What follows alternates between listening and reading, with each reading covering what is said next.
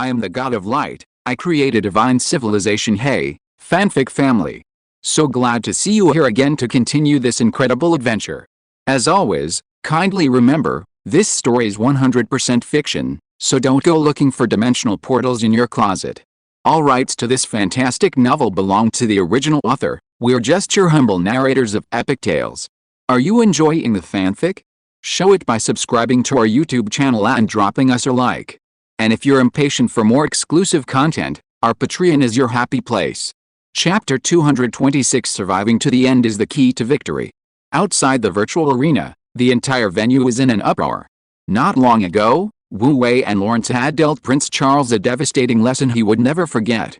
The astonishing turn of events had thrilled the spectators, leaving them wanting more. But just moments ago, Ben Stuart, who had previously allied with Prince Charles and Karen Glacier, had seized the opportunity to betray them. Stuart had now re-established a partnership with Karen Glacier, the Siren of the North, and was once again targeting Wu Wei, Lawrence, and his former ally, Prince Charles. This ruthless change in the genius player's pursuit of victory left the audience in awe, further complicating the outcome of the qualifying rounds. On the platform, three powerful figures from the magical world were also closely observing the unfolding events within the arena. Among them, the court's holy archmage, Andrew Hayway, wore the most grim expression. His disciple, the third Prince Charles, not only had his dragon stolen by Wu Wei and Lawrence, but he also nearly suffered a counterattack. Now, his ally Stuart has betrayed him, turning against him and joining forces with Karen Glacier to eliminate Charles and Wu Wei, among others. It's fair to say that Charles's chances are halved, and he's in danger of being eliminated at any moment. This fills his mentor with immense worry. He's like a bomb with a lit fuse, ready to explode at any moment. The current president of the Magic Association, Keith Wood, isn't much better off. He never expected the usually upright Stuart to be so treacherous and unscrupulous, and he feels somewhat embarrassed. However, the current situation is favorable to Stuart, which temporarily eases his mind. On the contrary, Ice Disaster Icewell, beaming with pride, deliberately comforted him. Brother Andrew, this is the tactic you were discussing earlier. Stuart no longer allies with Charles because Charles failed. He's not worth allying with. We, Karen Glacier, are the best choice. Karen Glacier hadn't made any major moves until this crucial moment in the qualifying rounds, where they made a stunning debut. They even acquired a powerful weapon like Starfall, forcing Stuart and over 20 of his companions to cooperate with them single-handedly. Such outstanding ability and ruthless decisiveness were truly remarkable. HMPH. Icewell, don't be too happy yet. There's still plenty of time. The final outcome is still uncertain. Andrew's tone was unfriendly, his eyes practically spitting fire. Given the current situation, the qualifying tournament champion will undoubtedly be my disciple, Karen Glacier. Icewell chuckled confidently. I've got this bet all along. Icewell, you're too smug. My disciple, Stuart, is also a strong contender, Guildmaster Wood interjected, feigning composure, before turning to the silent Jimmy Gaunt. Old man, now you're worried?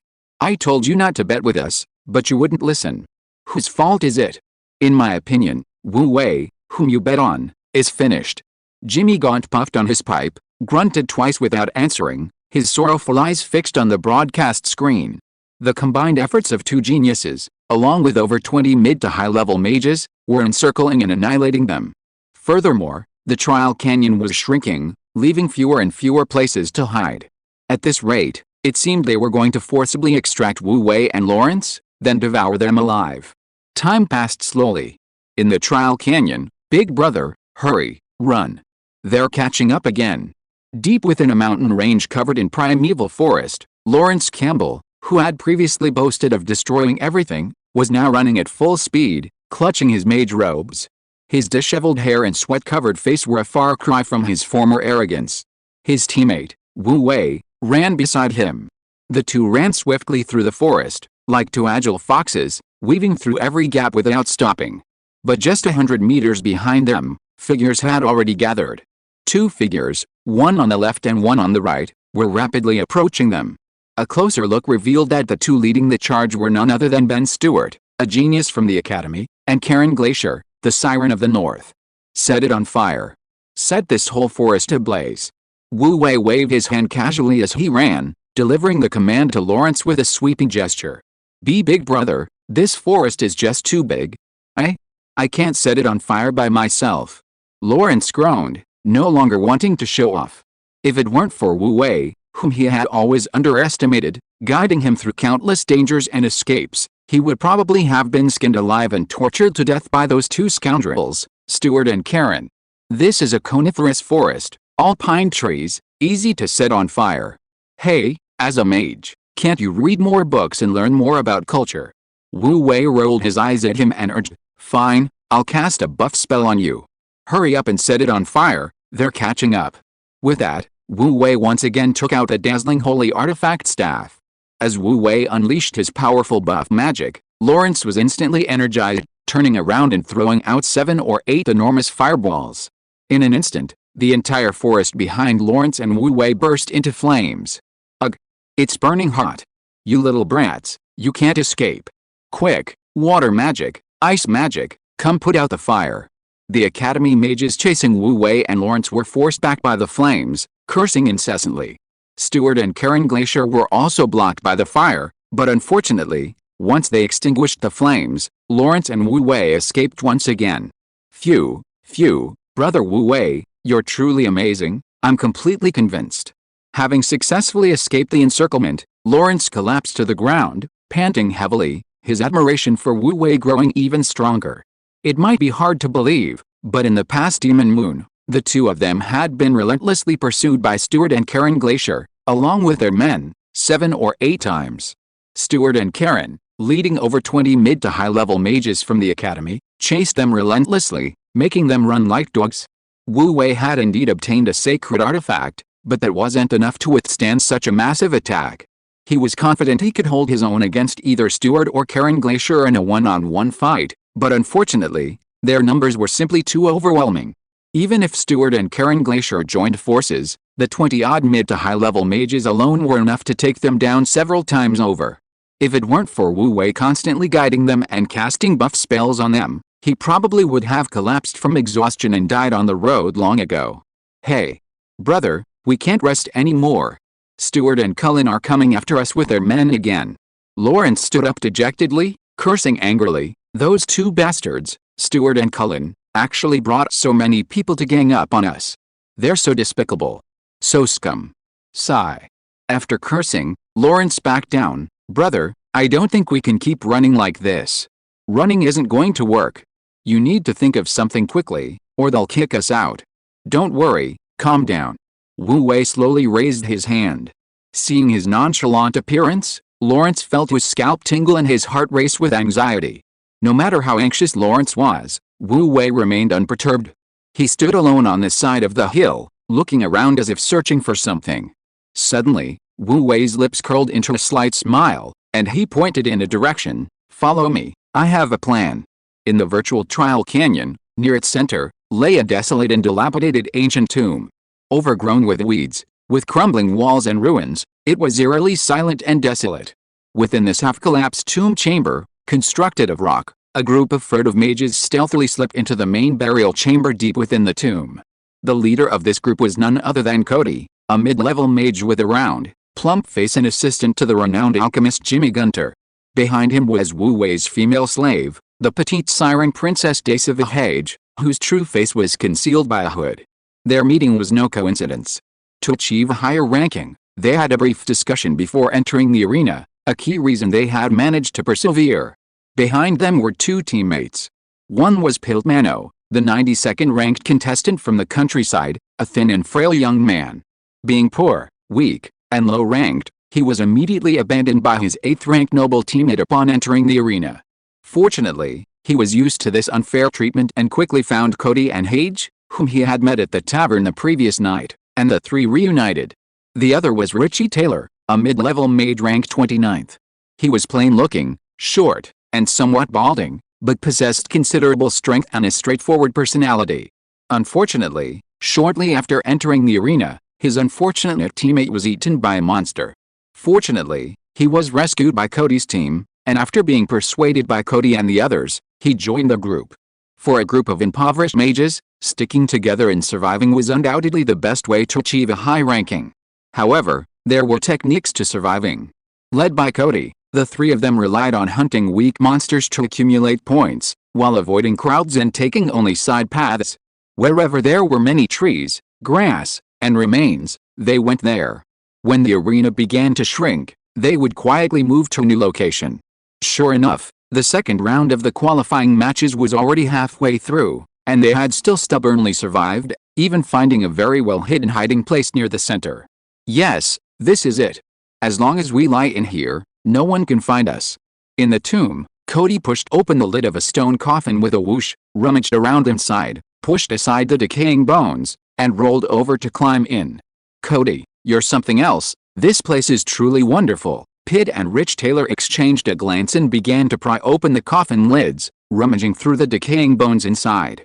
This place seemed to be the tomb of some monarch. There were 7 or 8 coffins of various sizes in the main burial chamber, hidden deep within this desolate and remote tomb, where even birds wouldn't bother to find them.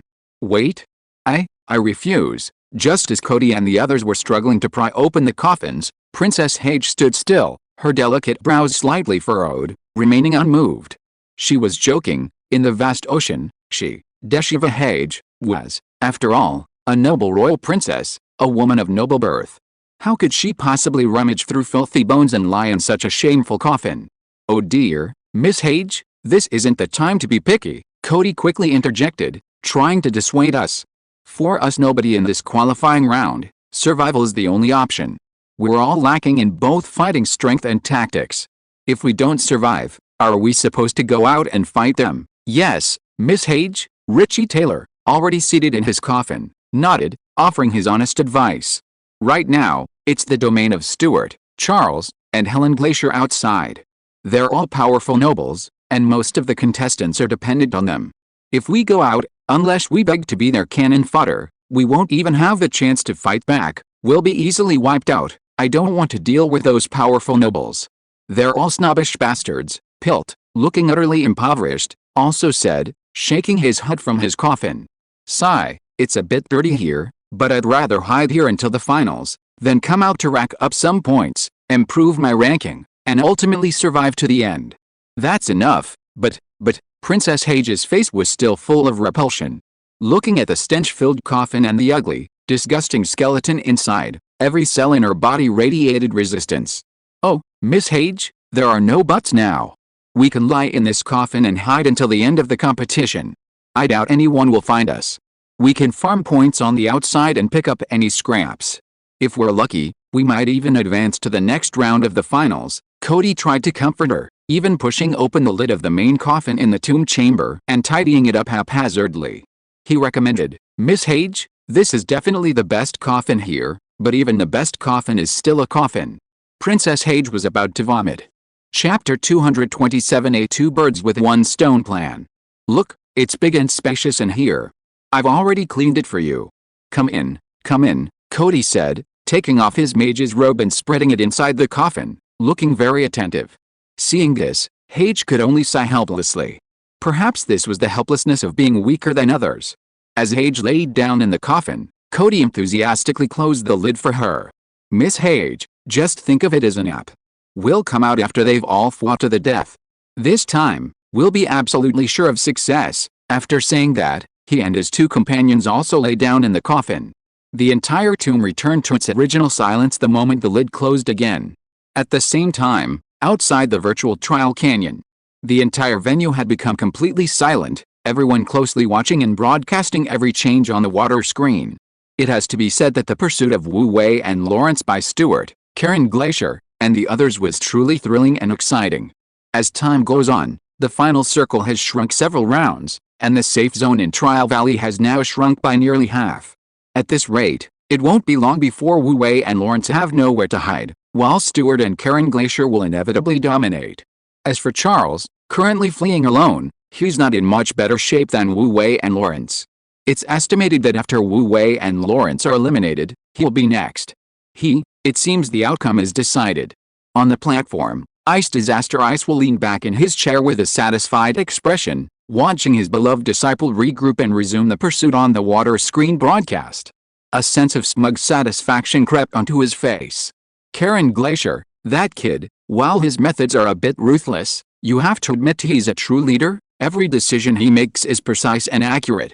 President Wood was in a good mood, nodding in approval. The situation has reached this point, it seems no one can threaten the two of them anymore.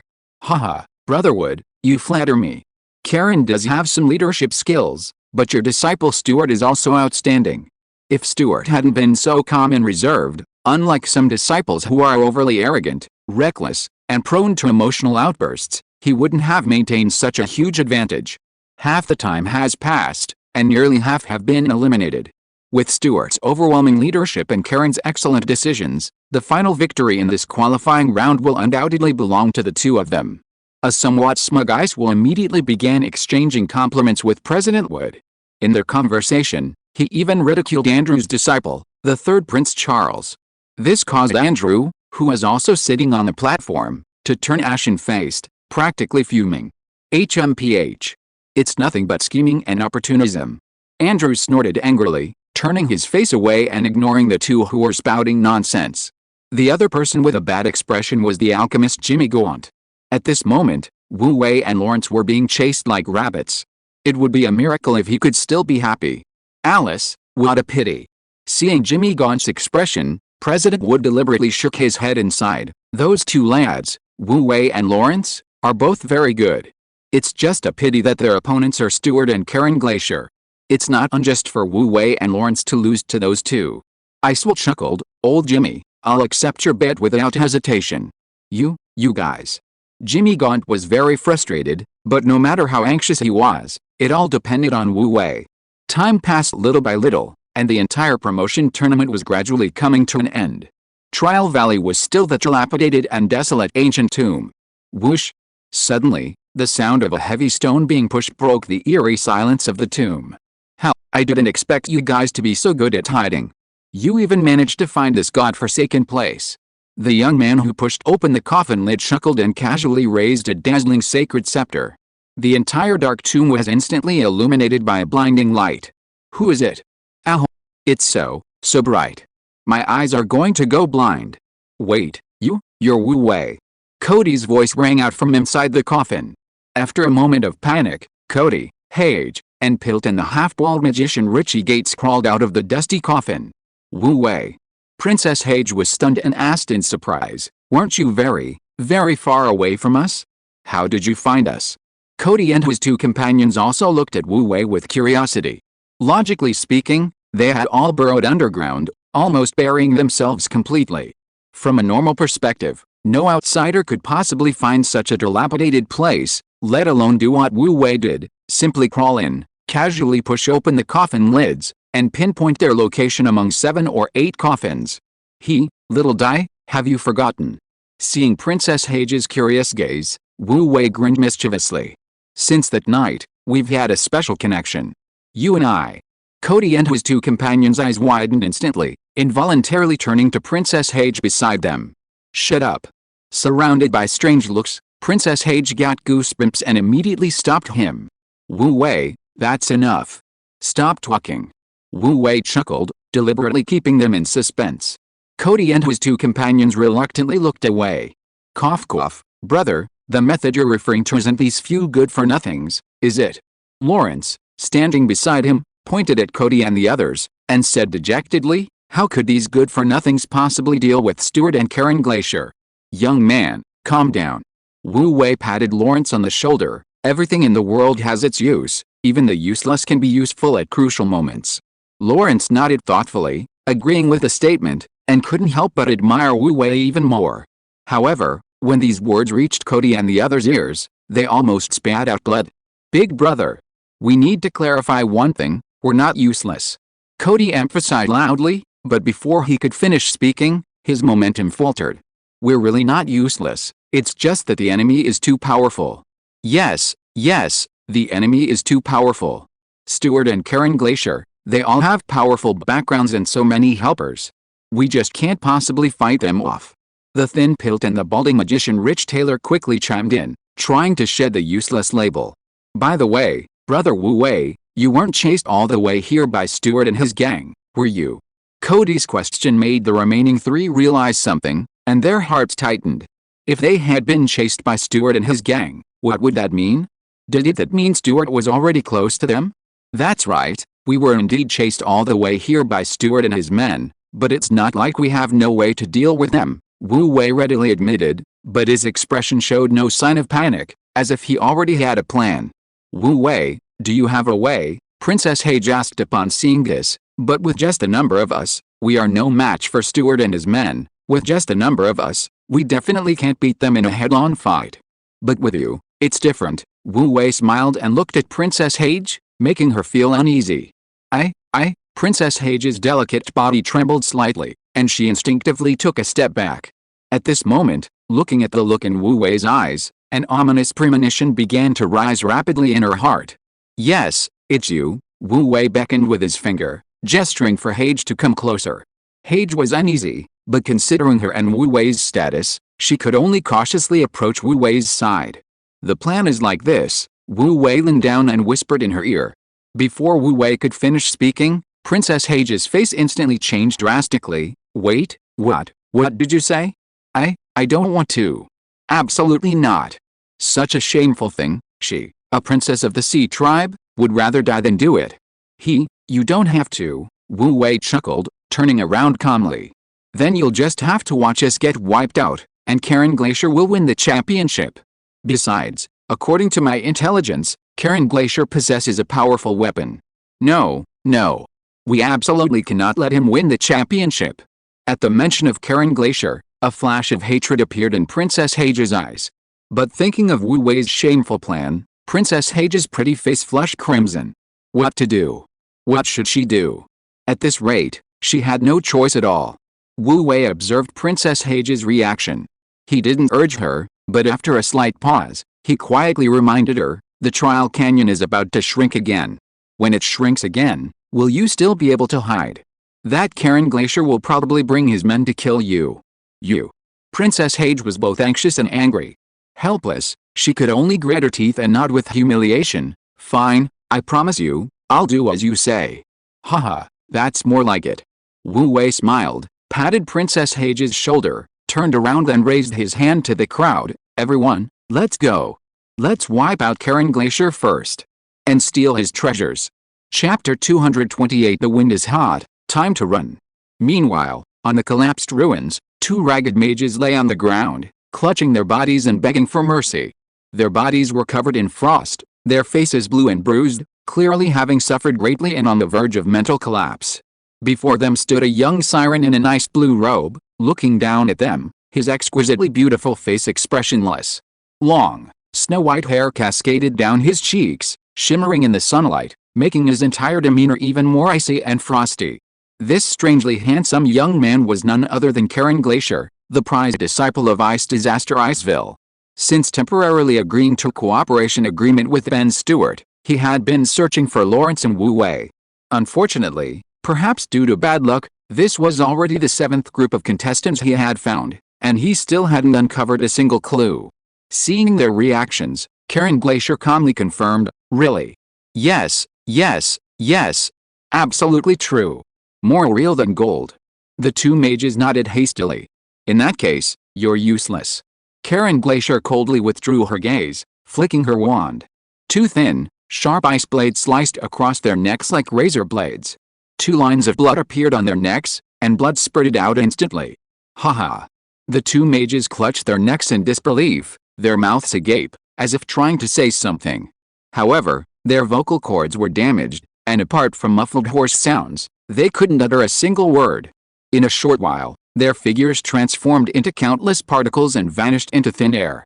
Karen Glacier's trial badge gained 6 more points.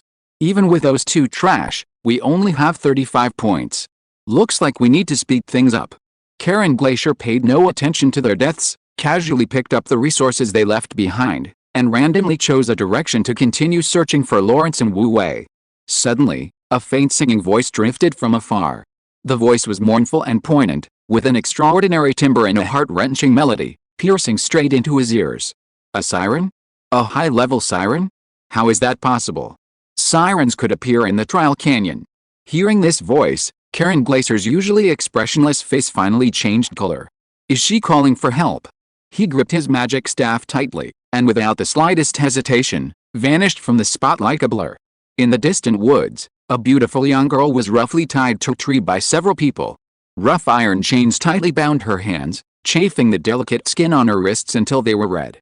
The girl had a sapphire blue fishtail, and pale blue scales on her wrists and shoulders. She was a high-ranking siren, just like Karen Glacier, but somehow she had revealed her true form, even her tail had materialized. Her head was lowered, her long, sea blue hair obscuring most of her face, revealing only a small section of her signature wing-like ears and a thin, pale chin. She looked exceptionally frail, pale, and pitiful. This girl was none other than Deshava Sisong. No, no, please let me go. Princess Sisong's voice was melodious and pitiful, her pleas enough to melt the heart of any man of unwavering resolve. Little chubby Cody's eyelids twitched twice, he swallowed hard, and said in a low voice with a reluctant look, "Brother Wu Wei, is what we're doing a bit inappropriate?" Wu Wei pondered for a moment, his eyes serious, and nodded in agreement. "It is indeed not a bit inappropriate." Then, a ripping sound was heard as cloth was torn, and Princess Hage's beautiful fishtail was revealed again. Only then did he nod in satisfaction and say, "It looks much better this way, much more realistic." Cody and his other friends were dumbfounded. What was going on in Wu Wei's mind? Not only them, but even the big shots watching from the sidelines and the thousands of spectators stared wide-eyed, dumbfounded at this scene. A trial.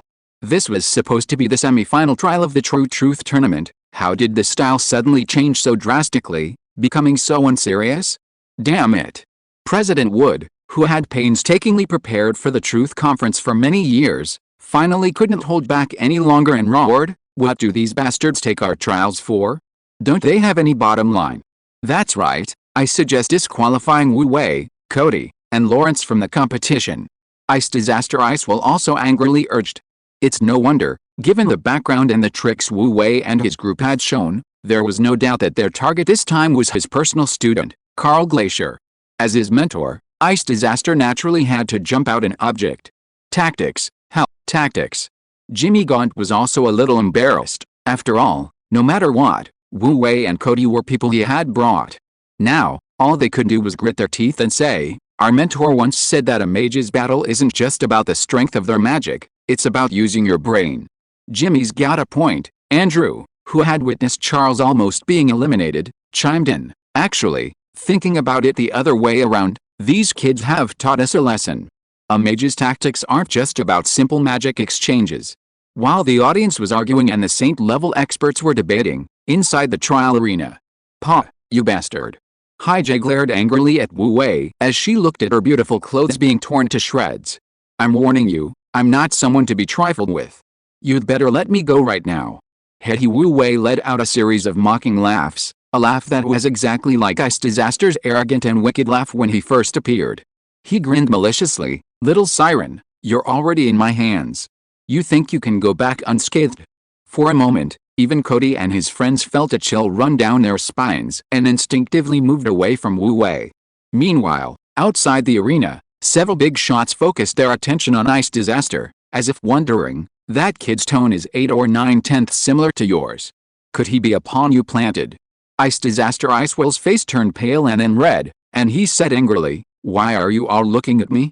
That bastard Wu Wei ruined my reputation. I'm not like that at all.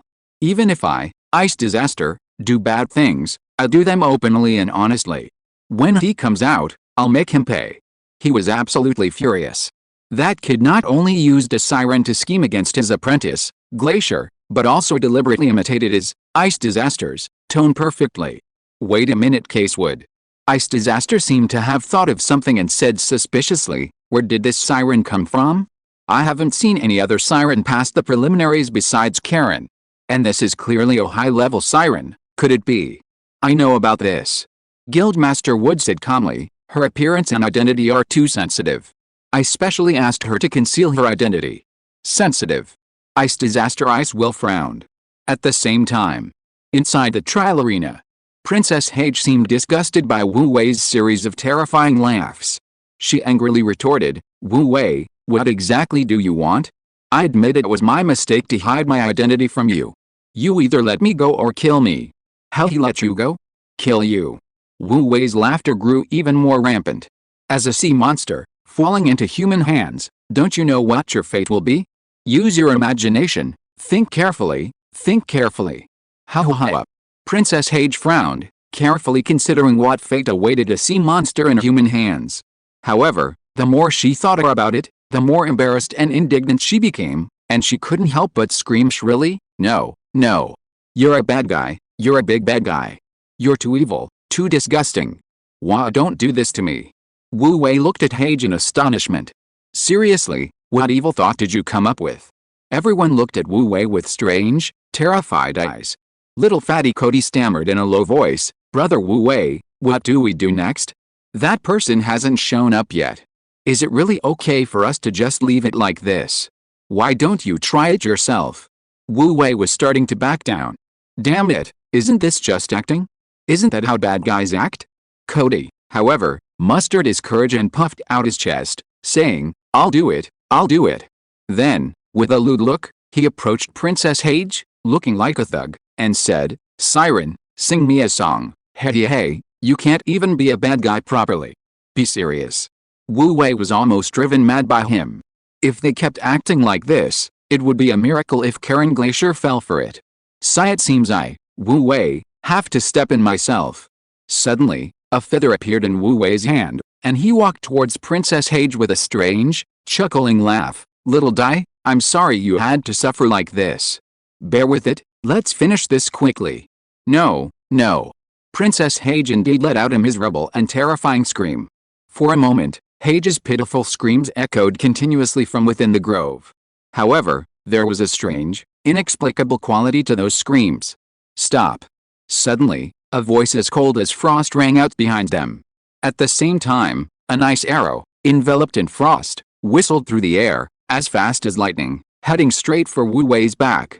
This ice arrow was quite powerful. Even before it got close, its icy sharpness stung the skin. "Careful."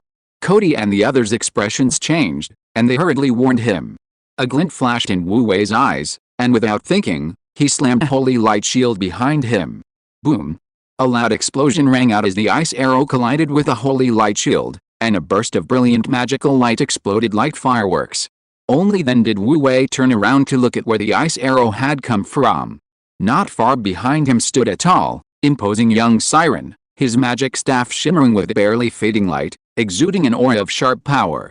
The light in the grove was dim, making the young siren somewhat indistinct in the scattered shadows. However, his signature long, silver-white hair swayed gently in the breeze, the ends shimmering with light, accentuating his icy, snow-like presence. "Release her, or face the consequences," the young man said slowly, his voice filled with suppressed rage, his sharp gaze seeming to want to tear the group before him to pieces. Cody and the others trembled involuntarily. "Karen Glacier." Wu Wei's expression changed drastically, as if he were terrified, and he nervously took a step back, blocking the siren behind him. "Don't come any closer. If you dare take another step, I'll kill this little siren." Karen Glacier snorted coldly, completely ignoring Wu Wei. He bypassed Wu Wei and looked directly at the siren girl behind him. His gaze fell upon her tattered skirt, blood-stained fishtail, and her trembling, frail body. Her hair was disheveled, obscuring her face, and the rage in his heart instantly reached its peak. These foolish humans dared to harm the great descendant of the sea god. They all deserved to die. Karen Glacier's aura surged instantly. In a flash, an extreme chill erupted from him, enveloping the surrounding space. Fine snowflakes fell from the sky, and white frost spread rapidly beneath his feet. In the blink of an eye, the area within several meters of where he stood became a frozen domain. He stood in the midst of the snow and ice, his long silver-white hair flying, his exquisitely beautiful face cold and aloof, like an elf emerging from the snow, cold and arrogant, with an imposing aura. His glassy eyes were filled with a bone-chilling killing intent. "Damn it! It's the bloodline talent of the North Sea royal family, Frost Domain." Cody's expression changed. "Brother Wu Wei, little..." Before he could finish speaking, a howling gust of cold wind swept in. Karen Glacier raised her magic staff, and thin, sharp ice blades roared out like a storm tornado, raining down on Wu Wei and the others. Wu Wei and Cody's expressions changed drastically, and they hurriedly cast magic shields to defend themselves. However, under the extreme cold, their blood seemed to freeze, their limbs stiffened, and their movements slowed down unconsciously. Before their magic shields could even form, The ice blades were already in front of them. Ah! Screams and cries of surprise instantly filled the air. In just a moment, several large, bone-revealing cuts appeared on their faces and bodies, and the scarlet blood almost stained their magic robes red. If it weren't for Wu Wei, the light mage wielding a sacred artifact, frantically healing them, they would likely have perished at the hands of the rampaging Karen Glacier. Too tough, time to run. Wu Wei, also seriously injured, saw the situation was dire and hastily tore open a group speed-up scroll, turning and running deeper into the grove. Cody and the others followed suit. In the blink of an eye, the group had vanished, leaving only the siren girl bound to a tree in the grove. HMPH, a bunch of trash. Karen Glacier glanced disdainfully at the fleeing Wu Wei and his companions, a sneer playing on his lips. He joined two fingers together and casually flicked his wrist. A blade of highly condensed ice element whistled through the air, severing the ropes binding Hage perfectly. Ah! Princess Hage cried out in alarm, falling to the ground. With a whoosh, a white figure swiftly arrived, easily catching her in his arms. Karen's voice was stern as she said, "Little siren, the human world is dangerous. Who are you?" "What? It's you, Deshiva Song Sea Speaker. How is that possible? How did you get here?" Chapter 229 Bloody Murder. Karen Glacier's face froze. He had thought he had rescued an ordinary high-ranking siren. He never imagined this high-ranking siren in danger would be the famous Princess Sea Song. "Karen Glacier, it's you." Princess Sea Song stared at him intently, almost spitting out the words through clenched teeth. "Even if I die, I don't need you to save me." Karen Glacier's face darkened. He put Sea Song down and bowed slightly. "Karen greets your highness." "Karen, you don't need to be so hypocritical," Princess Sea Song said angrily. "I hate you." Even in her anger, her voice remained clear and melodious, like pearls falling on a jade plate. Meanwhile, not far from the scene, Cody had somehow obtained a crystal ball, which was playing a live video of Princess Sea Song and Prince Karen's interaction. Most strangely, among the viewers was Princess Sea Song herself, though she was still wearing a hood, obscuring her face. At this moment, her teeth were grinding together, and she snorted angrily, "Wu Wei, I demand you stop. I demand that bastard stop." Wu Wei touched his nose and chuckled dryly. "Why should we stop? We're about to succeed." "That idiot Lawrence, what kind of acting is that?"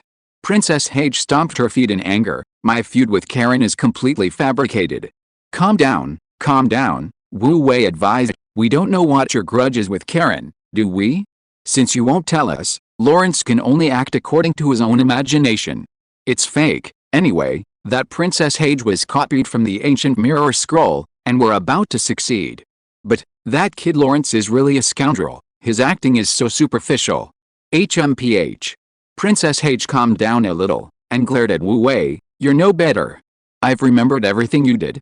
Meanwhile, at the scene where Princess Hage was rescued, Karen was stunned for a long while before letting out a soft sigh and saying, "It's understandable that your highness hates me. We grew up together, and yet I betrayed you." Princess Sea Song's eyes darted around, as if she had thought of something, and her voice shrieked even more shrilly, "Get out. Get as far away as possible. I never want to see you again in this life." Karen sighed and shook his head. "Princess Sea Song, please take care. I'll leave now." With that, he turned and left. Huh? Princess Sea Song was stunned. He really just left after being told to? This didn't fit the script.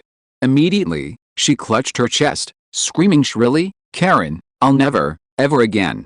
Her face turned deathly pale, and she collapsed to the ground with a cry, a trickle of blood escaping from the corner of her mouth. Princess, are you alright?" Karen Glacier turned sharply and rushed back. Go. Princess Hage bit her lip, her eyes filled with panic and pitifulness, her cries filled with hysterical emotion. "Karen, I hate you. Get out, not far away. Kill him, I'm going to kill him." Princess Hage, hooded, was filled with shame and anger, struggling to kill. Calm down, it's just acting." Wu Wei desperately stopped her. "I think it was a good performance. Look at that fall, it was just right." The angry eyes revealed a hint of resentment and lingering feelings. Little chubby Cody said weakly, "If I were Karen, I would fall for him in a second." "Get out. This princess has no relationship with that white-haired guy.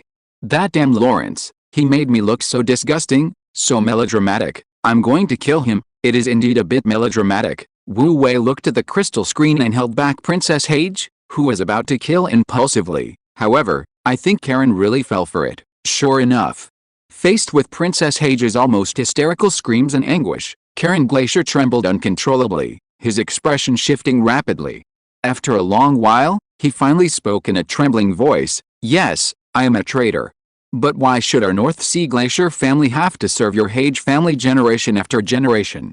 My father is not reconciled, I am not reconciled, we have been reconciled generation after generation." Princess Hage seemed to realize something was amiss, her eyes widening as if she were bewildered. Karen's emotions also seemed to be caught in some strange fluctuation. He suddenly grabbed Princess Hage's shoulders, his tone agitated. "However, I didn't expect that you, Princess, have always been so aloof and arrogant towards my former self, always keeping your distance from me." Oh, Princess Hage was speechless. It seemed she had gone down the wrong path. However, since things had already come to this point, she couldn't change her tactics any further. Princess Hage gritted her teeth, determined to go all the way with the melodrama, crying pitifully, "I'm a girl, you know. You can't just whimper. Ugh, Karen, you're so awful, so hateful." Yes, I'm hateful, I'm awful." If the princess is still angry, just hit me a couple of times to vent your anger. Hiss. Even Wu Wei couldn't take it anymore, gasping for breath, suppressing his nausea, and looking apologetically at the nearly fainting Hage, sincerely apologizing. "I was wrong, I overestimated Lawrence's bottom line. This is too disgusting, too melodramatic. How about we go and surround Karen?" "No, continue." Under the hood, Princess Hage's face was ashen. "You're right, the big picture is important. As long as we can stop Karen, I'll accept any sacrifice. We must get that thing Karen has." As if she had made a huge decision, Princess Hage stared intently at the crystal screen. "No, I have to kill you to vent my anger." "Then kill me. Here, take this knife and stab me here." You, don't force me, don't force me, Wah Hage, as long as you can vent your anger, I'll." Thud. Amidst a series of incredibly melodramatic exchanges, the sound of a knife piercing flesh was heard, and then everything fell silent. Princess Hage, you? Karen Glacier never dreamed that Princess Hage, who had just seemed so sincere, would actually plunge a magic dagger into his chest. What pained him most was that he had offered that magic dagger himself. Princess Hage giggled, "Karen, you're the one who made me stab you. Goodbye, and thank you for providing us with this treasure." With that, she spun the magic dagger several times. "You?" Karen's eyes flashed with disbelief, his mind filled with resentment and rage. "Deshava, so you're in cahoots with Wu Wei. Foolish fellow, do you think this princess would even look at you?" Princess Si-Song seemed to be enjoying her performance, her charming smile growing increasingly wicked. In this princess's heart, Lord Lawrence is the true hero. PFFT. Karen spat out a mouthful of blood, roaring, "Deshava, you bitch, Karen, will not let you get away with this." Suddenly, his form began to disintegrate, transforming into a ragdoll. Princess Si-Song's magic dagger was embedded in the heart of a ragdoll. How is this possible? Wu Wei and the others, observing this scene through the crystal ball, were utterly astonished. This is an ancient alchemical artifact, a substitute doll. Cody, with his round face, exclaimed. "I only saw it in ancient books with my teacher, I never imagined substitute dolls actually existed in this world. Hell, it seems that kid Carl Glacier is more troublesome than I imagined." Wu Wei chuckled indifferently. "But it's alright, without this substitute doll, Carl wouldn't be much of a threat even if he were alive." However, in Wu Wei's opinion, this ancient magical civilization was truly advanced, even possessing high-level items like mirror replication scrolls and substitute dolls. Meanwhile, damn it, in a secluded spot, Karen, who had been sitting cross-legged on the ground, suddenly awoke with a start, his handsome face filled with uncontrollable rage. "Damn Deshava Hage," I whisperer, "you actually dared to team up with humans against me. If it weren't for using a substitute doll while operating outside. Oh no, my Starfall." Karen stood up, his face extremely pale. Starfall and the substitute doll were treasures he had painstakingly obtained in an ancient ruin through a combination of effort and luck. Originally, Karen planned to use the substitute doll to detonate the miniature version of Starfall at the last moment, eliminating most of her enemies and vying for the championship. However, the trial was only halfway through when both of her incredibly powerful artifacts were gone. After her initial rage, Karen gradually calmed down. At this point, the championship was out of the question. The most important thing was to stay in the top 10. As long as she could reach the finals, there was still hope, and revenge would come sooner or later. HMPH. Deshava, Lawrence, Wu Wei, you just wait. Karen Glacier controlled her emotions, her figure gradually disappearing. At the same time, Princess Sisong, who had killed Karen with a dagger, also recovered from her shock and retrieved the miniature version of Starfall from the broken puppet doll. Sigh, all that effort I put into acting, sacrificing my emotions and beauty, and that damned Karen still managed to escape. Princess Sisong sighed with a delicate, disappointed expression. You're really into your acting, aren't you? The hooded Princess Sisong appeared before the Princess Sisong without warning, her lips twitching. You disgusting bastard, die? PFFT, the imposter Princess Sisong transformed into Lawrence Campbell in a puff of smoke, screaming as he fled, Princess, please. Princess, spare me. I was just acting, I was just completing my mission. Princess Sisong roared, I don't care, die? Boom boom boom, a series of magical booms echoed. Boss Wu Wei, what do we do now? Cody, who arrived shortly after, swallowed hard and said to Wu Wei, should we try to persuade Princess Hage? Wu Wei pulled Cody and the others back, saying, we can't concern ourselves with this kind of jianghu, a term referring to the martial arts world, feud. Brother Wu Wei, help. Help. Lawrence, die? The pitiful cries echoed throughout the grove, indicating that this was a horrific tragedy. If you are listening to this novel on a channel other than Fanfic World, it means it was downloaded and re-uploaded without effort. We warmly invite you to visit our channel, Fanfic World. There you will find the original version of this story and many other novels of various genres. We look forward to seeing you dive into a world of incredible novels. Chapter 230. Yes, I'm here. Meanwhile, Karen Glacier's ultimate defeat in this manner left the entire audience in awe and sighs. Lawrence and Wu Wei's group, though not particularly strong, had consecutively defeated two of the tournament favorites, Prince Charles and Prince Glacier. However, their methods, well, let's just say they were underhanded. Poor Charles and Karen Glacier, after their misfortune, went into hiding, learning one word, survival. Having lost many of their trump cards, their greatest fear now was their former ally, Ben Stewart. Allies are allies only when their strength is roughly equal. Given the current situation, Stewart would certainly not hesitate to kick them while they're down, denying them even the chance to participate in the finals. Time passed slowly. Trial Canyon. Senior, there's no one in here. A small team of mages emerged from the collapsed ruins, their faces filled with disappointment, shaking their heads at Ben Stewart, who was waiting outside. Ben Stewart frowned but said nothing. Soon, the other two mage teams that had searched in other directions returned. Senior, there's no one here. No one here either. The entire ruins had been thoroughly searched by the three mage teams, but they hadn't found a single person. Ben Stewart's brow furrowed deeper, his expression grim. These guys really know how to hide. The final circle has shrunk so much, are they all groundhogs? Outside the trial arena, the audience couldn't help but discuss the situation of the various contestants. It turned out that Prince Charles and Karen Glacier had both chosen to conceal their tracks, silently killing magical beasts and lone contestants to accumulate points. The remaining contestants were also incredibly adept at hiding. Having killed many magical beasts and accumulated some items, they were all slippery and quick to flee if discovered, avoiding direct confrontation. No wonder Ben Stewart and his team couldn't find anyone. The audience was completely baffled by the situation. What are they doing? Playing hide and seek. Isn't it almost time to go down the drain? Are they planning to just lie low until the very end? The audience was completely bewildered, but the bigwigs on the podium understood. It seems that Prince Charles and Karen Glacier have temporarily given up on competing with Lawrence and Wu Wei, and are preparing to accumulate points to ensure they make it to the finals first, President Keith Wood commented objectively. Not completely stupid after all. Royal Archmage Andrew snorted, firmly denying that he had breathed a sigh of relief when he saw Charles's choice. He was genuinely afraid that Charles would make another foolish mistake and continue to fight to the death with Lawrence and Wu Wei. Everyone admires strength. Even if Charles backs out at the last minute, it's just a matter of personal morality. As long as he's strong enough, no one will dare to criticize him. But if Charles doesn't even make it to the finals, It will be a disgrace to the entire Royal Mage Corps, and even the entire royal family of the Light Empire.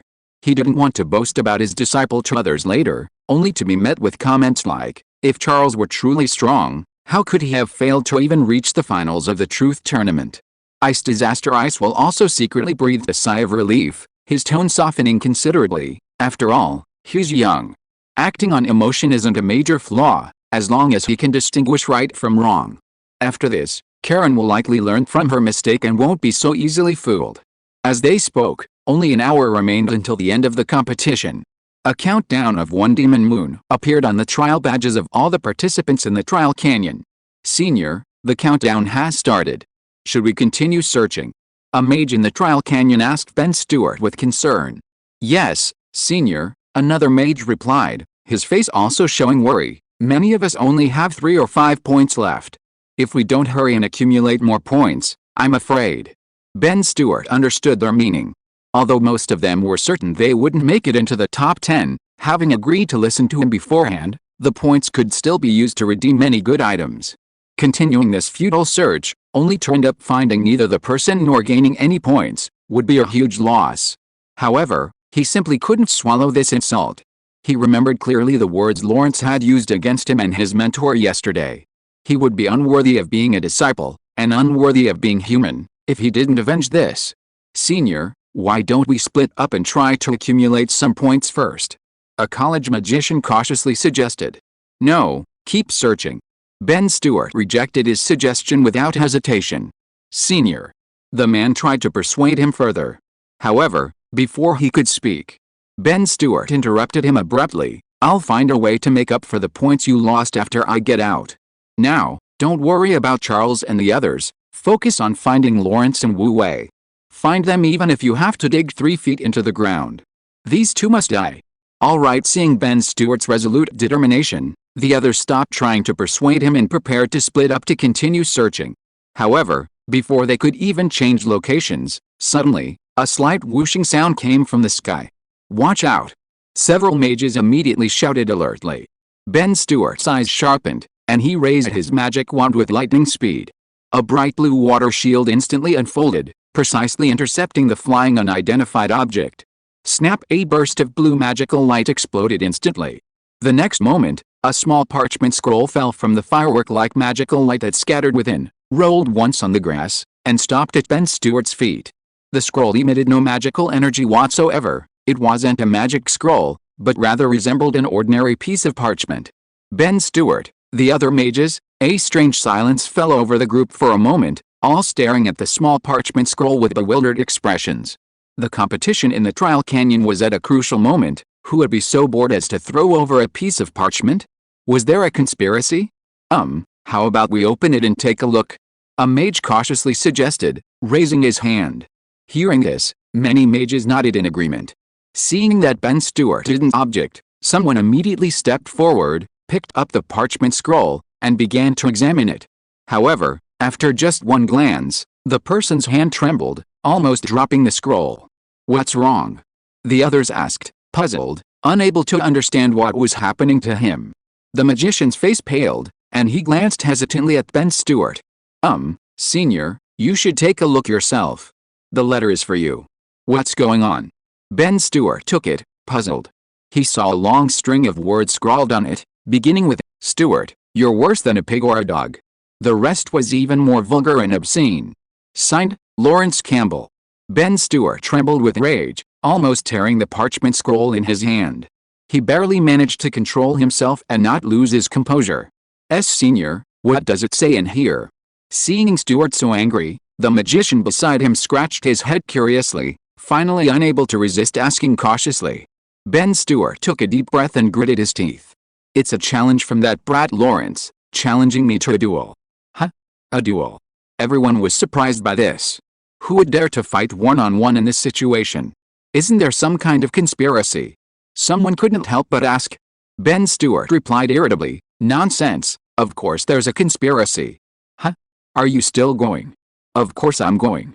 Ben Stewart gripped the parchment scroll tightly in his hand, a cold glint flashing in his eyes. Since he's willing to come out and court death, Stewart will certainly grant his wish. Ancient gladiator ruins. Lawrence stood alone in the center of the arena, his eyes closed, arms crossed, staff in hand, casting a long, slanted shadow in the setting sun. His somewhat tattered magic robes fluttered in the breeze. After a long while, he said in a hoarse voice, "You have come." "Yes, I've come." Ben Stewart, dressed in a magnificent magic robe, appeared in the arena. Lawrence remained silent, his eyes still closed. "You came alone?" he asked calmly. "No, we've brought many people," Stewart replied, a hint of disdain in his eyes. "We mages are pioneers seeking truth, taking pride in calmness and wisdom, not foolish knights driven by hot-blooded impulses." Lawrence turned, opening his eyes and staring mockingly at Stewart. "A noble and talented mage? If you don't even have the courage to accept a one-on-one duel, what right do you have to be a pioneer seeking truth? You're nothing but a coward. Interpret it however you like. In short, with our overwhelming advantage, only a fool would challenge you to a duel." Stewart's expression froze slightly. He waved his hand and said, "Kill him." "Yes, Senior." Stewart held immense prestige within the Magic Academy. At his command, a dozen mages surrounded Lawrence from various directions, approaching him cautiously. Previous indications suggested that Lawrence and Wu Wei were no good, cunning as foxes, they could easily suffer losses.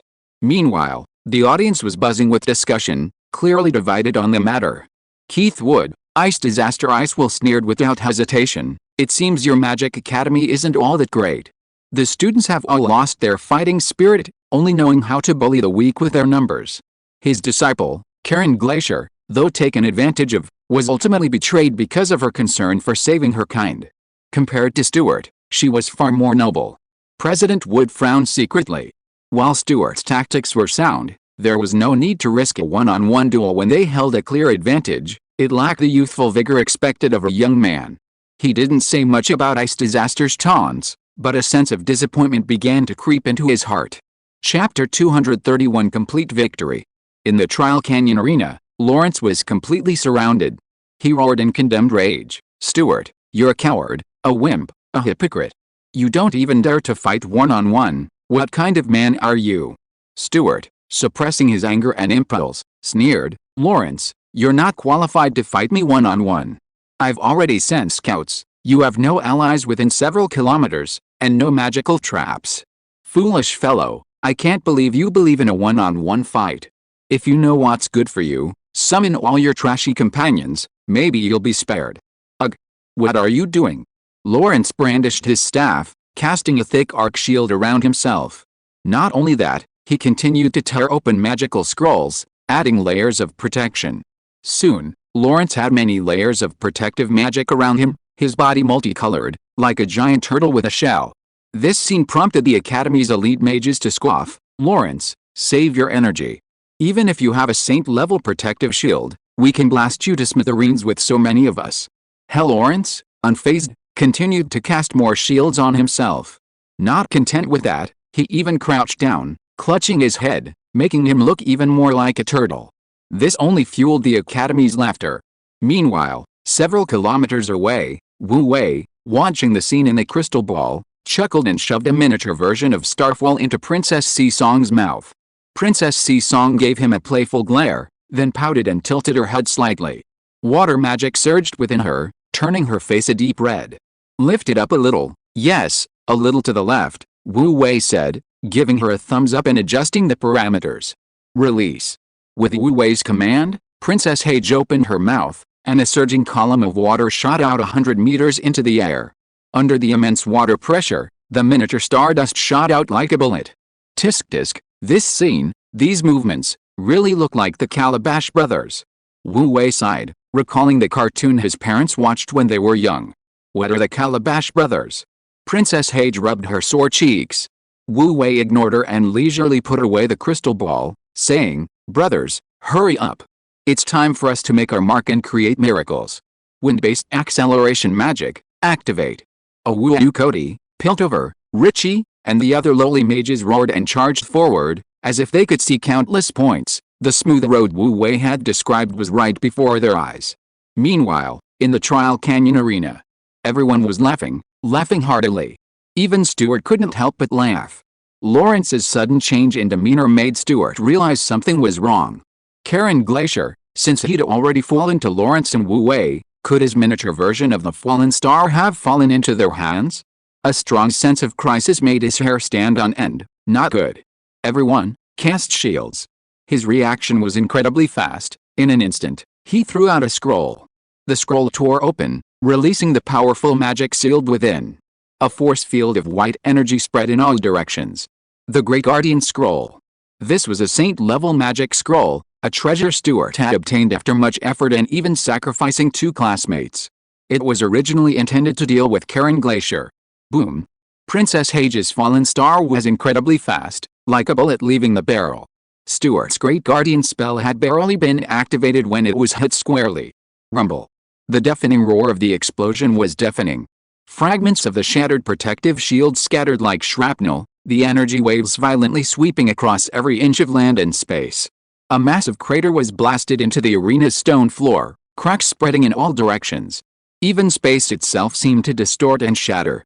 Fortunately, Stuart reacted quickly, issuing a warning at the crucial moment. The young, elite Academy mages immediately deployed their defenses. Even so, 3 mages were torn to pieces by the shockwave and perished instantly. The remaining mages lay scattered like ragdolls, each one barely clinging to life. Among the Academy mages, only Ben Stuart suffered minor injuries, a trickle of blood from his mouth. He was too far from the epicenter, and his absolute strength far surpassed that of the other mages. Stuart was both shocked and furious, utterly unable to believe that such a promising situation had been ruined. Lawrence, covered in various protective shields, crawled out of the rubble, his protective gear almost completely destroyed, yet he himself was unharmed, letting out a series of strange laughs. Stuart, since you don't have the courage for a one-on-one fight, then you can only choose a group brawl. How does it feel to see this star fall? Stuart was so enraged that he spat out another mouthful of blood, glaring fiercely at Lawrence. You're despicable and shameless. Just then, Wu Wei and his group, enhanced by various speed-boosting magic, rushed over from afar. Brothers, kill. Whoever gets the kill gets it. Kill. Kill. Kill. Richie and the others began casting spells from a distance. It was no wonder, those elite academic mages were already crippled. If they didn't grab the kills now, when would they? Leaving aside the possibility that the points might get them into the finals, even if they didn't make it, the points could still be exchanged for prizes from the Magic Association. A few poor, lowly mages, like wolves, charged into the pile of wounded mages, using their seemingly clumsy spells to reap the kills one by one. Even Princess Hage wasn't to be outdone, seemingly wanting to vent her frustration. It was a tragic, utterly gruesome scene. The elite mages were slaughtered like sheep, then vanished into particles. Before dying, they all cast resentful glances at Stuart. Stop. Stop. Stuart roared in grief and rage.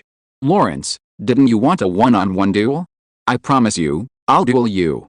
If you win, I'll give you Jenny. Fine, a one-on-one it is. I'm not as cowardly as you, Lawrence agreed enthusiastically. Stuart was secretly delighted. Lawrence was indeed foolish and impulsive. If he could kill him in a one-on-one duel, that would be his chance to turn the tables. But what happened next nearly made him vomit blood. Lawrence, grinning, said to his companions, Brother Wu Wei, give me a powerful holy blessing. Your Highness, please cast a blessing of the sea god. Brother Cody, lend me your alchemy cannon. Lawrence, this is your so-called one-on-one duel. Stuart spat out a mouthful of blood. You despicable bastard. Come on, let me show you what a one-on-one duel really is. Outside the arena, a magical girl named Jenny watched this scene, her face pale. The vast majority of the other spectators were watching with great interest, especially seeing the once arrogant Stuart being beaten up by Lawrence in various ways. Ouch, Lawrence's move is a bit too much. I feel pain just thinking about it for Stuart. It's alright, it's alright. The trial grounds are a virtual world, it won't cause any real harm to the body. Oh dear, Lawrence went too far. This will leave Stuart with a lifelong trauma. Oh dear, this is too much. As expected of Lawrence, he can even come up with a move like this. Amidst all sorts of incoherent comments, on the platform, President Wood's face twitched incessantly. If it weren't for his status and the background, he would have wanted to rush into the trial canyon and beat that kid Lawrence up. It was too much, far too much. He had always treated Stuart like a son. The poor president, at this moment, could only pray that the trial would end quickly, or that Stuart would die from his injuries. Unfortunately, it wasn't until the countdown to the end of the trial that Lawrence reluctantly used an extremely cruel method to give Stuart a release. A grand semi-final trial, which had begun under such intense public scrutiny, came to an end. The trial grounds closed. Everyone left the trial grounds orderly under the guidance of the staff. As soon as they left, chaos erupted. "John. You bastard. Our friend of years, how dare you ambush me from behind? I'll fight you to the death. Mark, it's a trial, calm down. Bob, you idiot, killing your teammate for a broken magic staff, you're worse than a dog. I am the god of light, I create a divine civilization." A cacophony of noise filled the air. The grudges and conflicts within the trial canyon seemed poised to erupt in the real world. "Lawrence, you beast." Ben Stuart, his eyes bloodshot, was ready to fight Lawrence, but his classmates desperately tried to pull him back. "Stuart, you're no better. Enough." President Wood's shout exploded like thunder, shaking everyone to their core, their ears ringing. The chaotic scene instantly fell silent. President Wood's face was grim, his voice stern. "A competition is a competition, and reality is reality.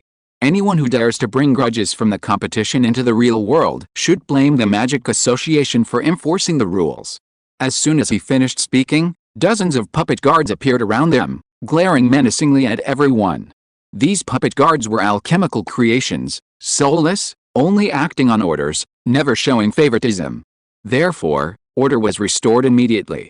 Even Prince Charles and Stuart dared not violate the Magic Association's rules. "Everyone can check their rankings. The top 10 will advance to the finals," President Wood said solemnly, waving his hand. Rankings were what everyone was most concerned about now, and a huge crowd surged forward to check them. "Hey, my 3 old classmates." Jimmy Gunter chuckled as he looked at the points chart from afar. "We all agreed that if Wu Wei made it into the top 10, I would win. Please take a look at his ranking." Ice Disaster, Wood, and Andrew's faces instantly darkened. That guy Wu Wei had taken the Baron Nashor and then wiped out the entire enemy team. His total points were undoubtedly the highest at the event. This was something that could never have been expected before the competition. What made the 3 Saint-level masters even more frustrated was that their 3 prized disciples' performance in the trial canyon was simply disgraceful. The only saving grace was that, thanks to the points they had accumulated beforehand, even if they died or continued to play defensively, they managed to barely make it into the top 10. Ha ha! Jimmy laughed heartily, pocketing all the bets, and while returning them, he humbly said, "Thank you for your leniency, everyone. I was just a little lucky." HMPH. The 3 Saint-level masters all glared fiercely at Jimmy Gunter. It must be admitted that Wu Wei and Lawrence's team performed brilliantly in the trial canyon, and overall, their loss was not unpleasant. However, the 3 Saint-level experts were still full of dissatisfaction, exchanging glances as if their eyes were communicating something. Chapter 232. The Growth of the Saintess. This competition was a mixed bag of joy and sorrow. However, the biggest winner was undoubtedly Wu Wei and his group. "Brother Wu Wei, you're amazing." Black Lytton, pulling his cousin Daniel Lytton and the others, squeezed through the crowd and excitedly surrounded Wu Wei and Cody. Winnie, Liliana, and the others also beamed with joy, congratulating Wu Wei, Cody, and Princess Hage. In this competition, Wu Wei, Cody, and Princess Hage all made it into the top 10, with Wu Wei even taking first place, a truly remarkable achievement.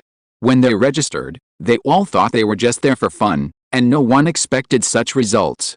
This particular competition was especially exciting, with Wu Wei and Lawrence dominating the entire event, making it incredibly thrilling to watch.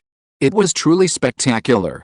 Nearby, Lawrence was surrounded by his admirers, showered with congratulations and praise, creating a lively and festive atmosphere. Among the crowd were several earls and stewards from marquises' mansions, offering various generous terms to try and win over Wu Wei and his companions. Even with the presence of the 2 high-ranking nobles, Black Lytton and Daniel Lytton, they showed no sign of giving up. Their enthusiasm was palpable. They practically wanted to elevate them to godlike status. Wu Wei and his group, of course, had no interest and refused them all. Just as Wu Wei's group was caught up in the excitement, a cold snort suddenly came from the side. The festive atmosphere froze. Wu Wei and his companions turned to see Prince Charles staring at them with a grim face. Behind him followed a group of listless magicians, each looking at their pitiful points with a look of utter despair. "Oh, isn't this Prince Charles?" Upon seeing him, the usually calm and composed Daniel Litton's face instantly darkened, a mocking smile spreading across his face. "Congratulations, Your Highness, on securing 8th place in the semifinals." He emphasized the words 8th place, making it more of a sarcastic remark than a congratulatory one. "Daniel Litton, it's you." Recognizing Daniel, Prince Charles frowned, his expression growing increasingly grim. He looked at Daniel, then at Wu Wei, then at Lawrence beside him, and as if realizing something, his face turned pale and then red. "Don't be too smug. The finals are where the winner is decided, and I will show you what true strength is. Then we'll wait and see." Wu Wei smiled without any pressure. The moment Prince Charles saw Wu Wei and Lawrence, he couldn't help but recall being tricked in the trial canyon.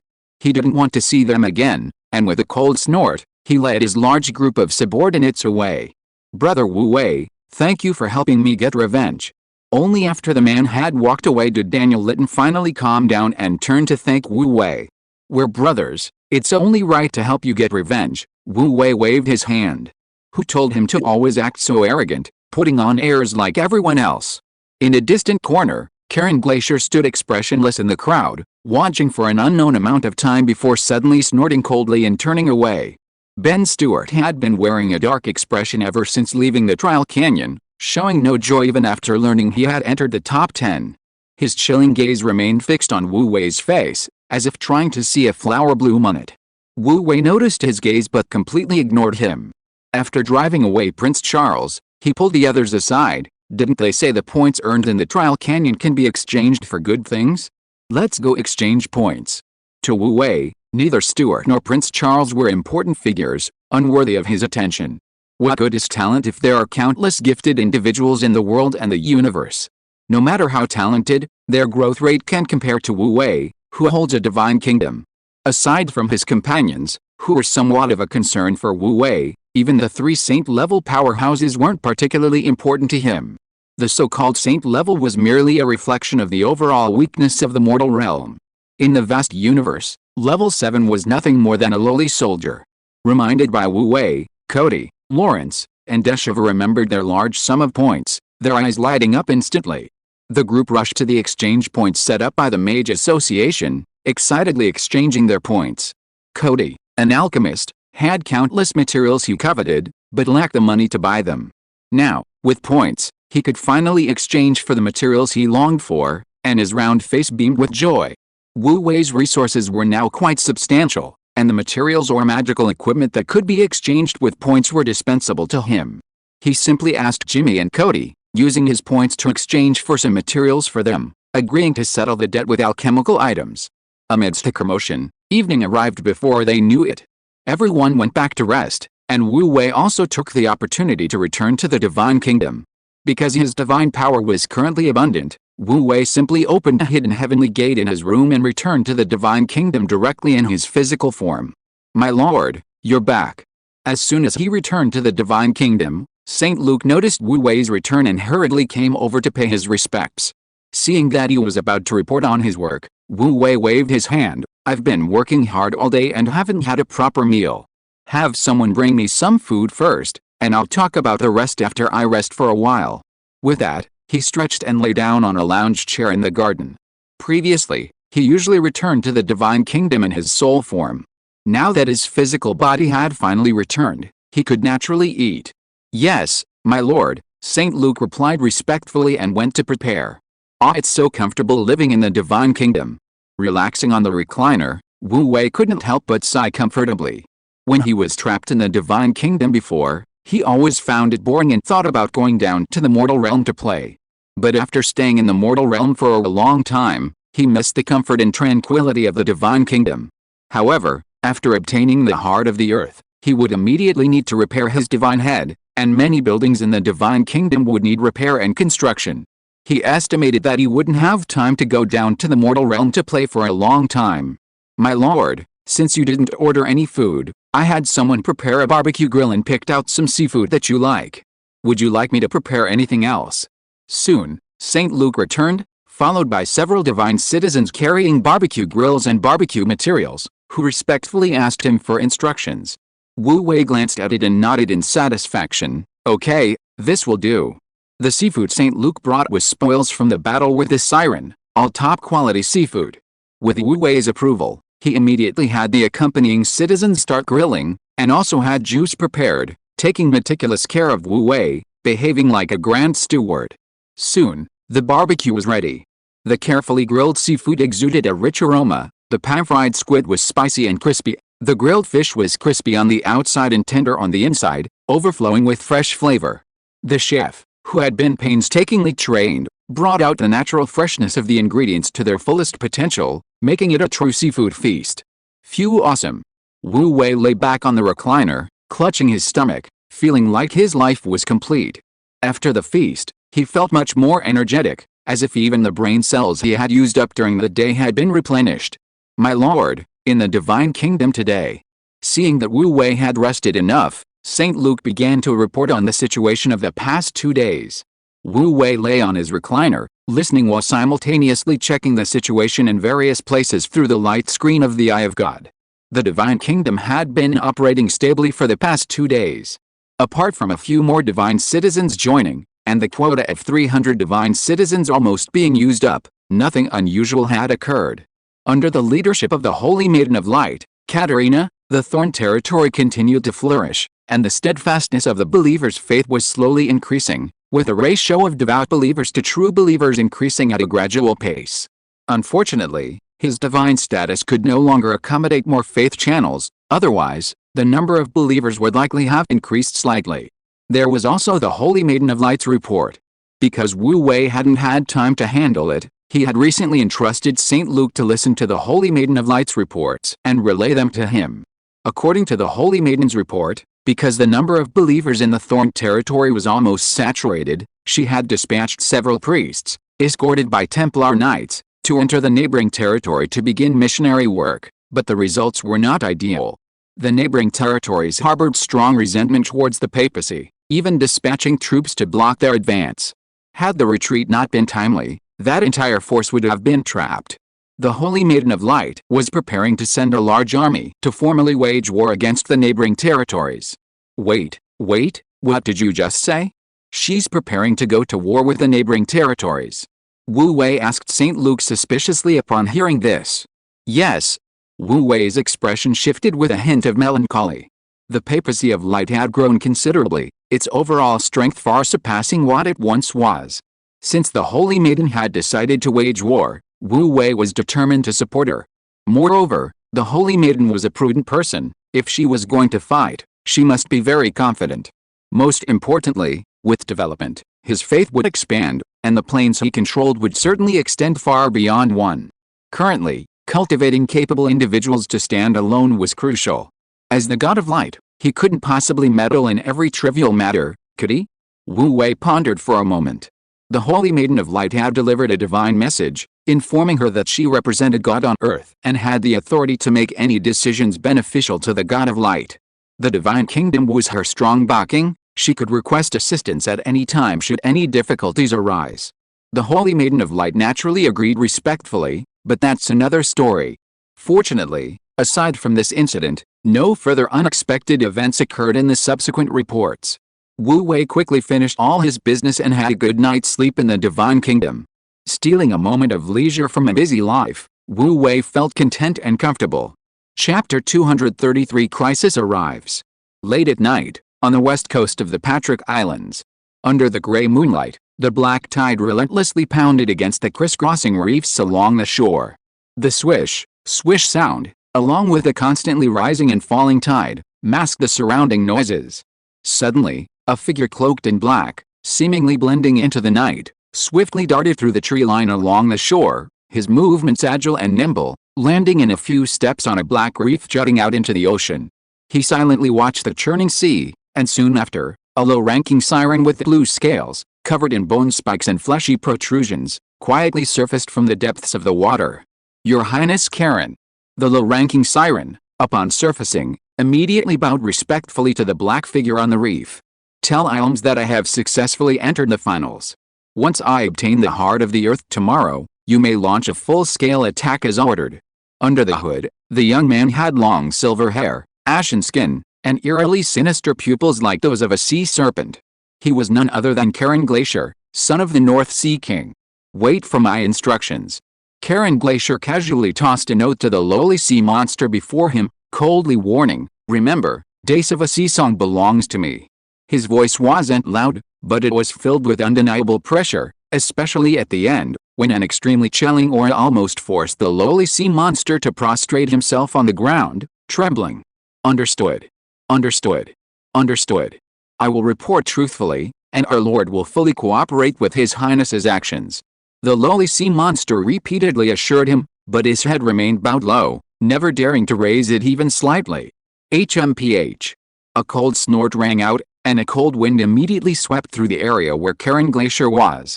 When the wind subsided, the son of the North Sea King on the reef had vanished without a trace. The low-ranking siren, having glanced around to confirm that Karen Glacier had left, respectfully put away the note and leaped into the turbulent sea. On the seabed of the Klimt Sea, countless deep-sea whirlpools enveloped coral reefs, forming a strange and beautiful siren settlement. At the very edge of this settlement, a conch-shaped palace stood silently, nestled against the undulating underwater mountains. Reflected by the light from the surface, the deep-sea crystal rock surrounding the palace shimmered with a beautiful, rippling light. In this perpetually dark depths of the sea, it stood like a revered temple, radiating a rare, dreamlike glow that commanded the awe of all the siren inhabiting the area. At this moment, in the palace's main hall, a robust male siren, clad in deep purple scale armor, sat majestically on his throne.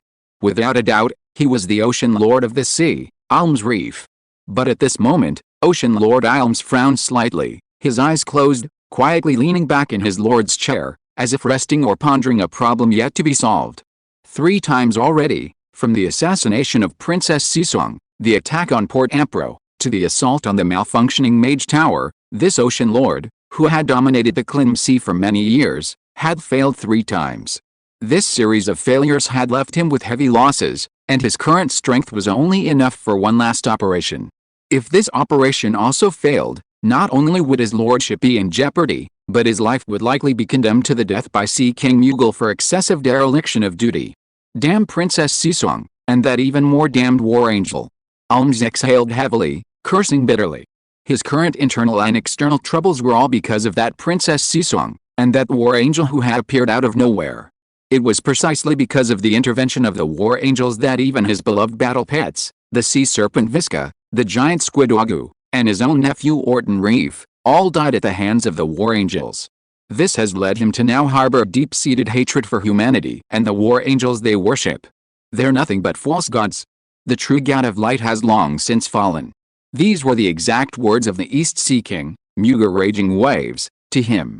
Just as he was reporting his battle losses, Mughal Raging Waves had explicitly told him that the God of Light had already fallen, and the newly re-established Church of Light among humans was very likely just a false god and a false church created by a few surviving War Angels. HMPH. A few foolish surviving angels dared to play tricks on me.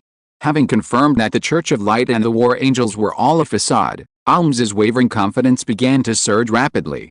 This would be his last chance to redeem himself, and he was full of confidence.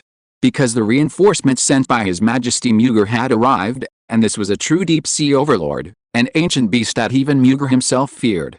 With this ancient beast's assistance, not to mention the mages on the island, even if all the War Angels masquerading as gods came, they would only face certain death. Hell, it won't be long before you all taste the wrath of the ocean. Ocean Lord Ilms leaned back in his large chair, coldly contemplating the future. Tomorrow, everything on the Patrick Islands would be swallowed by the giant waves. Reporting to the Lord. Just then, a fully armed shark-riding cavalryman swam swiftly from outside the palace. Lord. Prince Karen of the Patrick Islands has sent word. Excellent, bring it here quickly. Alms sat bolt upright in his chair. This was the good news he had been eagerly awaiting. Without a word, the cavalry messenger leaped off the sawtooth shark and swiftly approached Alms, handing him a note sealed in a container. Alms tore open the note, quickly glanced at its contents, and his eyes immediately lit up. Haha, excellent. Excellent. Prince Karen truly lives up to his reputation as the son of the North Sea King. The magical genius favored by His Majesty Raging Waves has indeed entered the finals of the Truth Tournament. Prince Karen is absolutely confident that he will win the Truth Tournament tomorrow, and that prize, The heart of the earth. Ilms, overjoyed, exclaimed as he read the note Karen Glacier had given him. As long as Prince Karen wins the truth tournament and gets his hands on the heart of the earth first, we can go all out without any worries. Your Excellency is right. The cavalry messenger quickly flattered. Now is the time to let those land-dwelling humans understand the power of our sea race. Princess Seasong, whom Yuga Raging Waves had ordered to eliminate, the humans connected to the pseudo-Church of Light, the troublesome mages wielding ancient knowledge, and the incredibly useful Heart of the Earth, all were currently on the Patrick Islands. And the Heart of the Earth was being used as the prize for the Truth Tournament by a group of mages unaware of its purpose. Alms felt it was a terrible waste, utterly laughable. Now, all that's left is for Karen Glacier to obtain the Heart of the Earth, so Alms can launch a full-scale attack and claim all the credit. Go back and tell Prince Karen that as soon as he gets the Heart of the Earth and sends the signal, we will launch a full-scale attack on the Patrick Islands. Alms grinned maliciously, his eyes flashing with ruthlessness, and slowly gave the order to the cavalry messenger before him. As for Princess Seasong, if Prince Karen wants her, we guarantee to present her to him intact. Consider it a gift of friendly cooperation between the East and North Seas. I believe His Majesty Raging Waves will also approve this decision. Yes. The cavalry messenger immediately replied respectfully.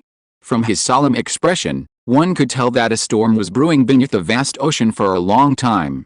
And another thing, Alms called to the cavalry messenger again, tell the guards to bring out all the finest ingredients from Arklim Sea. I'm offering them to the great, legendary overlord, Sarah. Hearing the name of the deep-sea overlord Sarah, the cavalry messenger's heart tightened, and a fear that seemed to originate from the depths of his soul immediately appeared in his eyes. Sarah was the true overlord of this western sea, its existence far older than the western sea king Yuga Raging Waves and the previous generations of sea kings. Until recently, the western sea king Yuga Raging Waves, using some unknown method, had successfully subdued the deep-sea overlord Sarah. Now, this terrifying beast, which had roamed the seas since ancient times and was not controlled by anyone, had become Yuga Raging Waves' vicious hound at will. At this moment, this beast, which no one but Yuga could control, lurked outside the palace. How could these lowly and insignificant guards dare to look directly at it? Not to mention feeding this ferocious beast. However, the Lord's orders could not be disobeyed. Yes, I'll do it right away. After a brief moment of shock, the cavalry messenger hurriedly and respectfully agreed, though his voice still trembled slightly. As the cavalry messenger left the palace, Alms's orders were quickly relayed. Before long, squads of higher-ranking Sirens guards, leading large groups of low-ranking Sirens, began carrying their finest food to the vicinity of the Lord's palace. At that very moment, the towering mountain upon which the Lord's palace rested suddenly moved. A rumbling roar shook the entire seabed. Beneath the massive mountain, all the guards and low-ranking Sirens trembled with fear, hastily kneeling in salute. They understood that the incomparable deep-sea overlord, Sarah, had awakened. Chapter 234. Is gambling absolutely necessary? After a brief, fleeting rain shower late at night, the sky over the Patrick Islands was crystal clear this morning, as if it had been washed clean. The sea reflected the sky around the islands, and the sky merged with the ocean, creating a vast expanse of azure blue. Time seemed to slow down at that moment.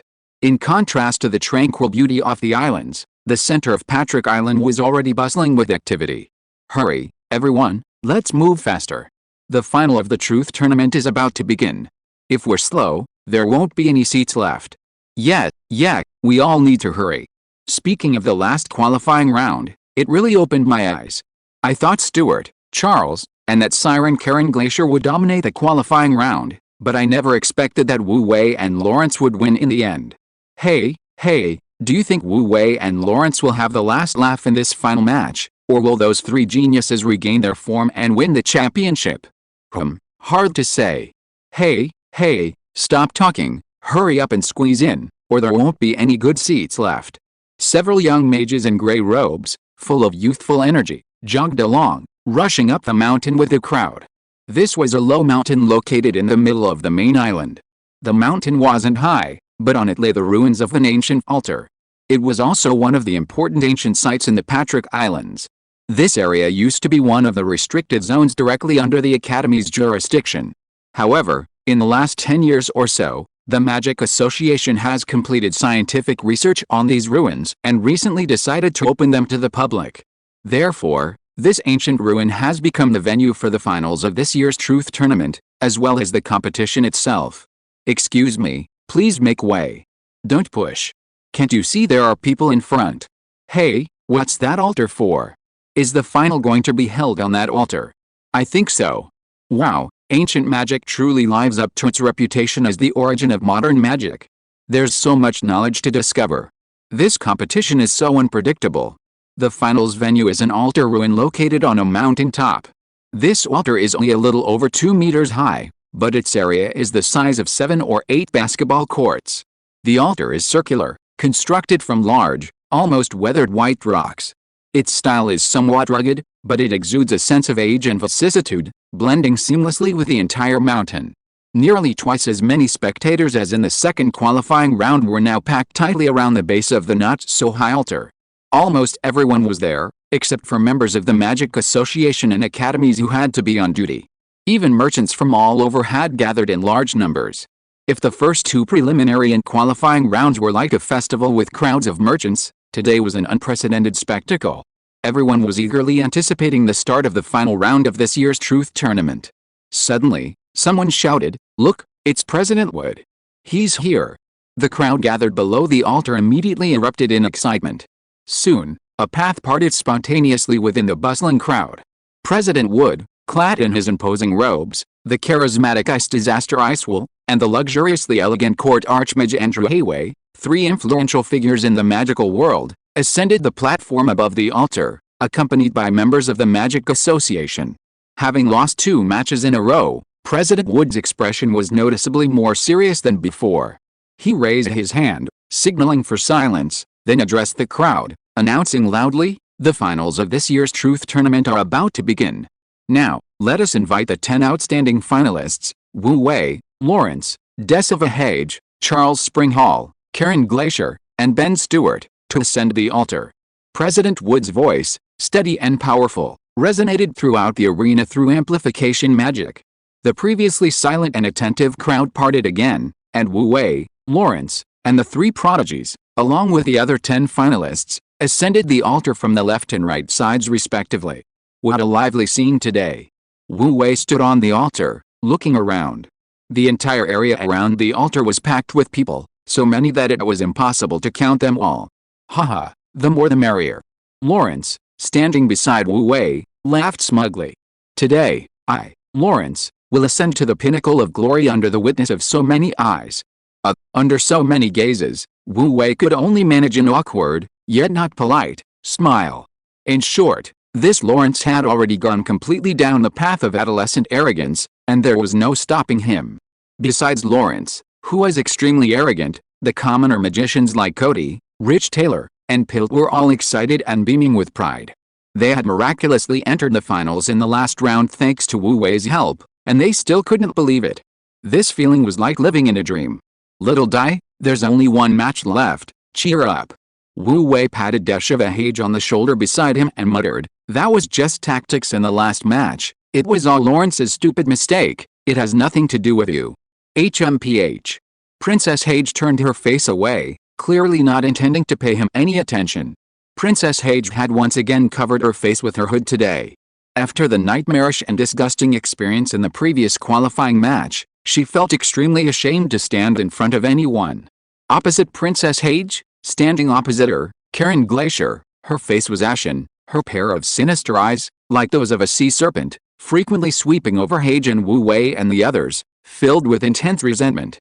Ben Stewart and the third Prince Charles also treated Wu Wei with utter hostility. The way they looked at Wu Wei and Lawrence seemed to be spitting fire.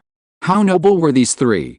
Ordinary poor people like Wu Wei and Lawrence wouldn't even give them a second glance under normal circumstances. But now, at such an important truth conference, they've been repeatedly defeated by these 2 despicable, shameless, and endlessly cunning young men. They simply can't swallow this insult. A sharp atmosphere is invisibly spreading throughout the venue. It seems only the female contestant from the academy, Melia Hutt, remains indifferent.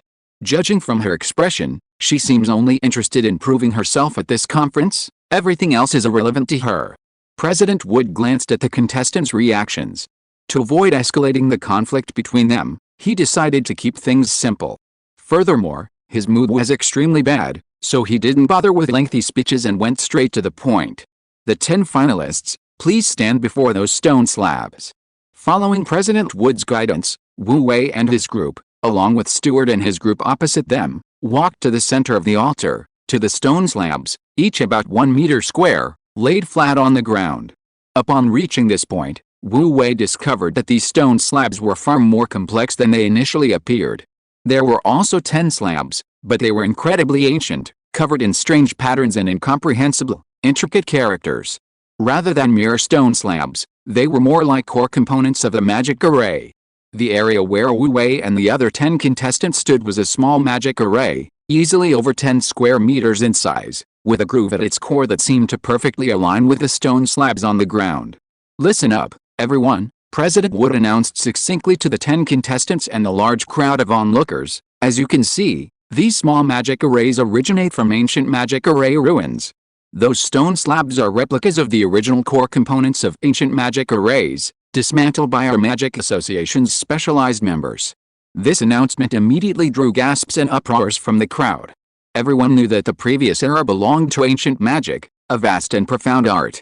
Using ancient magic array ruins as the final exam question was simply too profound and too difficult. Brother Wu Wei, don't worry, I have the blessing of the god of magic, we're sure to win this final. Lawrence was radiant and full of energy, even thumping his chest loudly. That's right, barring any unforeseen circumstances, the god of magic will still favor you in this final.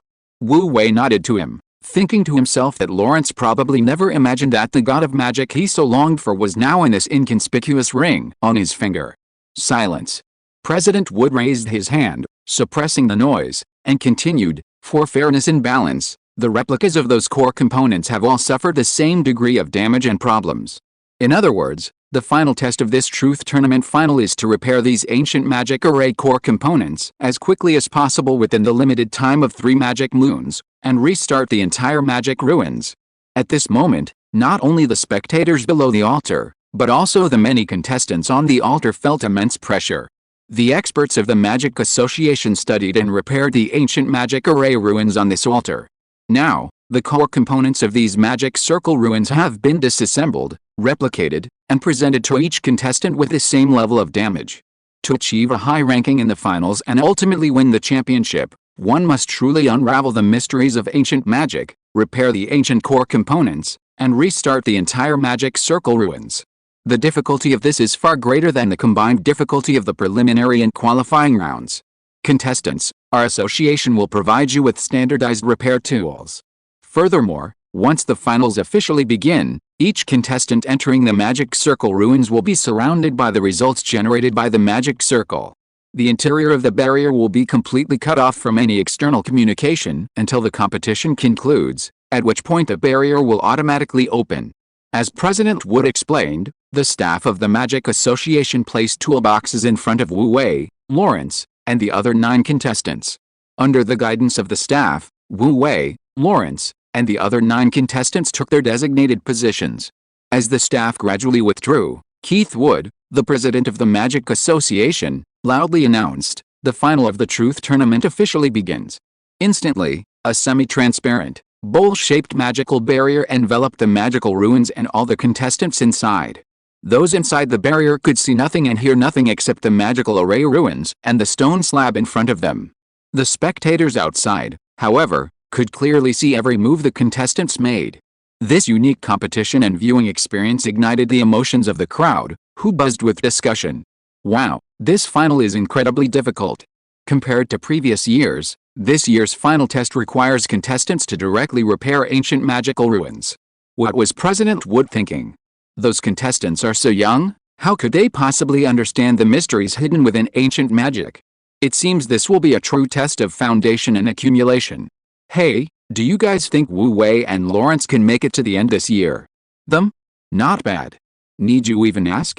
The first round of preliminary rounds tested basic knowledge of modern magic. Basically, as long as you study diligently, you can master this knowledge and become a true magic scholar. The second round of qualifying tests application and skill, along with balanced team formation and numerous tactical techniques applicable to actual combat. Even with lower skill levels, you can still achieve high scores through tactics and teamwork. Therefore, in the eyes of many spectators, Wu Wei and Lawrence's advancement to the first and second rounds was somewhat due to luck. At least in these 2 rounds, with a bit of cleverness and good luck, they could have advanced smoothly, even achieving a high ranking. But this third final is different. Ancient magic is the source of modern magic, holding a lofty position in the modern magic world. Many mysteries remain unsolved, belonging to the highest level of research in the magic world. To put it bluntly, ancient magic is a field of study only for experts and old scholars in the magical world, often requiring a lifetime of research by high-level mages. This highly complex magical field is simply insurmountable for many young mages, leaving them no way to even begin. The vast majority of young mages can't even understand the most basic ancient script and magical inscriptions. The test for the third final round directly involves repairing the core components of an ancient magic array ruin. This single question alone could stump over 99% of the world's young mages. If we were to ask which of the 10 contestants present could possibly unravel the mysteries of the ancient magic array, it would undoubtedly be Stuart, Charles, and Karen Glacier, the 3 disciples of the Archmage Saint. Putting aside everything else, their profound knowledge and experience are unmatched. HMPH, this time my disciple Charles will definitely win in the end. The whispers of the crowd naturally reach the ears of the 3 powerful figures on the platform. Among them, the court Archmage Andrew Hayway let out a cold snort, his eyes filled with an air of absolute certainty. Hell, I'm not so sure, Ice Disaster Ice will sneer dismissively. If we're talking about foundation, is my disciple, Karen Glacier, any less capable than your spoiled prince? What do you mean? That's exactly what I mean. Both of you, calm down. When it comes to foundation and accumulation, I think there's nowhere in this world that can compare to our magic association, right? President Wood interjected without backing down. I think Stuart will definitely not disappoint me this time. In addition, we have another excellent contestant from our academy, Melia Hutt, who has also entered the finals. She is equally promising. Think about it, out of the 10 finalists, 2 are from our association's directly affiliated academies. From any perspective, our association's directly affiliated academies have a greater chance of winning. By this final point, the 3 big shots, who had suffered crushing defeats, were filled with resentment and anger. The finals had only just begun, and the 3 top figures in the magical world were already arguing with each other on the podium. The finals were their last chance to compete against each other. If they failed to seize this opportunity, it would undoubtedly mean being trampled underfoot by the other side for a long time to come. They couldn't swallow this insult. Just as they were arguing, a short figure with his hands behind his back walked onto the platform. Everyone, please listen to me. We've come this far, why don't we just let things slide? Whoever wins or loses will benefit the future of the magical world. The 3 bigwigs turned their heads at the sound of the voice and immediately felt a chill, involuntarily taking a deep breath. Jimmy Gaunt. That shameless old man was trying to smooth things over again. Wasn't Jimmy Gaunt's opening line the same 2 times he had caused them to lose so badly in the previous bets? Jimmy, President Wood said, glancing at him sideways, are you going to propose another bet? A cold smile appeared on his lips as he thought of the magic stones he had lost. No, this time we won't gamble. Jimmy Gunter shook his head vigorously. Gambling is a bad thing, and we can't set a bad example for the younger generation. The 3 saint-level bosses nearly fainted from anger. Jimmy, you old codger, you won so much wealth and resources from everyone through gambling, and now you're complaining about gambling. That won't do, Royal Saint Archmage Andrew interrupted Jimmy without hesitation, his face dark. You think you can just run away after winning? There's no such thing as a free lunch. This round today, we absolutely have to gamble. That's right, this round, we absolutely have to gamble. President Wood and Ice Disaster Ice will nodded in unison, their gazes towards Jimmy unusually kind. Under the sharp gazes of the 3 bosses, Jimmy felt immense pressure. He deeply felt that if he didn't agree today, he might be torn apart by these 3. All right. Let's bet. He reluctantly pulled 10 magic stones from his storage ring and placed them on the table. 10 magic stones, bet on Wu Wei to get into the top 5. Guildmaster Wood raised an eyebrow but didn't speak. Ice Disaster Iceville's gaze suddenly turned sinister. Jimmy, we're betting on the champion. Royal Archmage Andrew looked at him with a friendly smile. Besides, only 10 magic stones, who are you looking down on? The three of them seemed to have lost their memories at the same time, selectively forgetting what they had said in the previous 2 rounds. Fine, I'll bet on the champion. Jimmy, with a mournful face, hesitantly took out 2 magic stones and glanced at the 3 big shots. Seeing that the 3 men's expressions remained unchanged, he took out 2 more magic stones, glanced at them, and then took out 2 more, repeating this 4 or 5 times.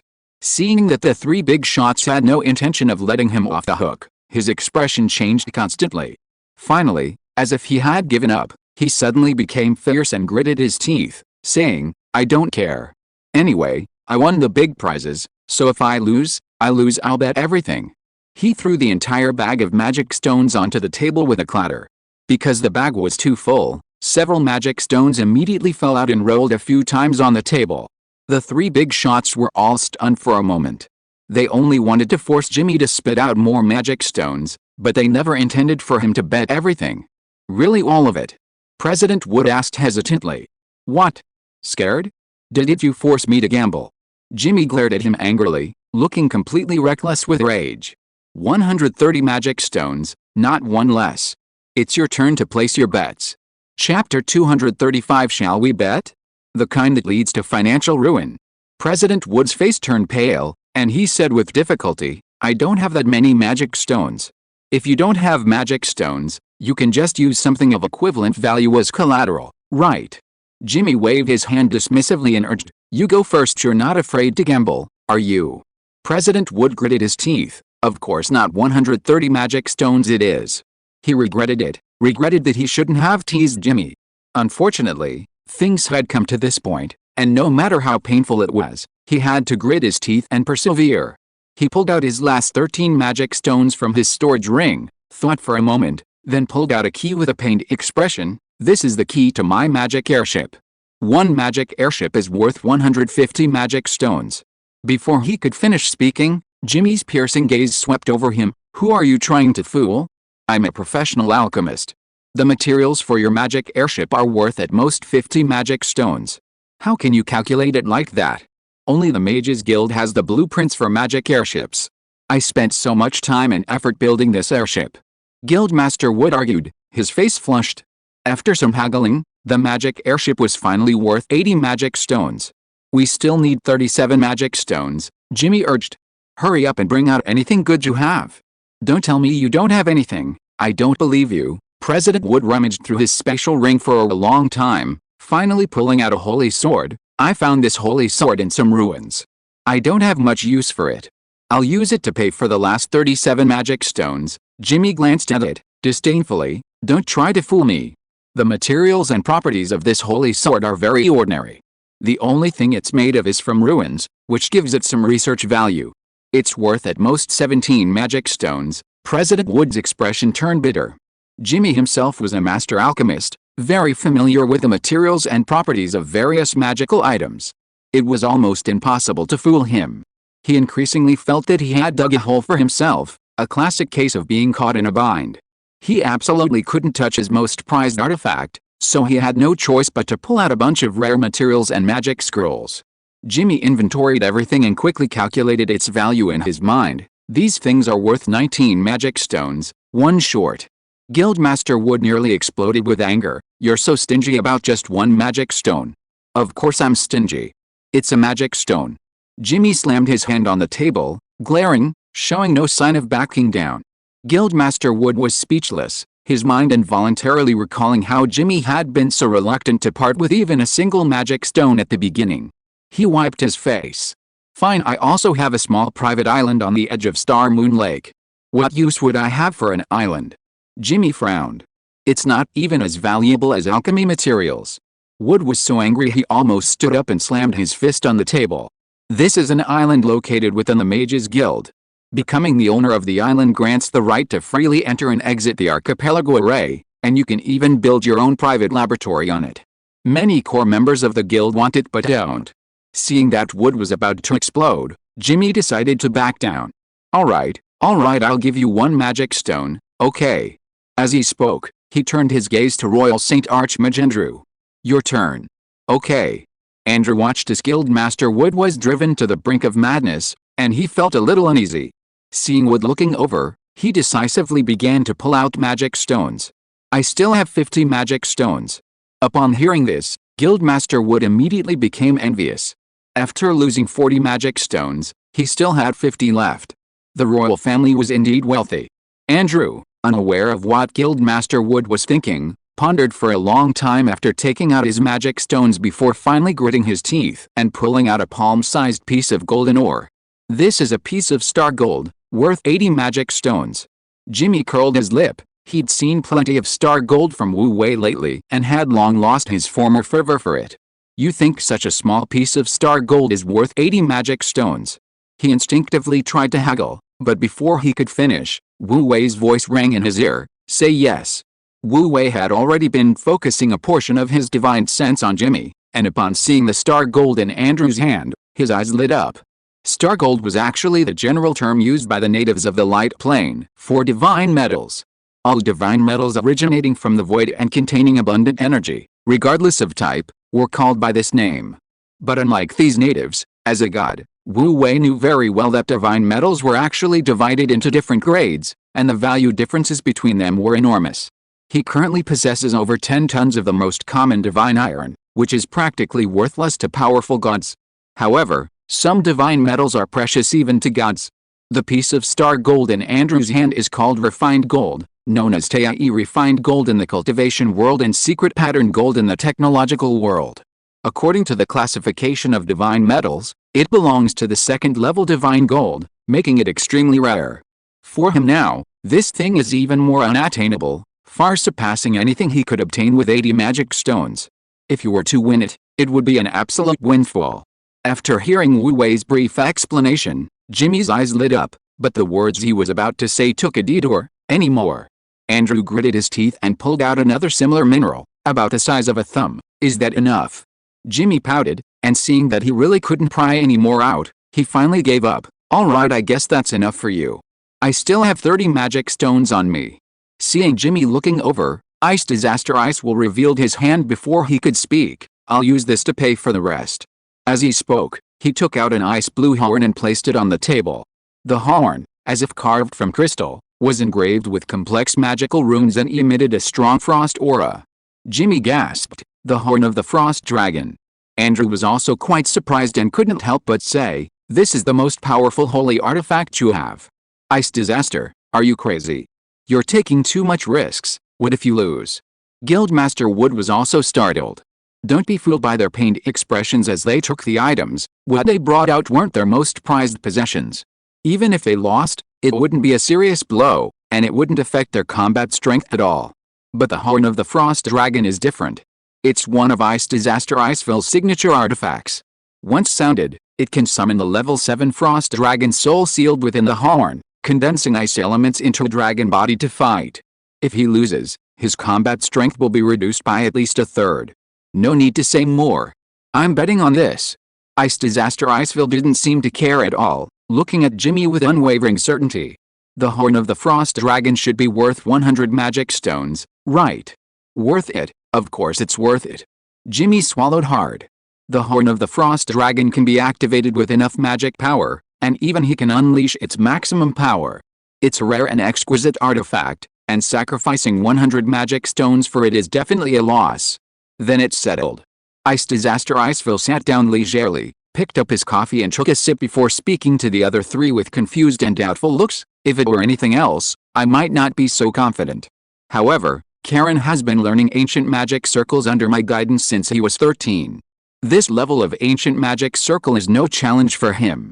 Just watch, the champion of this final will definitely be Karen.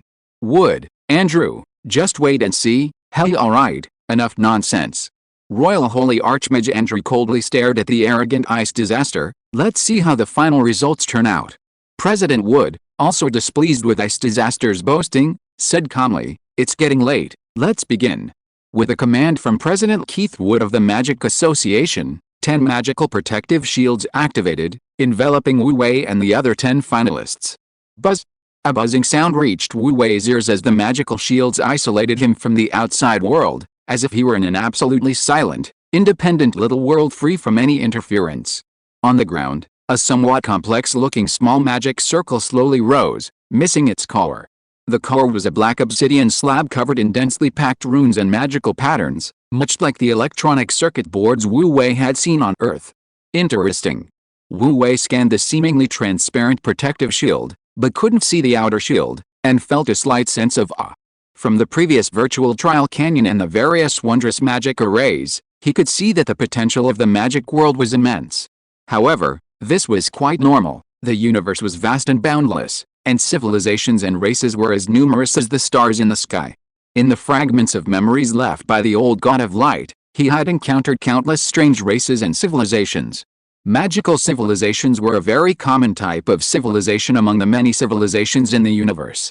Some highly developed magical civilizations had long been able to traverse the starry seas, dominating the vast universe and becoming regional overlords. Of course, magical civilizations were not the only common type of civilization. For example, the technological civilization or cultivation civilization of Wu Wei's home planet Earth were common forms of civilization. In addition, there were many multifaceted civilizations, such as those combining technology and cultivation. From the information Wu Wei had come across about the ancient magical era, that civilization, now submerged in history, had already reached a considerable level of development. At the very least, it was a magical civilization qualified to enter interstellar exploration and expand its influence into the vast universe. Undoubtedly, these magical pioneers are currently attempting to follow in the footsteps of their predecessors and develop a new magical civilization. As the saying goes, two tigers cannot share one mountain, which was also the reason for the old god of light's all-encompassing suppression of mages during his reign.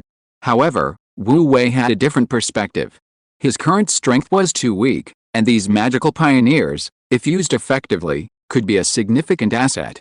Just as Wu Wei was secretly reflecting on this, the other finalists showed varying degrees of confidence. Stuart, Prince Charles, and Karen Glacier all appeared confident, rapidly calculating with pen and paper, seemingly very certain of their abilities. Lawrence Campbell, on the other hand, stared blankly at the core of the magic circle. What the hell is this? I don't understand a thing. Beads of cold sweat trickled down his forehead. Okay, I admit I abandoned those seemingly useless theoretical knowledge when receiving the ancient inheritance. God of magic, please favor me one more time. Lawrence suddenly knelt down, praying incessantly before the magic circle. The protective shield could only prevent the contestants inside from seeing outside, but Lawrence's every move was seen by everyone, naturally drawing ridicule. However, this question was indeed quite difficult. Even Cody, who had served as Jimmy Gaunt's assistant for many years, was sweating profusely, exclaiming how difficult it was. This caused Jimmy Gaunt to roll his eyes twice. This kid never studied properly, and after finally making it to the finals, he was just wasting his time. As for the other ordinary mages, they had only made it to the finals thanks to Wu Wei. Faced with a final question, their true colors were instantly revealed. There was nothing they could do. Given their backgrounds and access to resources, reaching this point was already difficult enough. How could they possibly have access to the basics of ancient magic? The three saint-level experts observed everyone's performance, their confidence growing stronger. They exchanged glances, as if conveying some message. Hey, you three. Jimmy Gunter keenly observed this scene and asked suspiciously, could it be cheating? Ahem. President Wood said righteously, we wouldn't do something like cheating, but, at this point, Wood glanced at Jimmy somewhat guiltily. But what? Jimmy Gunter sensed something was wrong and hurriedly pressed for an answer. Wood, what's there to hide from him? If you can't say it, I'll say it, Ice Disaster chuckled. Jimmy, based on how much you beat us before, the three of us have secretly teamed up this time. As long as any one of our disciples wins, we'll split the bets we won from you. What? Jimmy was stunned and furious. We were all classmates. Is this really necessary? Of course it is. Royal Holy Magister Andrew glared and said, our alliance hasn't harmed your interests, we just want to win back our losses, but this time I bet 130 magic stones, 10 of which are my capital. Jimmy felt cheated. How about you agree to let me take back 10 magic stones? That way, no one loses out. Jimmy, Ice Disaster patted him on the shoulder gleefully. It's just 10 magic stones. We've worked so hard, we should at least make a profit, right? How? Jimmy's face immediately turned bitter. If Wu Wei couldn't win the finals this time, it would be terrible. Wu Wei, please don't let us down at this crucial moment. Snap. Wu Wei, who was competing inside the protective shield, calmly snapped his fingers. The loyal old servant like Ringwraith, Grandpa Augustus, appeared behind Wu Wei like a ghost, bowing devoutly and saying, "My lord, this old man is eager to serve you." Chapter 236 Acquired. The Heart of the Earth. Finally the finals. Wu Wei smiled calmly. Since this is the last round, there's no need to hold back anymore. Let those mortals be completely astonished. Augustus, now it's your time to truly shine. See if this magic core can be repaired. Don't let me down at this crucial moment. Yes, my lord. Augustus glanced at the damaged magic core and said indifferently, "Reporting to my lord, this is a very basic magic array core." A basic core. Wu Wei frowned and asked, "Although it's basic, what exactly is it used for?" "It emits light, it glows," Augustus said. Oh. Wu Wei's face darkened. "My lord, this is for children to practice with, to familiarize themselves with theoretical knowledge," Augustus hurriedly added. "Stop talking nonsense. How long will it take you to repair this thing?" Wu Wei was speechless. Just now, he was completely baffled by the ancient magic array core that he thought was quite profound, but it turned out to be a children's exercise. He felt truly insulted. 14 minutes? I can fix it in 15 minutes. Although this magic circle is very profound and extremely difficult. Inside the protective shield of another contestant, Karen Glacier had already mastered this ancient magic circle, and a glint of light flashed in his eyes. It's time for Karen to shine. This time, I will definitely wash away my shame. Lawrence, Wu Wei, and Deshevahage. I will repay you tenfold for the shame you inflicted on me. His words were extremely arrogant, but unfortunately, no one could hear them. This protective magic circle seemed to isolate all cheating methods. Karen discarded his calculation drafts and tools, and then quickly repaired the magic circle. Almost simultaneously, Stuart and Charles also figured out the magic circle, divide a repair strategy, and began to repair the magic circle as well. At this moment, everyone's eyes were focused on the three of them. The three Saint-level big shots, including President Wood, each showed a gratified smile. Although their performance in the previous competitions was not very good due to various unexpected events, their accumulated strength was truly revealed in the final. Repairing a magic circle requires long-term, systematic learning and constant practice. It's definitely not something you can achieve through luck. As for the others, apart from Melia, who still has a chance, no one can master and repair this magic circle in a short time. Wood, Andrew frowned. The three of them seemed to be about the same speed. What do you mean, about the same speed? Ice Disaster Iceville said unhappily. It's clear that we plus Karen are much faster. This time, my Ice Prince will definitely take first place. It's not over yet, President Wood said calmly. Anything can happen. Just then, Karen Ice Glacier made a stroke, actually repairing a large damaged area.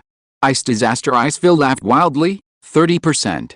Karen has already repaired a full 30%. Wood, even if you personally took action, I'm afraid you could only reach this speed. Ice Disaster's words were not finished. Suddenly, with a hum, one of the contestants' protective shields was opened, and a dazzling beam of light shot straight into the sky. It was so magnificent and dazzling that it attracted the attention of everyone except the contestants. What's going on? Countless spectators were confused and whispered among themselves.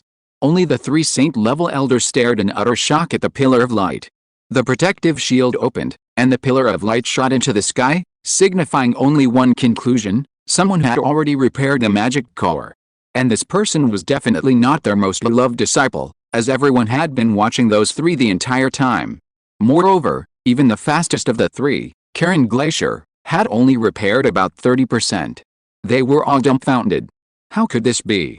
Hey, look here, look here. Don't just stand there. Wu Wei waved to them. The three elders finally snapped out of their daze and looked at Wu Wei, their expressions blank, because the pillar of light that had appeared was indeed Wu Wei's, and his protective shield had been activated. Hi three elders, Wu Wei said with a smile. Does this mean I've finished answering the question? I've won the competition.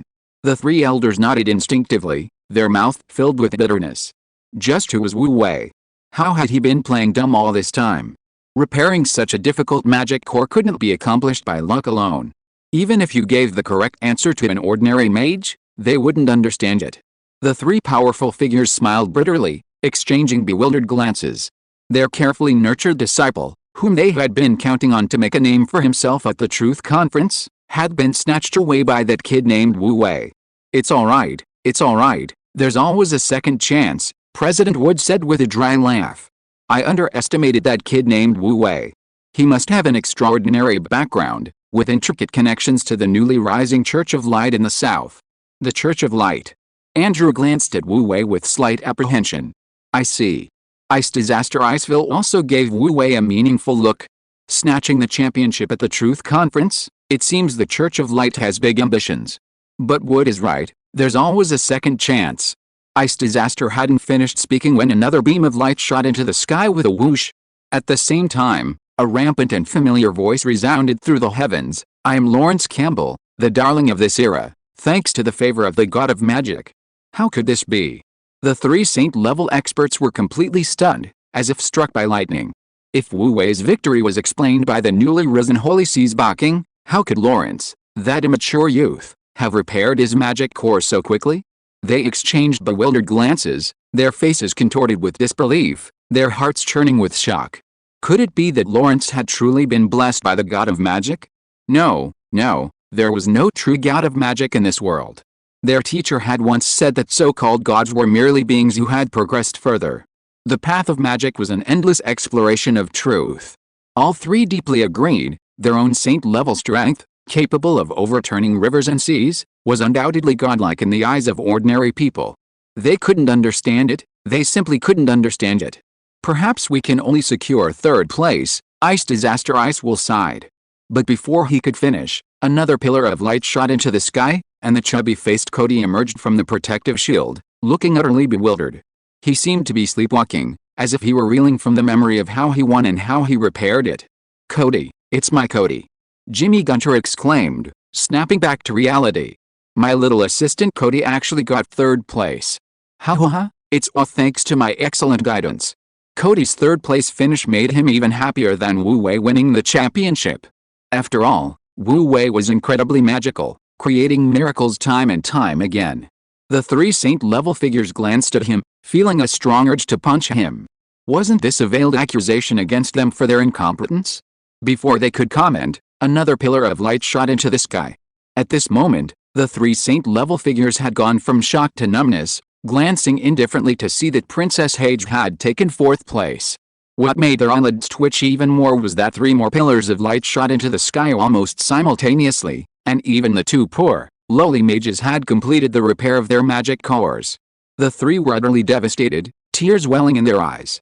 The only slight consolation for Wood was that Melia Hutt, a student from the academy, was also among those repairing the magic core, at least not completely disgracing the magic academy. At this moment, only three protective shields remained closed. Carl Glacier and the other two were still diligently working on their problems, poor things, all their information isolated by the shields, completely unaware of what was happening outside. From the outside, the three exuded an inexplicable confidence, rapidly repairing the magic core, each looking as if victory was assured. At this, Jimmy Gunter couldn't help but chuckle. This is your top three. The three big shots were so dark they couldn't utter a word. What had happened today had completely exceeded their wildest imaginations. Time passed by in seconds.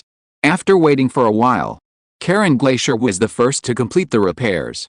He elegantly inserted the magic core into the magic circle, and instantly, a dazzling pillar of light shot straight into the sky. Ha, Karen Glacier could no longer contain his excitement and burst into laughter for the first time. With his hands behind his back, he walked out of the now open protective shield with extraordinary charisma. I won. I didn't even last a quarter of an hour, and I've already reached my limit. Then, Wu Wei and the other 7 people who had walked out first, along with the 3 saint-level experts, silently watched him, the atmosphere strangely awkward. Karen Glacier sensed something was wrong and turned around sharply, only to see Wu Wei and the others looking at him with extremely strange eyes. They seemed to be laughing, or perhaps waiting. What are they doing outside? Karen Glacier looked up sharply and saw 8 pillars of light converging in the sky, dazzling and magnificent beyond compare. PFFT Karen Glacier's face turned deathly pale, And he suddenly spat out a mouthful of blood, collapsing to the ground, muttering incessantly, "How could this be? How could this be?" At the same time, two more beams of light shot into the sky. Clearly, Stuart and Charles had completed the challenge almost simultaneously. Full of confidence, they straightened their clothes and stepped out of the protective shield. In that instant, their eyes met, sparks flying as they seemed to be sizing each other up. After a long while, Prince Charles broke the silence with an air of superiority, saying calmly, "I always thought, Stuart, you were just a name without substance. But today, it seems your fundamentals and mastery of ancient magic are indeed profound." Ben Stuart also showed admiration, likewise. "I also always thought that Charles, being of royal birth, would never have the patience to learn the basics. I never expected you to possess such ability." Ho. For a moment, the two geniuses supported each other, displaying a mutual respect and a sense of regret for not having met sooner. Suddenly, someone nudged them. "Please look up." Huh? The two looked up, their bodies trembling violently as if struck by countless bolts of lightning. In the sky, 10 pillars of light were now aligned, radiating dazzling, multicolored light. However, just as Augustus had said, those things were merely for show, they were utterly useless.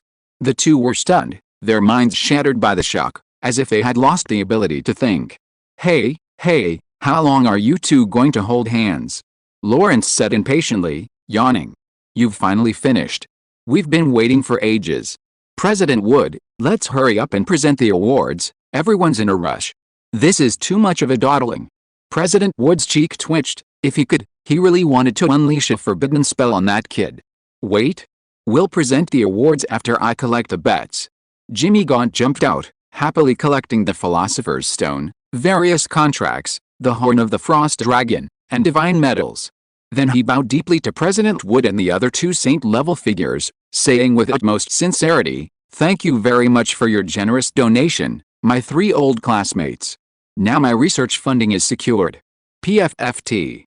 The three saint-level figures watched helplessly as Jimmy Gaunt took away their wealth, resources, and treasures one by one, their expressions contorted in pain, as if they were being ripped out, no, as if they were having a kidney removed.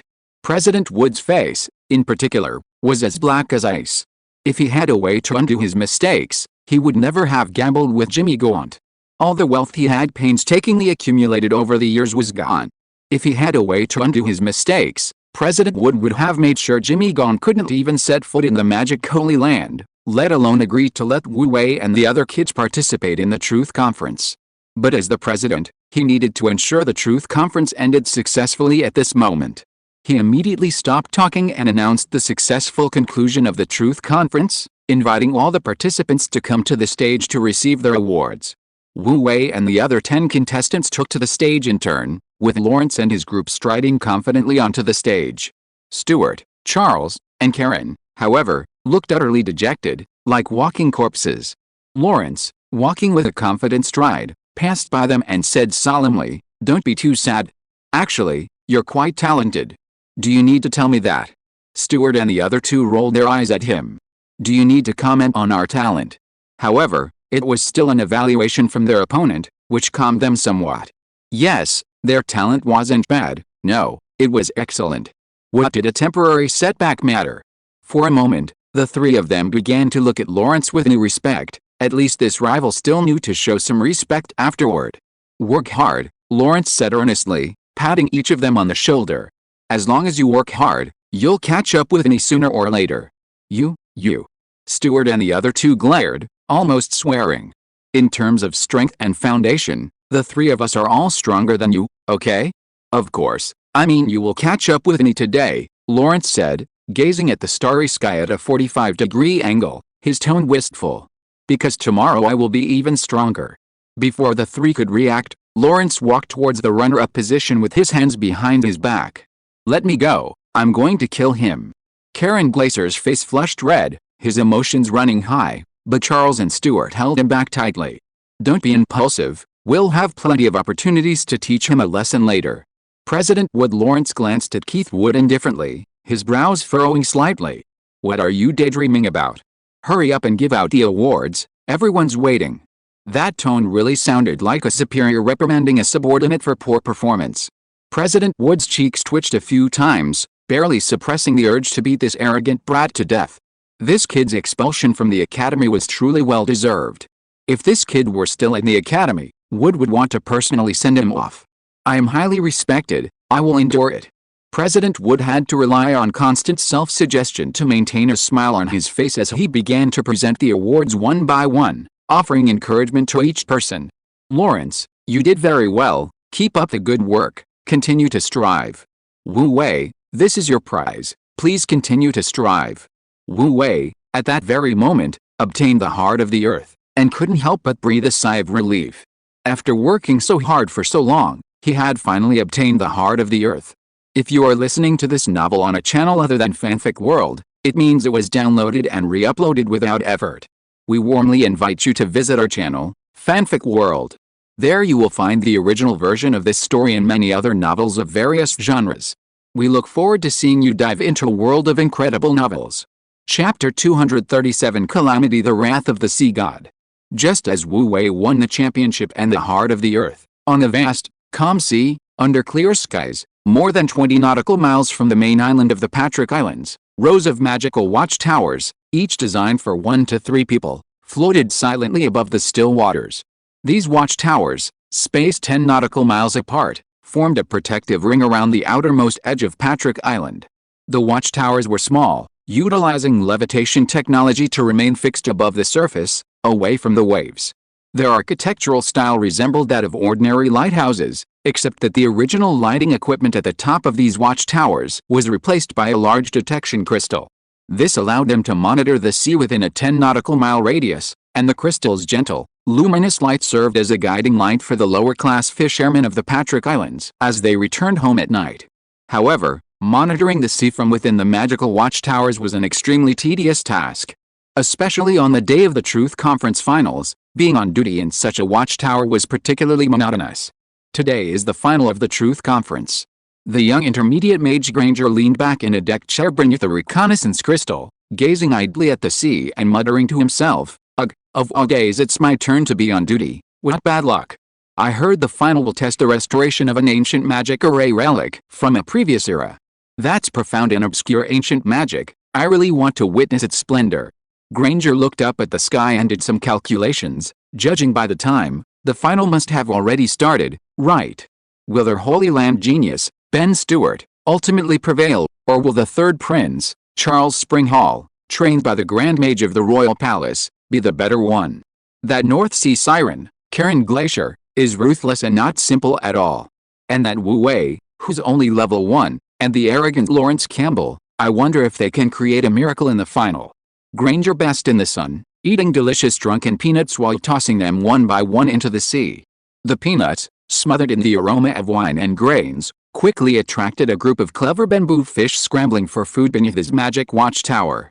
These small bamboo fish, with their large, round eyes, darted about in the sea like little mice in a barn, scrambling and fighting for food. It was quite amusing to tease these little fish when bored on duty. The weather was perfect, a sea breeze was blowing, and all was quiet. In this beautiful, natural setting, the 3-story magic watchtower seemed like a comfortable little villa. However, the bamboo fish that had been fighting for food at Granger's feet suddenly panicked. As if startled, they darted wildly through the water, scattering in all directions. Some, in their panic, even leaped out of the water and crashed headfirst into the base of the magic watchtower. What's going on? Granger was slightly taken aback by this sight. The scene before him was extremely bizarre. Normally, these agile bamboo fish were quite bold, unafraid even if someone stood nearby. But what was going on? Before Granger could think further, he noticed the magic watchtower beneath his feet suddenly begin to tremble violently. The extremely dense water element in the air was unusually volatile, and a rumbling sound constantly filled his eardrums. The violent tremors from the watchtower made him lose his balance, almost causing him to fall into the sea. A gale began to sweep across the sea, and the intense wind pressure rushed into the magic watchtower, blowing the deck chair he had just been sitting on into the air. The sky, which had been filled with thick, dark clouds, instantly turned the surroundings gloomy. The terrifying scene resembled the calm before a storm, heavy and oppressive. Something's happened. Granger knew something was wrong and quickly stood up, looking up into the distance. With just a glance, a chilling cold, like the dead of winter, spread from his spine to every limb and bone. In the distance, a black line was rapidly approaching him from the horizon. Within a few breaths, this black line expanded into a colossal wave, hundreds of meters high, spanning the entire sea. The wind howled, the clouds surged, and a deafening roar echoed everywhere. The intense rumble made it impossible to distinguish between the rolling thunder in the clouds and the roaring waves. Granger stared blankly at this apocalyptic scene, his legs giving way, and he collapsed to the ground. This is the wrath of the sea god. Such a terrifying roar, what else could it be but the wrath of the sea god, recorded only once in 20 years? Before such a colossal roar, his magic watchtower was as small and fragile as a withered leaf in a vast ocean. No, let alone this small magic watchtower, even a small island would be nothing more than a tiny pebble before the wrath of the sea god, instantly destroyed and swallowed by the giant waves. Warning. We must issue a warning immediately. Perhaps driven by deep-seated fear, or perhaps by the responsibility of a strong individual, Granger forced himself to his feet and rushed to the watchtower's core crystal, activating the warning crystal immediately. Simultaneously, he channeled all his magic power into the defensive array. In this unprecedentedly terrifying roar, any delay would mean certain death at sea. The tsunami warning was successfully issued immediately, and the magic watchtower's defensive barrier was simultaneously breached. But when Granger turned around again, the colossal roar, hundreds of meters high, was already upon them. It's over, it's over. Granger watched helplessly as a colossal, mountain-like roar surged towards him, his once bright brown eyes instantly filled with the deep blue of the sea. In this apocalyptic scene, any struggle seemed futile. Powerlessness, despair, and utter terror enveloped him completely. He seemed to see the near future, terrifying waves sweeping across the Patrick Islands coastline, destroying harbors, flooding fields, and ultimately engulfing his beloved magical sanctuary, every single building. At this moment, he had no choice but to stand there and accept his fate. Ugh! Finally, with a desperate cry, Granger and his magical watchtower were instantly swallowed by the tsunami. The sturdy magical watchtower, before tens of thousands of tons of seawater, was as fragile as withered branches and decaying leaves. The defensive barrier constructed of magical crystals was as fragile as a bubble, failing to hold back the raging waves for even a second before being easily crushed. Boom! Boom boom boom! A fierce wind howled, torrential rain poured down, and terrifying waves, as large as mountains, stretched hundreds of kilometers across the sea. Wherever they passed, magical watchtowers were crushed and swallowed up like bursting bubbles. At this point, all obstacles were futile, only the vast power of the ocean swept across the sea, heading straight for the Patrick Islands. At the same time, in the magical holy land of the Patrick Islands, before the ancient ruins in the center of the main island, the somewhat simple awards ceremony of the Truth Conference had ended, but the bustling crowd still seemed lingering with excitement. People discussed and talked, filled with interest and enthusiasm for the various topics that had emerged from this year's Truth Conference. However, one thing was undeniable: this was a festival for the victors. Under the reverent gazes of many, Wu Wei, facing the sunlight, examined the heart of the earth in his hand. This is the heart of the earth. How could those mages give it such a rustic name as Soul Rock? Wu Wei thought to himself, feeling the pure energy emanating from the heart of the earth, and he sighed inwardly. He had carefully cultivated his already fragile godhood, which was on the verge of destruction, to its current state. The journey had been incredibly difficult. But now, all of that would be in the past. With his heart of the earth, he could successfully repair and advance his godhood. At that time, his divine kingdom would expand again, the number of believers it could accept would increase dramatically, and the buildings within the divine kingdom would be upgraded once more. Most importantly, the war angel Saint Luke could finally break through the limitations and successfully advance to level 8. Level 8 beings are legendary in this world. Not only are they 1 in 10,000, but even among millions or tens of millions, perhaps only one could appear. With these resources, Wu Wei would truly possess the power to compete with the many great powers of this world. In short, he was in a very good mood for successfully obtaining the heart of the earth. He was now just waiting for the tournament to end so he could take some time to return to the divine kingdom and arrange the relevant upgrade tasks. Wu Wei was indeed satisfied, but on the other side, the three geniuses who lost the competition looked extremely gloomy, their faces even more unpleasant than if they had just been fed a fly. Moreover, the whole process was so inexplicable, they were completely baffled. Ben Stewart, The disciple of Guildmaster Wood and hailed as the #1 seed of the Holy Land's genius, was standing behind Guildmaster Wood with his head down, but he was filled with shame and indignation, his whole body trembling slightly from suppressed anger. If he hadn't been trying his best to control himself for the sake of his last bit of dignity, he probably would have already turned around and left this place of heartbreak. On the other side, the third prince of the empire, Charles Springhall, was in no better shape. His face was ashen, and he glared fiercely at Wu Wei for a long while before turning to his mentor, Royal Saint Archmage Andrew Hayway, and preparing to leave. "Mentor, let's go." HMPH. Saint Archmage Andrew glanced at Wu Wei and the others, let out a cold snort, and turned to leave, a strong aura of dread rising within him. However, before leaving, he didn't forget to go to his senior brother, President Wood, and coldly snorted, "This is the magic Holy Land under your leadership? HMPH, you can't even hold on to the top spot on the tournament. I think you're nothing special. You." President Wood felt a tightness in his chest, almost unable to breathe, and nearly fainted from anger.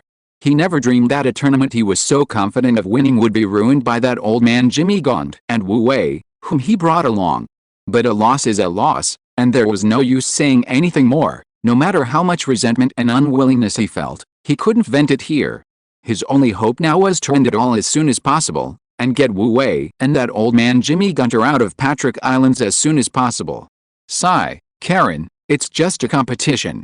I hope you. On the other side, Ice Disaster Iceville patted his beloved disciple's shoulder, trying to offer some encouragement, but before he could finish speaking, Karen Glacier politely interrupted.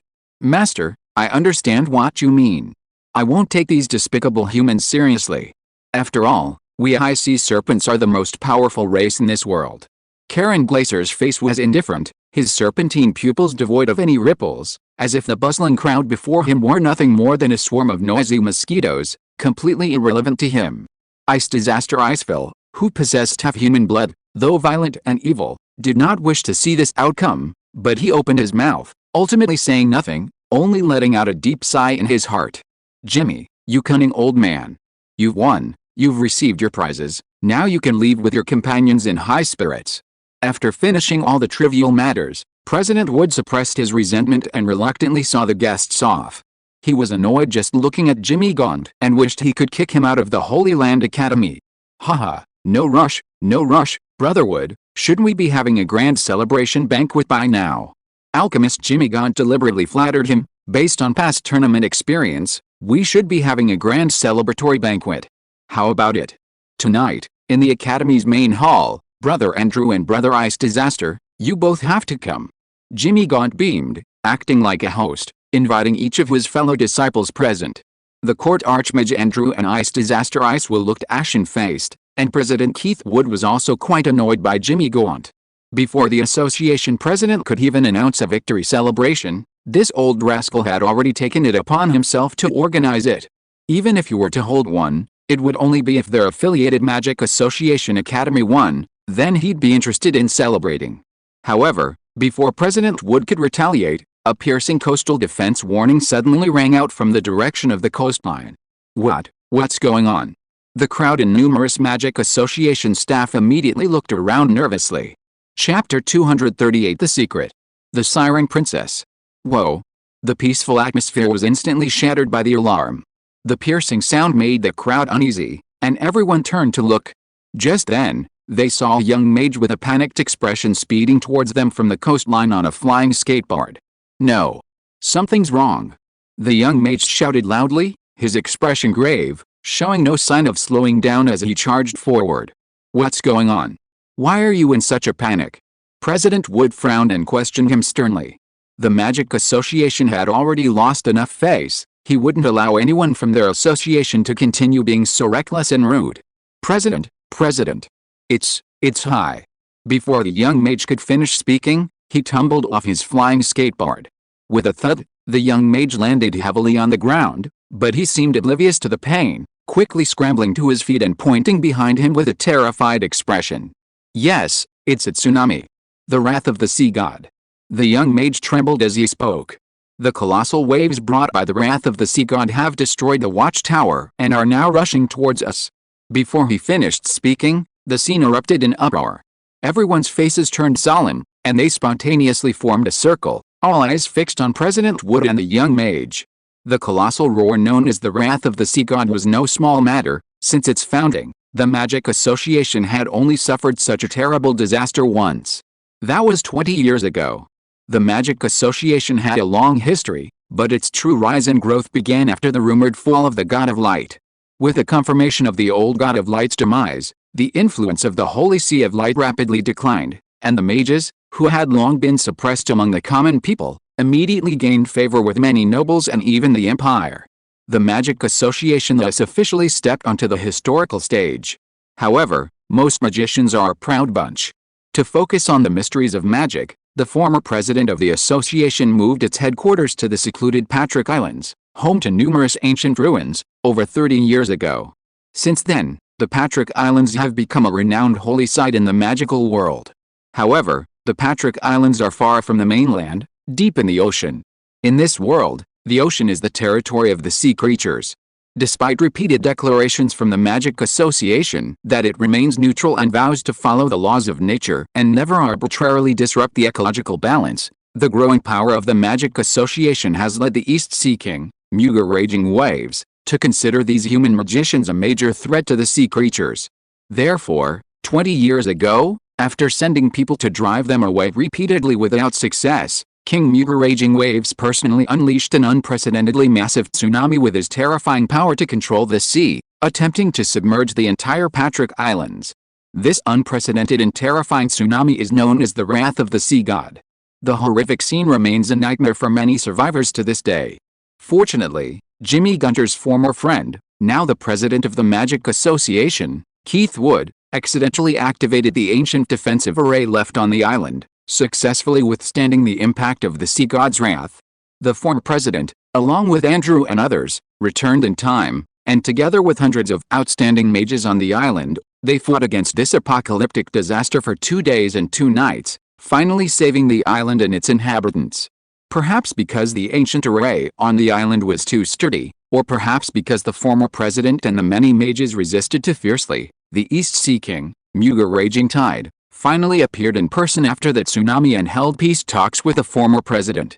Facing the overwhelming power of an 8th-level Sea King, the former president remained fearless, and ultimately, an agreement was reached with the Muger Raging Tide. Muger Raging Tide acknowledged the neutrality policy of the Magic Holy Land and designated a 100 nautical mile radius area centered on the Patrick Islands as a neutral zone for the Magic Association and its subordinate units. However, as a condition, the Magic Association had to accept the children of the Siren race to learn human magic from the Magic Association.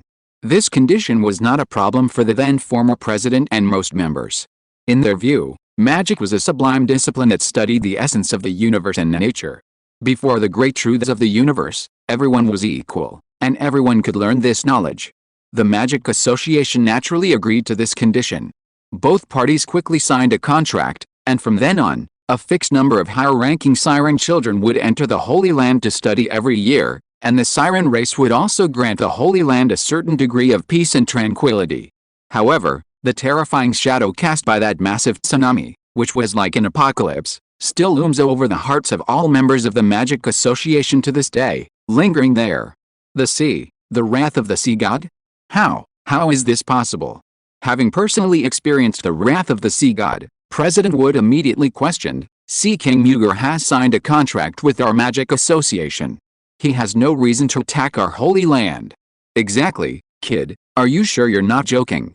Looking at your young age, you wouldn't mistake a normal tidal phenomenon for a tsunami, would you? Do you know that the wrath of the sea god is a colossal wave that only an 8th-level Sea King can unleash? How could such a wave appear so easily near our Patrick Islands? That's right. Our former president of the Magic Association personally signed a peace treaty with the East Sea King. The Sea King wouldn't risk violating the contract by attacking our holy land. As President Wood raised his doubts, many magicians and travelers from all over echoed him, their questions about the young man growing.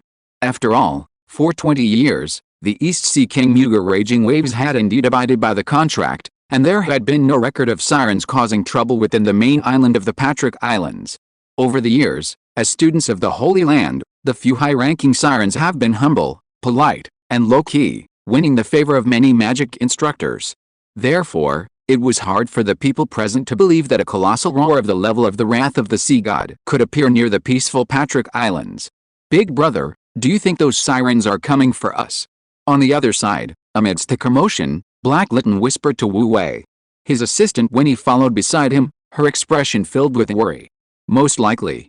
Wu Wei replied calmly, glancing at Princess Si Song beside him as he spoke. Little Dai, your good uncle is really persistent. HMPH, why is this happening?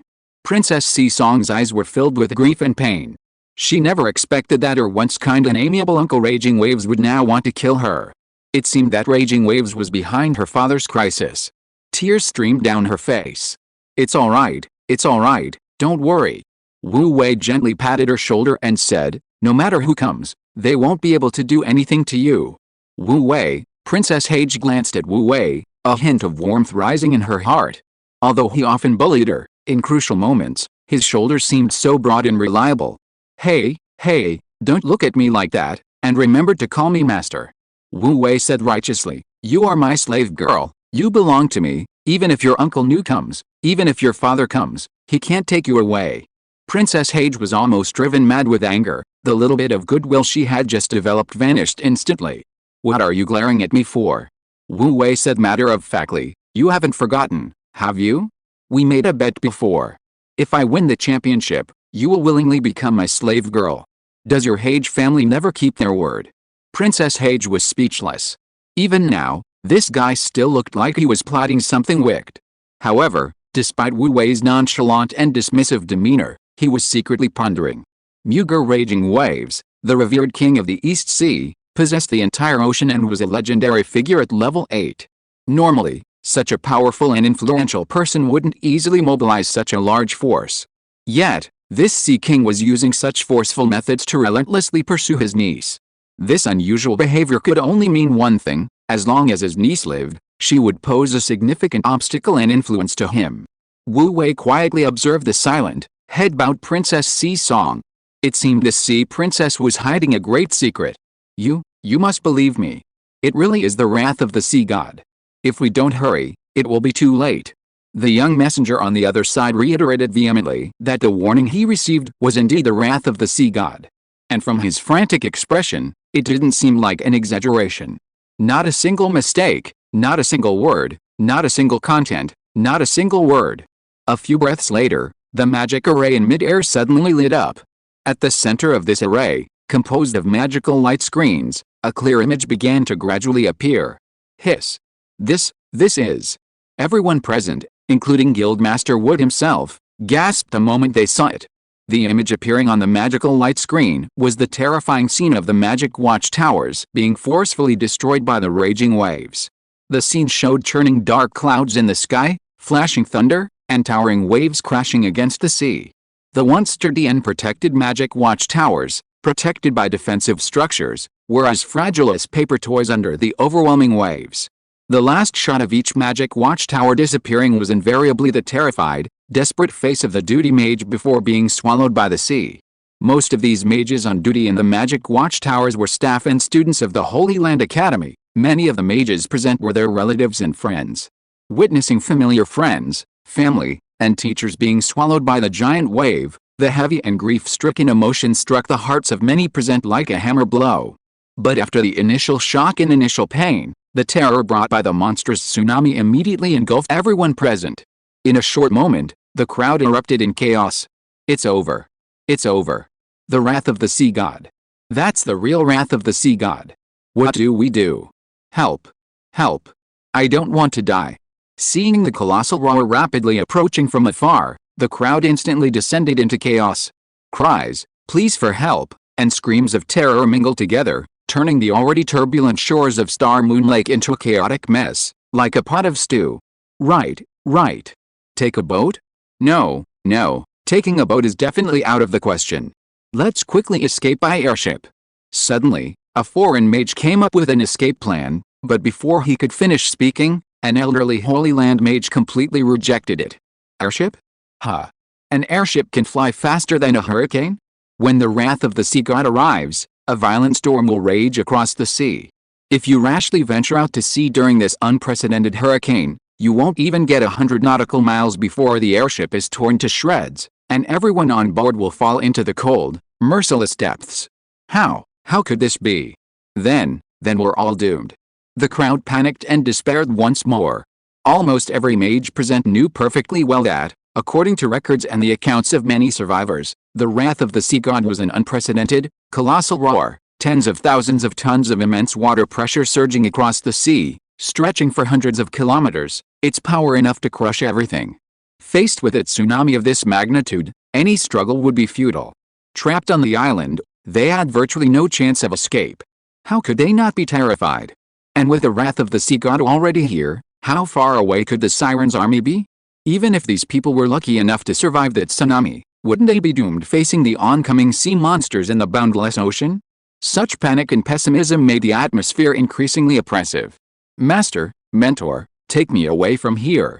How can I, a prince of such high status, die here with these commoners? On the other side, the third Prince Charles, who had just reached the carriage, froze in place. He too had witnessed the horrific scene of the tsunami sweeping through the magic watchtower. Although his expression showed panic, his royal pride remained undiminished. Especially the phrase, "How can I die here with these commoners?" came from his mouth as if it were the most natural thing in the world, as if it were the only right thing to do. What's wrong with us poor people? So what if we're royalty? So what if we're kings and nobles? Lawrence Campbell, who was young, hot-blooded, and cynical, was immediately displeased upon hearing this. He raised his head in the crowd, ready to shout insults, but before he could say anything, an older poor student next to him grabbed his arm. "Hey, stop talking. Although you performed well at the Truth Conference, he's still the third prince of the empire, a strong contender for the future throne. Of course he's amazing." An older, poorer mage quickly stopped Lawrence, kindly advising, "Compared to royalty, what are we commoners? The land we stand on belongs to the emperor. Sigh, so I advise you to save your breath and stop talking so recklessly, lest you bring trouble upon us poor students."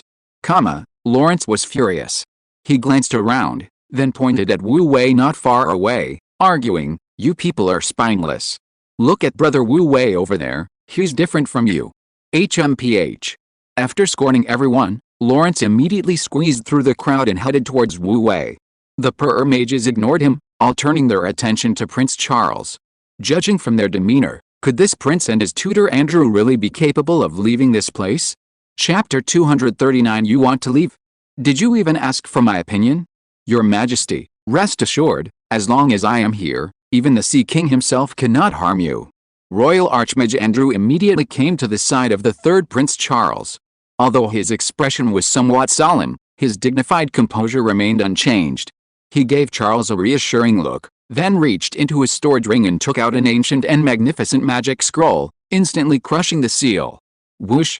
Magic surged forth, and the newly unsealed magic scroll immediately erupted with a bright blue pure light, instantly enveloping Andrew, Charles, the carriage beside them, and several servants. That wasn't all. The surging and vast pure magic power rapidly converged beneath Andrew and Charles's feet, ultimately condensing into an ancient and obscure magic array. The moment the magic array was fully formed, a grand and majestic aura immediately surged forth, causing an invisible, transparent wave of energy to ripple throughout the entire array's area. It seemed that with just a slight increase in magic power, this ancient magic circle would carry everyone within it through the void, flying away from this place. Everyone present was stunned. Although most of them were mages, what kind of magic scroll had the court Archmage Andrew produced? What kind of magic circle had he unfurled? These low-level mages truly couldn't understand. This is a grand teleportation array. Just then, the highly respected guildmaster Wood paused slightly, exclaiming in astonishment, "That's an ancient scroll." "What? A grand teleportation array? An ancient scroll?" The crowd erupted in an uproar. As everyone knew, teleportation was a high-level magic derived from many incomplete ancient spells. Furthermore, it was a spatial magic that was difficult to control, making it far more difficult than other elemental magic. The Grand Teleportation Array was an enhanced version of teleportation, capable of teleporting multiple people at once. Naturally, its difficulty was several times greater than ordinary teleportation. Throughout the world, Very few mages can cast teleportation spells without the aid of magic arrays, and even fewer can create teleportation spells as magic scrolls. Even the high-ranking court mage Andrew lacks the ability to create a magic scroll for the great teleportation spell. However, the magic scroll he presents is a top-tier treasure from the ancient magical era. These ancient scrolls are all antiques, rare research gems in the magical world. Once used, they are gone forever. Moreover, this particular scroll is inscribed with a most authentic ancient top-tier teleportation spell, the Great Teleportation Spell. The mages present are not fools. Such a precious ancient artifact is arguably the best life-saving item in the world, and it's unlikely that a second one could be found anywhere else. Only a court mage like Andrew, or a favorite of the Imperial Prince, would have the ability to obtain such a priceless treasure. I must say, Senior Brother Wood does have some insight, Andrew sneered sinisterly. Hell, but that's all the insight you have. Now I will protect His Highness the Prince and ensure his safe departure from here, while you and this decaying island will sink to the bottom of the sea. At this point, Andrew no longer intended to hide anything. His expression was filled with smugness, as if President Wood was merely an old scholar who spent his days peddling theories, while he, Andrew, was the true successor who had inherited the former president's abilities. A person who violates the original principles of magic and betrays the Academy, remaining here is nothing but a desecration of the Holy Land. The Holy Land doesn't need you, you should leave now. President Wood snorted coldly, turning his face away as if looking at him any longer would evoke deep-seated disgust. HMPH. They're courting death. Andrew's face turned cold. He then turned to the third Prince Charles, holding the scroll. Your Highness Charles, the great teleportation spell is ready. We can leave at any time. Very good, thank you for your help, Instructor Andrew. The third Prince Charles's expression finally softened.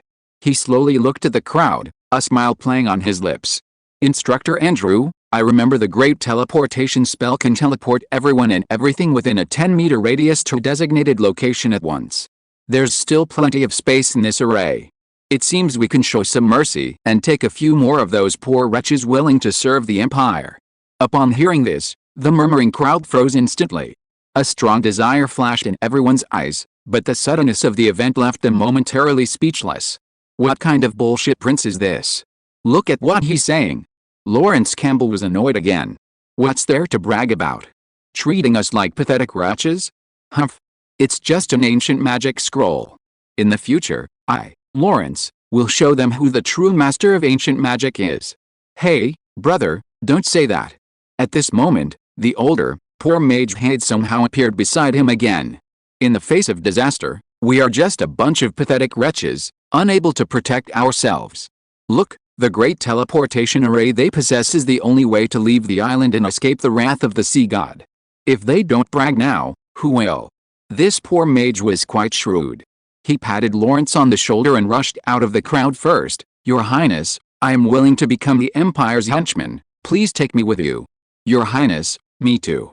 I am a high-level mage of level 5. Take me with you too. I am also willing to become the Empire's henchman. Your Highness, please take me with you. I'll warm your bed. Your Highness, we sisters are willing to serve you forever. Suddenly, the previously quiet scene erupted into chaos.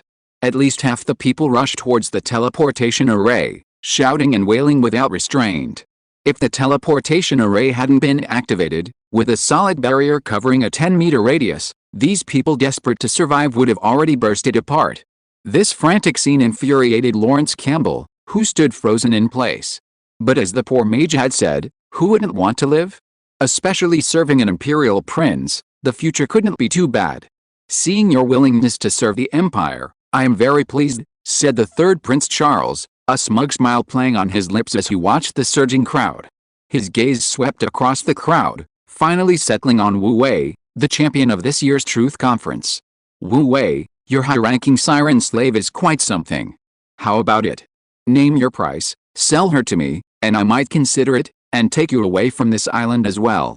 Charles's eyes lingered on the charming Princess Hage, a hint of greed in his gaze. Now that her identity had been partially revealed, she was a high-ranking siren, a truly precious asset. He then pointed at the heart of the earth in Wu Wei's hand, his tone mocking. That heart of the earth should have belonged to me, the prince. You only obtained it through despicable means and underhanded tricks. If you understand reason, return the heart of the earth to me, and obediently apologize. Perhaps I can consider letting you take 2 more companions. Understand, living is always better than dying at sea.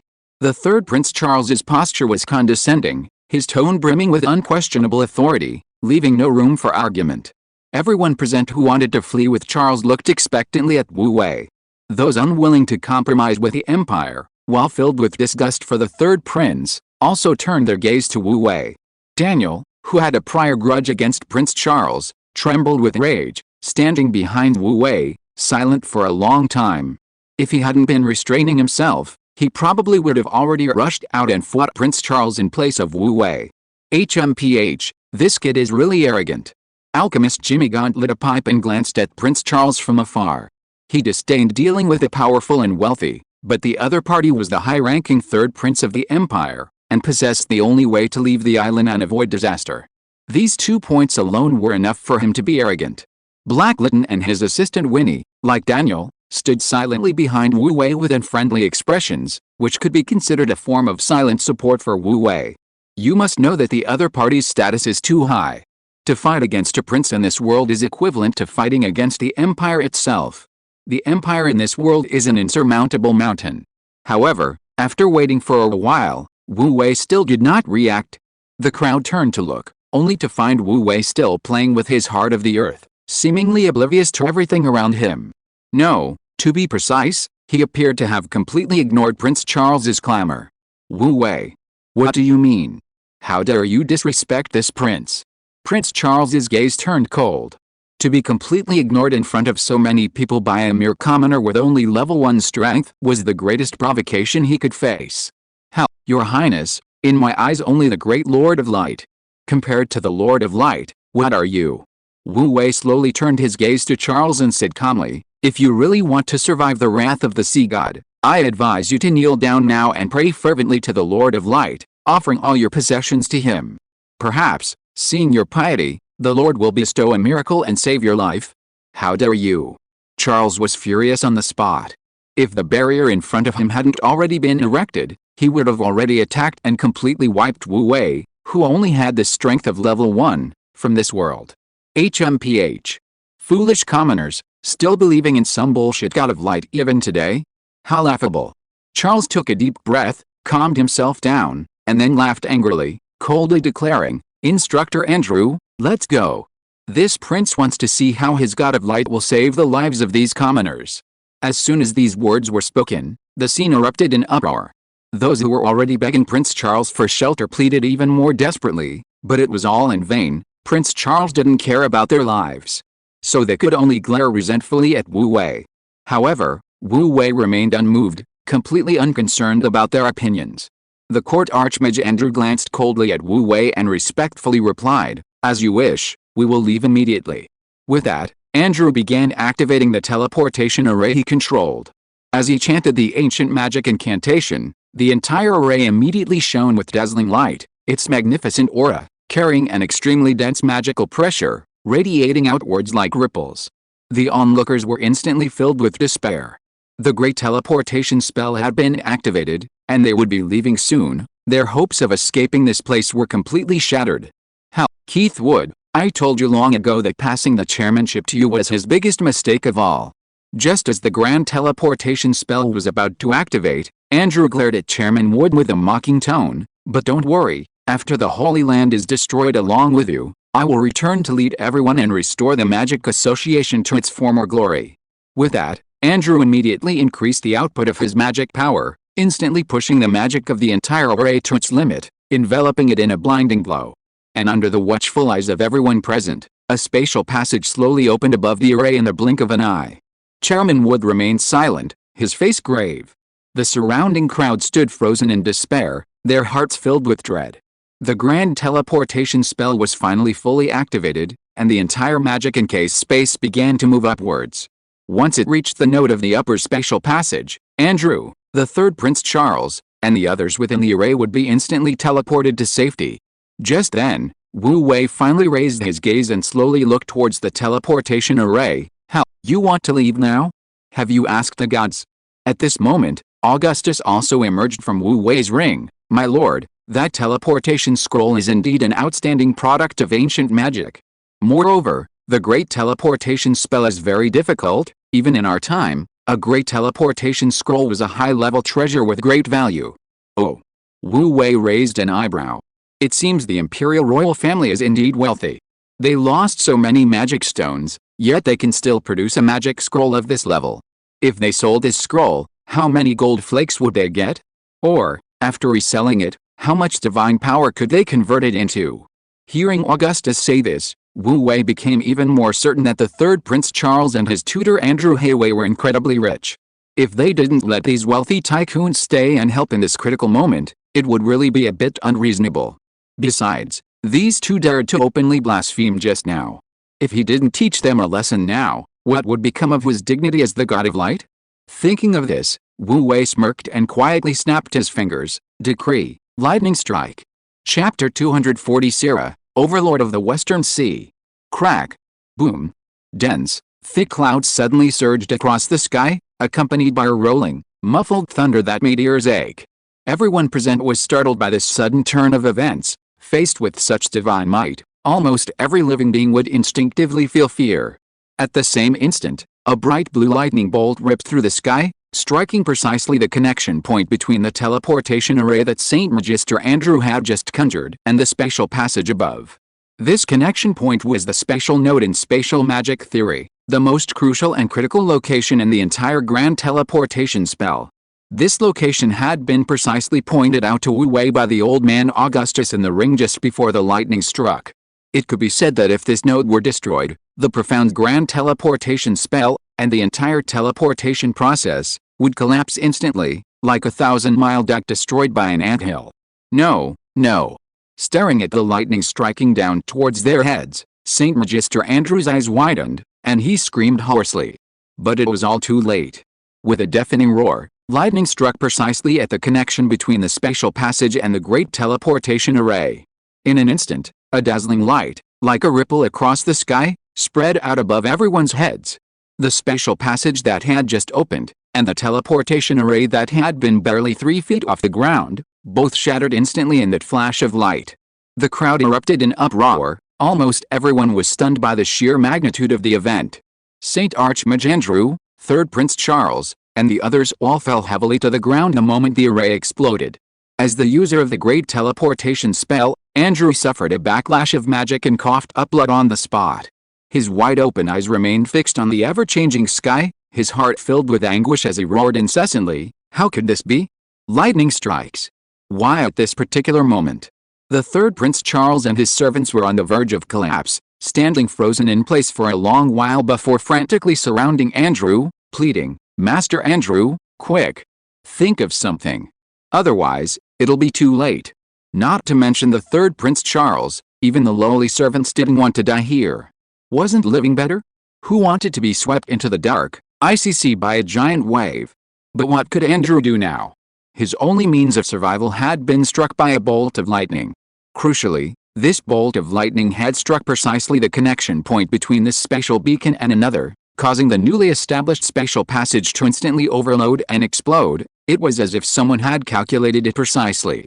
However, Andrew's confidence, fueled by his strength, led him to believe that no one could secretly use magic to attack him, not even an 8th-level legendary figure, not even his most respected master himself. Ultimately, it can only be attributed to bad luck. This kind of misfortune, which one might not encounter even once in hundreds of lifetimes, happened to him. What else could he say?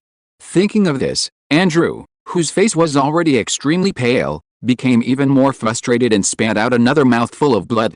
This frightened the third Prince Charles and his servants, who cried out in panic, "Mentor! Mentor!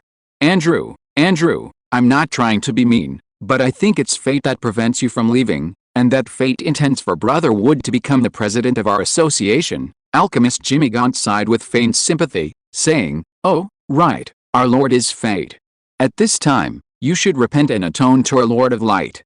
You and your disciple Charles just spoke disrespectfully to our Lord, and this is retribution." Charles Springhall and Andrew Hayway, one the third prince of the Empire, the other a renowned royal court archmage, were both opponents of divine authority.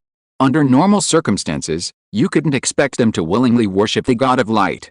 But what was going on? Was it really retribution for their blasphemous words? They couldn't believe it. No, really? They're so unlucky. Is this fate? After the commotion, the crowd finally calmed down a bit.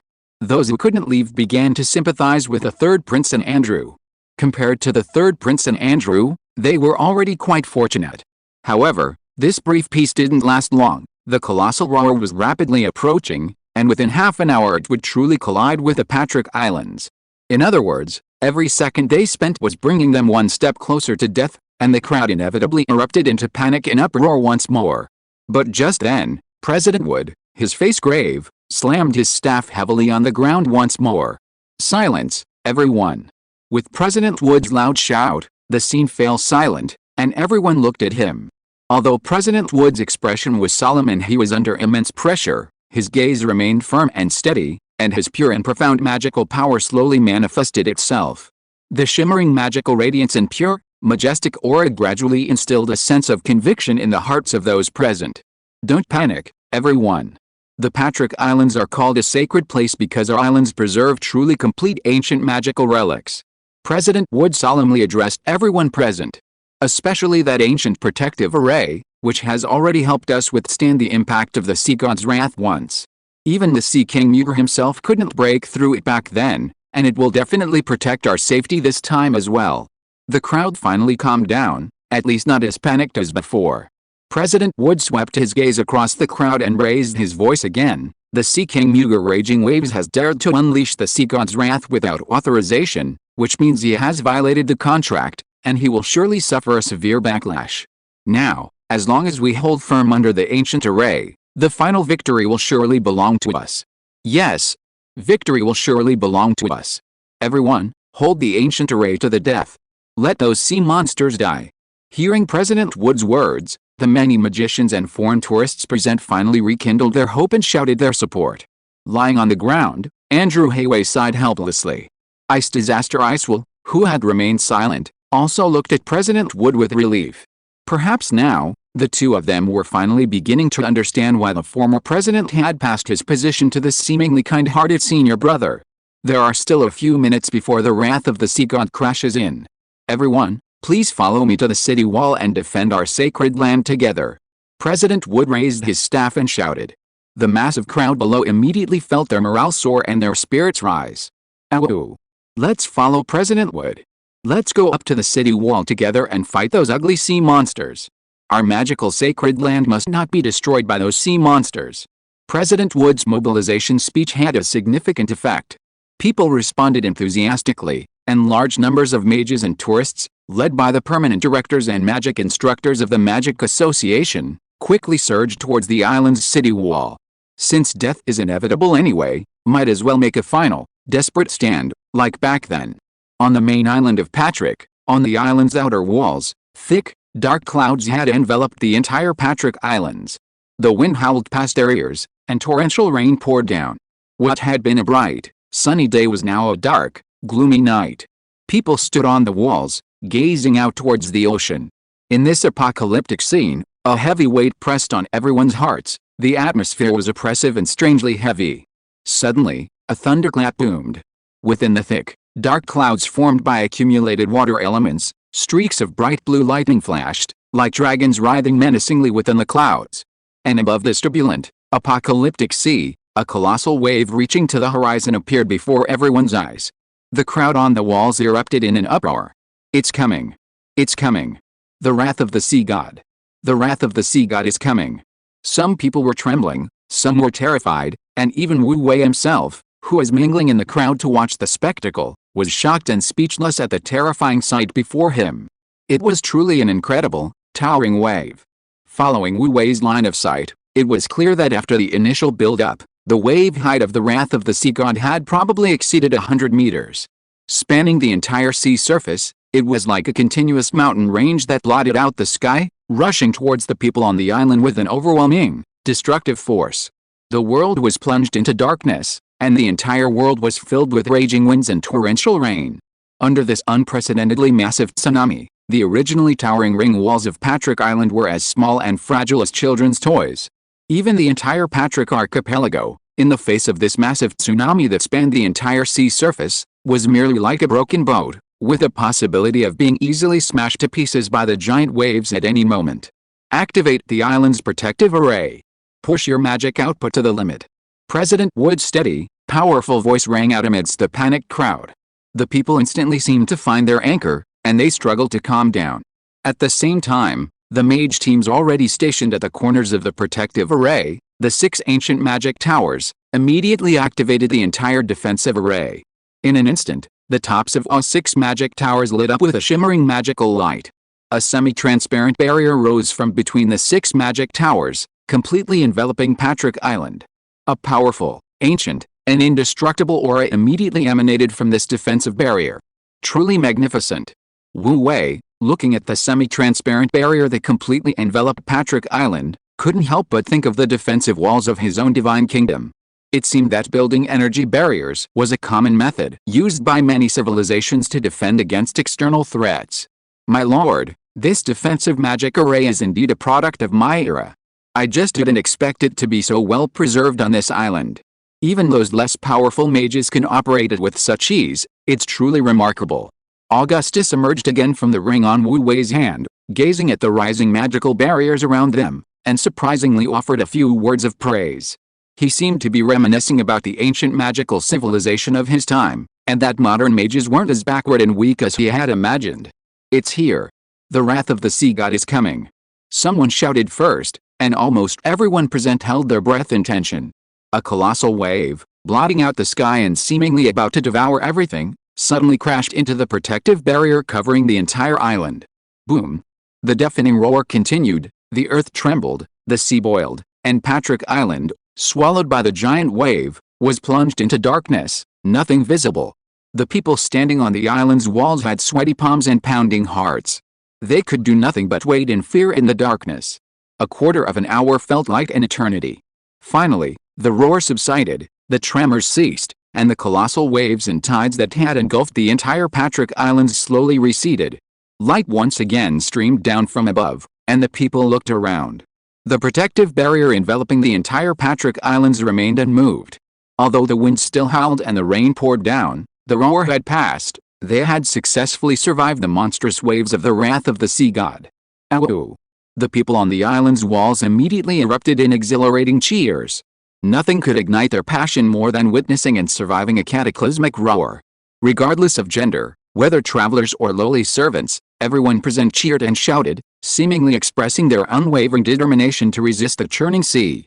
Even those around Wu Wei were deeply moved by the enthusiastic atmosphere, especially Black Litten, who was visibly emotional and tearful. However, their joy was short-lived. A terrifying shadow descended upon them. The clamor abruptly ceased as they looked up. It was a colossal beast, seemingly capable of destroying the world. It rose slowly from the sea like a massive black mountain, its immense shadow enveloping the entire city wall, and the atmosphere instantly turned grim. Time seemed to stand still. Everyone stared wide-eyed at the gradually appearing behemoth. Wu Wei, too, narrowed his eyes, deeply shaken. This colossal creature was indeed awe-inspiring. Its body resembled a mountain forged from black iron, majestic and several times taller than the main gate of Patrick Island. Its appearance was ancient and bizarre. The part protruding from the sea resembled a giant horseshoe crab covered in black carapace and spiky barbs.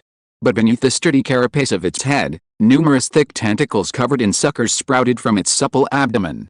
Especially striking were its 8 malevolent compound eyes atop its head, filled with a deep and terrifying aura. It was no exaggeration to say that being stared at by those eyes would freeze anyone's blood.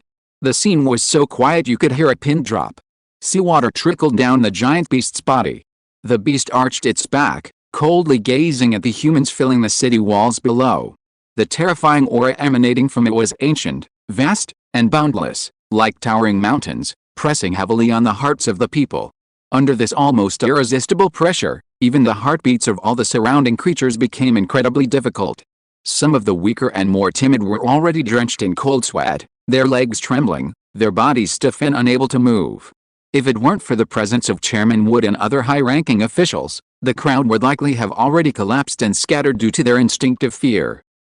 It's the overlord of the Western Sea, Sierra. At this moment, Ice Disaster Iceville, a half-fishman, uttered a name that was legendary even among the sirens. It was Sira, the legendary overlord of the Western Seas, a true ancient ferocious beast. Upon hearing this name, Chairman Wood's already solemn expression instantly changed drastically. Iceville, are you sure this behemoth is the legendary ferocious beast Sira? In any civilization, various legends have always been passed down through history. The fact that a deep-sea behemoth could become a legend of the ocean is enough to demonstrate its terror and power. No, there's no mistake, Icewell said, cold sweat dripping down his back. I've lived among the siren race of the North for many years, and I've seen detailed records of these giant beasts in the North Sea King's annals. I just don't know what methods the West Sea King, Muga the Raging Waves, used to control the legendary beast Sira. This is truly terrifying. What? You mean, Guildmaster Wood said, his heart pounding, that the wrath of the sea god just now wasn't actually unleashed by the Sea King Muga, but by this ferocious beast Sira? Because the Sea King Muga the Raging Waves was bound by a contract and couldn't act personally, he used other methods to control this ancient beast, making it destroy our magical holy land. It seems I'm right, Icewell nodded gravely.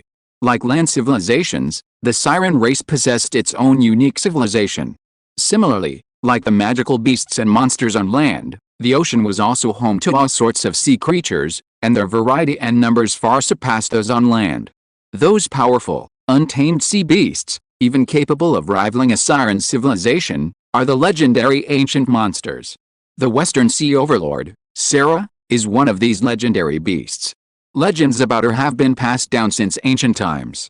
According to records, her power is comparable to the 4 Sea Kings, both at level 8. However, sea beasts have their own territories, and they maintain clear boundaries with sirens, never infringing on each other's territory. This time, however, the Western Sea King, Muga the Raging Waves, somehow managed to control such a powerful deep-sea monster. With the terrifying strength of this level 8 monster, not only would the small group on the Patrick Islands be no match for it, but even the entire ocean fleet of the human empire would be no match. The morale of the people on the island's walls plummeted. Wu Wei, upon seeing this colossal beast, sighed inwardly, understanding why the people of the Magic Association were so afraid. Compared to this majestic and terrifying beast, the ancient undead dragons he had encountered seemed like mere pet cats and dogs. Even the most formidable weapons of war on Earth's oceans, like aircraft carriers, are like children's toys compared to this behemoth, easily torn to shreds. However, at that moment, the sound of a conch shell horn suddenly echoed across the vast sea.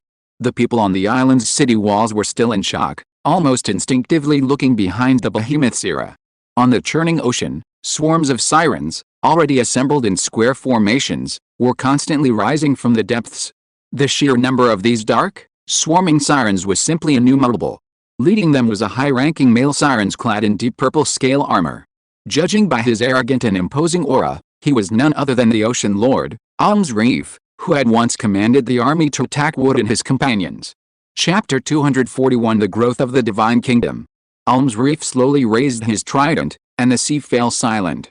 He spoke in a deep, hoarse voice, President Wood of the Magic Association, listen up. I am Alms Reef. I'm here to pursue a group of human bandits who kidnapped our high-ranking siren brethren and stole our precious rock soul. Hand over the human bandits and the rock soul, and I will immediately withdraw my troops. Human bandits. Rock soul. Isn't the rock soul always something of the magic holy land? Why does he say humans stole it? It's probably an excuse. He probably just wants the rock soul. It was given to Wu Wei as a championship prize. Wu Wei has a high-ranking siren slave with him. Could he be the villain? Whether he's a villain or not, we don't know, but he's most likely involved. Then hurry up and hand them over, and we can withdraw our troops. A cacophony of voices arose around them, and countless eyes focused on Wu Wei and his companions. Blake's menacing gaze made him nervously move closer to Wu Wei. Wu Wei, however, remained calm and focused his attention on Wood. Wood's proposed solution might very well affect the future of the Magic Association. Ilms? President Wood was completely unmoved by the other's words, only his brow furrowed. That Ilms Reef was a sea lord from the East Sea, his strength only at level 7, almost equal to President Wood's. How could such a figure possibly gather such a large army of sea monsters and the ferocious beast Sira? The Sea King must be involved. Silence. President Wood commanded, and the surroundings immediately fell silent. Wood used amplification magic to say, Alms Reef, the rock soul is a treasure of our sacred land. If your sirens want it, then your West Sea King, Muga Raging Waves, should come and ask for it himself. You are not qualified. Arrogant. Since you don't want to give it, this lord will take it personally. Attack. A cold glint flashed in Alms Reef's eyes as he waved his hand. Woo woo, a deep and distant horn sounded, and the sirens launched their attack. The first to act was the infamous beast Sira. Its huge tentacle swung, slamming heavily into the crystal wall formed by the ancient magic circle. Boom. The crystal wall trembled violently, the earth shook, and even this powerful crystal wall was smashed into many fine cracks by its tentacle. Some low-level merfolk who followed the charge recklessly rushed in. Fortunately, the ancient magic array was extremely powerful, and it began to heal itself within moments. Only a small portion of the low-level merfolk managed to pass through. Many more were directly torn to pieces by the power of the array's self-healing. The ensuing merfolk army, like a tidal wave, launched a full-scale attack on the magical Holy Land, wave after wave crashing against a defensive array. The vast war had begun. Brother Wu Wei, brother, think of something quickly. Black Lytton had never witnessed such a terrifying scene before, and he was completely bewildered. Brother, hey, brother, up, Daniel, brother's old problem has flared up again. Liliana, who had initially intended to intervene, saw Wu Wei in a state of dementia and dizziness, and a glint of insight flashed in her eyes. She stopped and observed the situation. Liliana remained still, and the others who had also intended to act followed suit, observing the situation. In reality, Wu Wei was already lost in thought, his consciousness returning to his divine realm. Even more remarkably, without his knowledge, he had brought back the heart of the earth and the magic stones won by Jimmy Gaunt to his divine realm. This would have been incredibly difficult for anyone else, but for Wu Wei, the omnipotent god of light, it was a trivial matter. With a mere thought, his soul returned to his divine realm in the blink of an eye. Having finally obtained the heart of the earth after so much effort and time, Wu Wei felt an immense sense of elation, almost to the point of euphoria. Oh, no, he was already in the heavens. Wu Wei took a deep breath, trying to calm himself. Now was not the time to be happy. Repairing his divine core and unlocking more faith channels were paramount. Especially now that the Siren army was attacking the magic Holy Land, trying to snatch the heart of the earth from him. It was utterly ridiculous, daring to steal even from the god of light. Did they expect a good end for that? In fact, Wu Wei was already prepared to teach them a lesson. Divine Spark, absorb the heart of the earth. He casually found a spot to sit cross-legged and gave the command to Divine Spark. In an instant, a ball of divine light enveloped the heart of the earth in his hand, and the abundant, powerful earth elemental energy was continuously absorbed into his divine soul. At the same time, a mysterious feeling surged into his heart. Before Wu Wei could think about it, he subconsciously closed his eyes. The next moment, he felt as if he had arrived in a place filled with light. Everywhere was dazzling white light, deep, shallow, heavy, ethereal, cold, warm. All kinds of white light surrounded him like butterflies, within reach. Wu Wei stared blankly at these white lights, feeling somewhat bewildered. White light is just white light, isn't it? Can white light really have so many varieties? And absorbing the heart of the earth is one thing, but what's going on here? Could it be that they want him to have an epiphany like in those cultivation novels?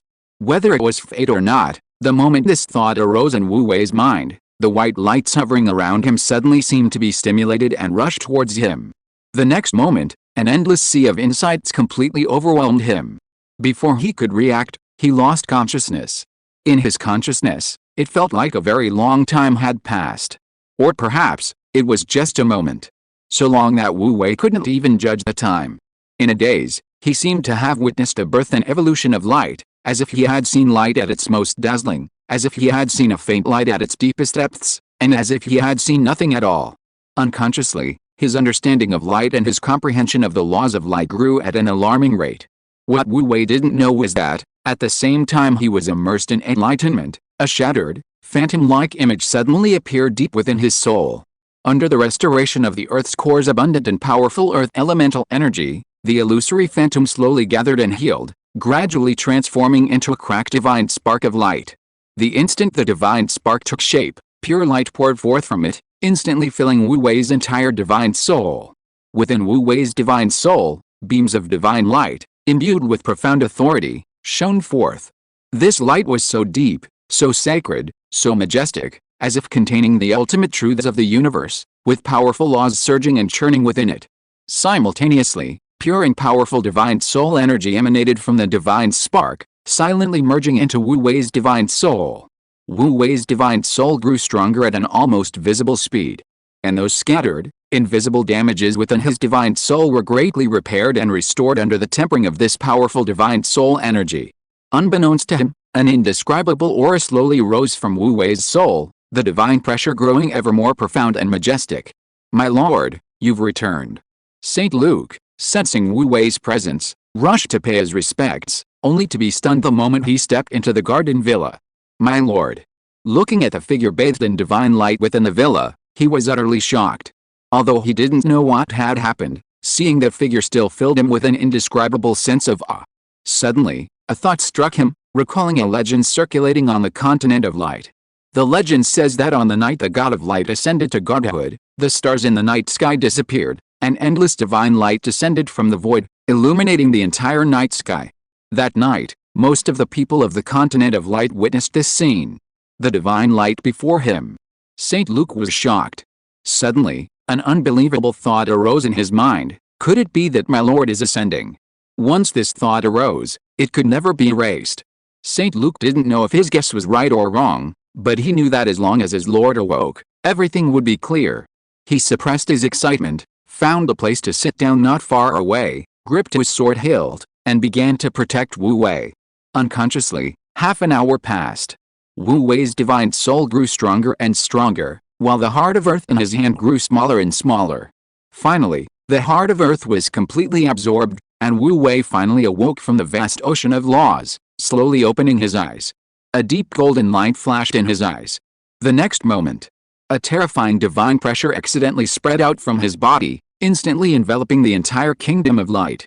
In the pool of rebirth, the hall of heroes, the hall of divine weapons, the wilderness, and even in the animal pens, all the busy citizens of the divine realm simultaneously trembled and knelt down with utmost devotion. Our Lord's divine might. Devout voices echoed everywhere, adding a touch of solemnity to the already quiet and dignified divine kingdom. Inside the garden villa, Saint Luke also knelt down at the same time, his emotions surging, his eyes filled with joy. Our Lord, you've awakened. Congratulations on your successful advancement. Your divine light will surely once again shroud the entire continent of light. Rise. Wu Wei stood up and waved his hand, offering no further explanation. Although it was about repairing his divine spark, in a sense, it was no different from an upgrade. After all, through the repair, the light divine spark, which had fallen to an extremely weak and damaged state, had indeed been partially restored. At this moment, he had many insights in his heart, yet he couldn't express them. Many things he hadn't understood before had become clear and understood thanks to the effort put into repairing his divine spark. He had always wondered why, when he first transmigrated, his soul was so weak that even picking up a small pebble was a struggle, yet he could descend, unleash powerful divine arts, and possess a divine sense strong enough to directly absorb information through the faith channel. Now he finally understood. It turned out that when he inherited the divine spark, he also inherited a powerful divine sense. However, as an ordinary earthling, his soul strength was too weak to control such a powerful divine sense, which explained why his soul couldn't sustain itself for even a slightly longer time in the descent. The process of repairing the divine spark was also a process of fusing it. Each fusion strengthened his control over the divine spark and his divine kingdom, while also making his divine soul stronger and deepening his understanding of the laws of light. The benefits were immense. For example, after just one fusion, he clearly felt himself becoming stronger. This was an improvement from the inside out. He didn't yet fully understand the exact benefits, but they were certainly significant. He had a premonition that when the divine spark within his soul was completely repaired, that would be the time he fully inherited the divine position. At that time, he might become as powerful as the old god of light at his peak. However, although some doubts were resolved, many more remained unresolved. For example, how exactly did he transmigrate? Why him? And why did the old god of light give him the divine title instead of choosing to sustain it himself? Logically, Someone who can become a god of light wouldn't lack wisdom and courage, even he could revitalize the divine kingdom, so there's no reason why the old god of light couldn't. These questions piled up in his mind, causing Wu Wei to feel inexplicably irritated. However, before Wu Wei could be puzzled for long, a strange tremor beneath his feet startled him awake. What's going on? St. Luke's expression changed slightly, his right hand swiftly pressing onto the hilt of his sword, entering a state of alert. As a level 7 war angel, he naturally wouldn't lose his composure over such a tremor. However, this sudden movement reflexively reminded him of the level 7 void creature that had caused trouble last time. Could it be that another void creature had its eyes on the divine kingdom? Even the divine kingdom was shaken? What level of void creature must it be? Don't be nervous. It's normal. Wu Wei waved his hand, signaling him to calm down. With a small part of its divine core repaired, the divine kingdom would inevitably sense this and undergo a synchronous transformation. And at this moment, he could clearly perceive that the transformation of the divine kingdom had already begun. With a thought, a soft, holy white light instantly enveloped him and St. Luke. The next moment, a flash of light, and their figures appeared in the sky above the divine kingdom. Rumble! A series of muffled sounds came from beneath their feet, and the entire divine kingdom trembled slightly with these rumbling sounds. Wu Wei looked down. Amidst the rumbling, incomparably powerful law force swept across the sky, enveloping the entire divine kingdom. In the darkness, under the influence of this unparalleled, vast power, the entire divine kingdom, along with the outer crystal walls, began to expand rapidly at a frenzied pace. Chapter 242: The Evolution and Harvest of the Divine Kingdom. Boom. Boom. Boom. The earth shook violently. What's going on? At the edge of the divine kingdom, the farmers working in the divine fields had just risen from their kneeling worship. Looking up, they couldn't help but widen their eyes in astonishment. The crystal wall, which had been so close, was rapidly receding into the distance, and vast swathes of barren land appeared out of thin air, stretching endlessly into the distance in the blink of an eye. Even the divine fields beneath their feet seemed to have become more fertile, brimming with energy. The same thing was happening in every direction. A full quarter of an hour later, the expansion of the divine kingdom finally stopped. At this moment, the divine kingdom had expanded to 5 times its original size. The newly added fertile fields encompassed the original territory of the divine kingdom, appearing from above like a vibrant oasis in the desert. With a thought, Wu Wei clearly visualized the basic situation of the divine kingdom in his mind. Kingdom of Light, damaged, divinity, level 2, due to damage, its power level has dropped, and it can only support up to level 8 angels. Please repair it as soon as possible. Area: 125 square kilometers. The kingdom's area is too small. Please expand it as soon as possible. Crystal wall, strength level 8, damaged state, defense level reduced to level 7, only able to withstand level 7 energy attacks. Please repair it as soon as possible. Maximum number of faith channels: 1.5 million. Too few faith channels. Please expand them as soon as possible. Maximum storage of faith power: 12,500,000. Maximum storage of divine power: 12,500 points. Main temple: none, not yet constructed. Please construct it as soon as possible. Hall of Heroes, repair progress 15%, can support 300 citizens. Please repair it as soon as possible. Transformation pool, repair progress 30%. Can support the transformation of level 7 war angels and level 8 divine avatars. Please repair it as soon as possible. Hall of Divine Weapons, repair progress 15%, can support 2 forges operating simultaneously, supporting basic forging and armor making needs. Please repair it as soon as possible. Gates of Heaven, repair progress 15%, supports free entry and exit for level 7 creatures. Forcing level 8 creatures to enter and exit may damage the Gates of Heaven. Please repair as soon as possible. Divine Fields, 550 mu of ordinary quality divine fields. Sacred wheat fields, produces 27,500 kilograms of sacred wheat per quarter. Pastures, 500 mu of ordinary quality pastures, supports 500 horses. The area of the divine kingdom has increased to 125 square kilometers, almost equivalent to the entire Luan region. With such a large area, how many divine fields could be cultivated? How many magical beasts and celestial horses could be raised, and how many buildings could be constructed? Wu Wei couldn't help but feel overjoyed after just a moment's thought. What surprised him even more was that the number of faith channels that could be supported had increased to 1.5 million people. That's 1.5 million people. A full 5 times the original number. Of course, the so-called number of faith channels that can be supported in the Divine Kingdom is not a strictly precise number, but rather a very complex calculation method that combines the soul essence of believers and their level of faith piety. Among other factors, 1.5 million is just an approximation.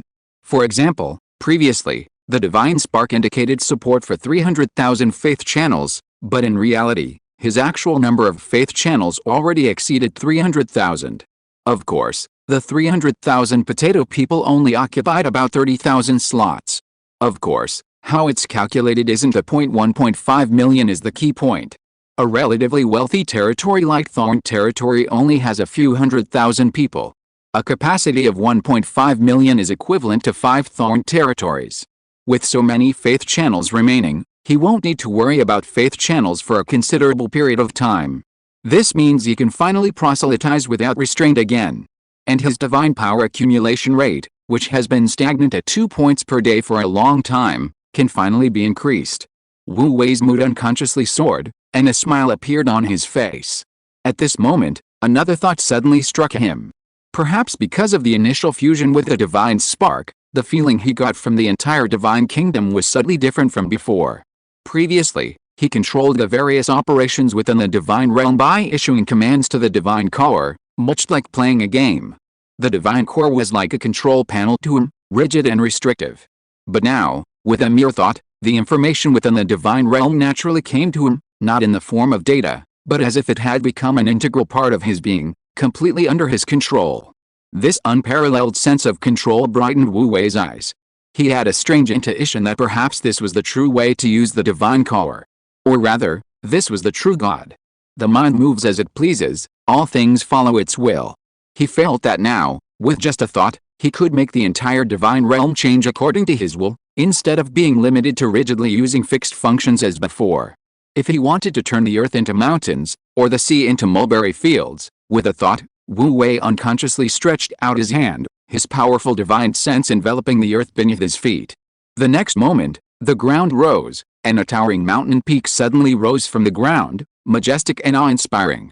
The small garden villa sat halfway up the mountain, appearing as delicate as a toy from afar. Truly, changing the world was just a matter of a single thought. Wu Wei was deeply moved, yet a strange sense of it should be this way arose within him.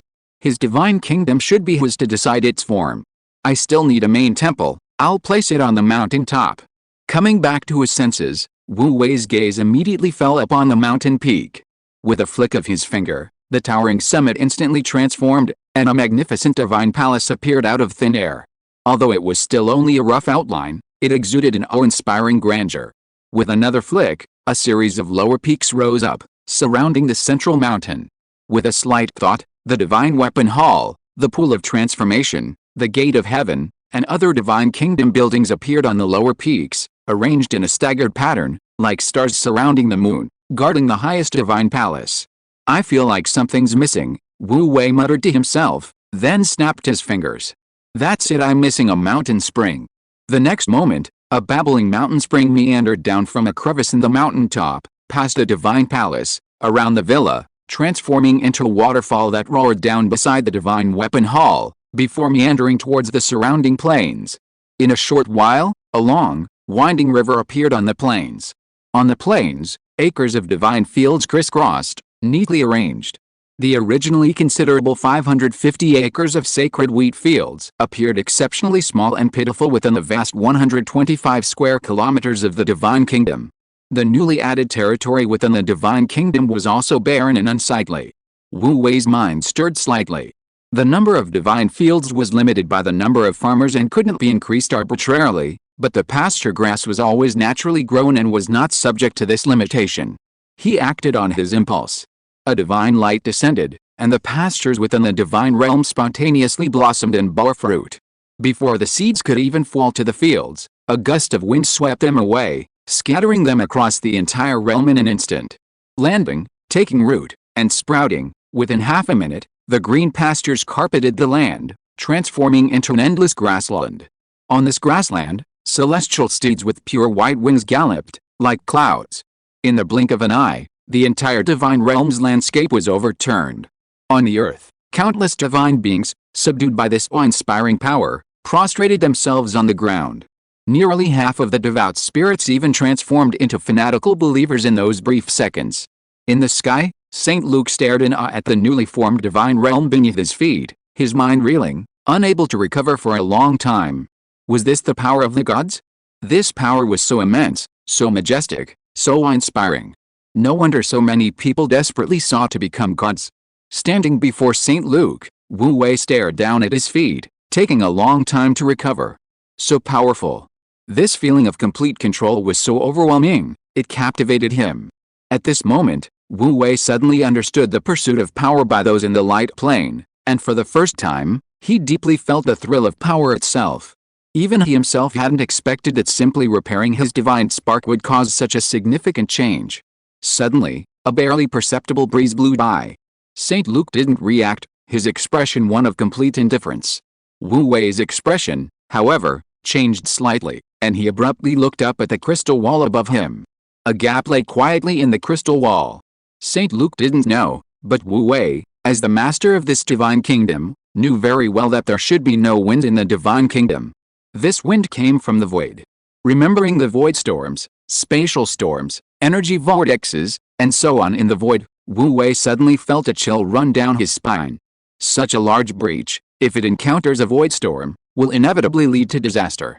The divine fields, buildings, and people within the divine kingdom will certainly suffer severe damage, and it's hard to say how many can be saved. Although the old god of light chose an excellent location for the divine kingdom, and void storms usually only leave a small aftershock when they reach it, there's always a chance of something going wrong. It's still necessary to repair it before feeling at ease. After all, most of the people within the divine kingdom are still quite fragile. Moreover, with the expansion of the divine kingdom's area, the original crystal wall is a bit thin, it would be best to upgrade it. With a thought, Wu Wei was preparing to upgrade the crystal wall when a sudden realization dawned on him. Insufficient divine power. In the past, it would have been the divine spark that prompted him. Now that he and the divine spark had initially merged, he naturally knew the result as soon as the thought arose in his mind. The divine spark currently only had 169.2 points of divine power stored within it, far from enough to upgrade and repair the crystal wall. Without hesitation, Wu Wei pulled out a large bag of magic stones. He had one from wood and the other two. Including the 10 he had condensed with divine power, there were a total of 213 stones. Convert divine power. With a thought, a surge of divine power erupted, enveloping all the magic stones. In an instant, streams of energy were extracted from the magic stones, purified, refined, and transformed into pure divine power stored within his divine core. Suddenly, a soft pop sounded. The energy of one magic stone was completely drained, instantly turning to dust. Then, a series of soft pops followed, as one magic stone after another was drained of its energy. In just a short moment, all the energy in the magic stones was completely drained, turning into a bag of jade-colored powder. At the same time, the amount of divine power in Wu Wei's divine core suddenly surged, reaching 4,429.2 points. Haha, awesome! Wu Wei was overjoyed, feeling like he had become rich overnight. Of course, the best part was that he won all these magic stones from Wood and his two companions. Aside from using 200 points of divine power to condense 10 magic stones, he incurred no other costs. It was practically free. President Wood, Andrew, and Ice Disaster Icewill are truly kind people. Wu Wei mentally gave each of them a good guy card. Luckily, Wood and the others didn't know what Wu Wei was thinking, or they would have been spitting blood. With divine power in hand, the next step was naturally to upgrade the crystal wall. Wu Wei's mind stirred, and 500 points of divine power instantly transformed into a torrent of radiant divine power, surging forth and entering the crystal wall. The next moment, profound golden divine runes suddenly emerged from the crystal wall, dazzling and filling the entire sky. Some of these runes were broken, some were only half-formed, and only a few remained intact. These were the core divine runes that constituted the entire crystal wall defense system. Before fusing with his divine essence, Wu Wei couldn't even sense their existence. At this moment, as divine power surged in, the broken divine runes were rapidly repaired, shining brightly alongside the surrounding runes. Even the runes that were only half intact began to sprout the other half, gradually restoring their inherent majesty. As the runes flowed, the crystal wall grew thicker and more powerful. Even the jagged gaping hole was gradually repaired in the sacred light, becoming seamlessly integrated with its surroundings. When the runes disappeared again and the divine light dissipated, the entire crystal wall had undergone a complete transformation. It became thick and solid, giving an indescribable sense of security. When Wu Wei's gaze fell upon it, its information naturally surfaced in his mind. Crystal wall, strength level 8, repaired, can withstand attacks of level 8 energy intensity, can be upgraded. Wu Wei's heart immediately felt at ease. My lord. Suddenly, an aged voice stammered.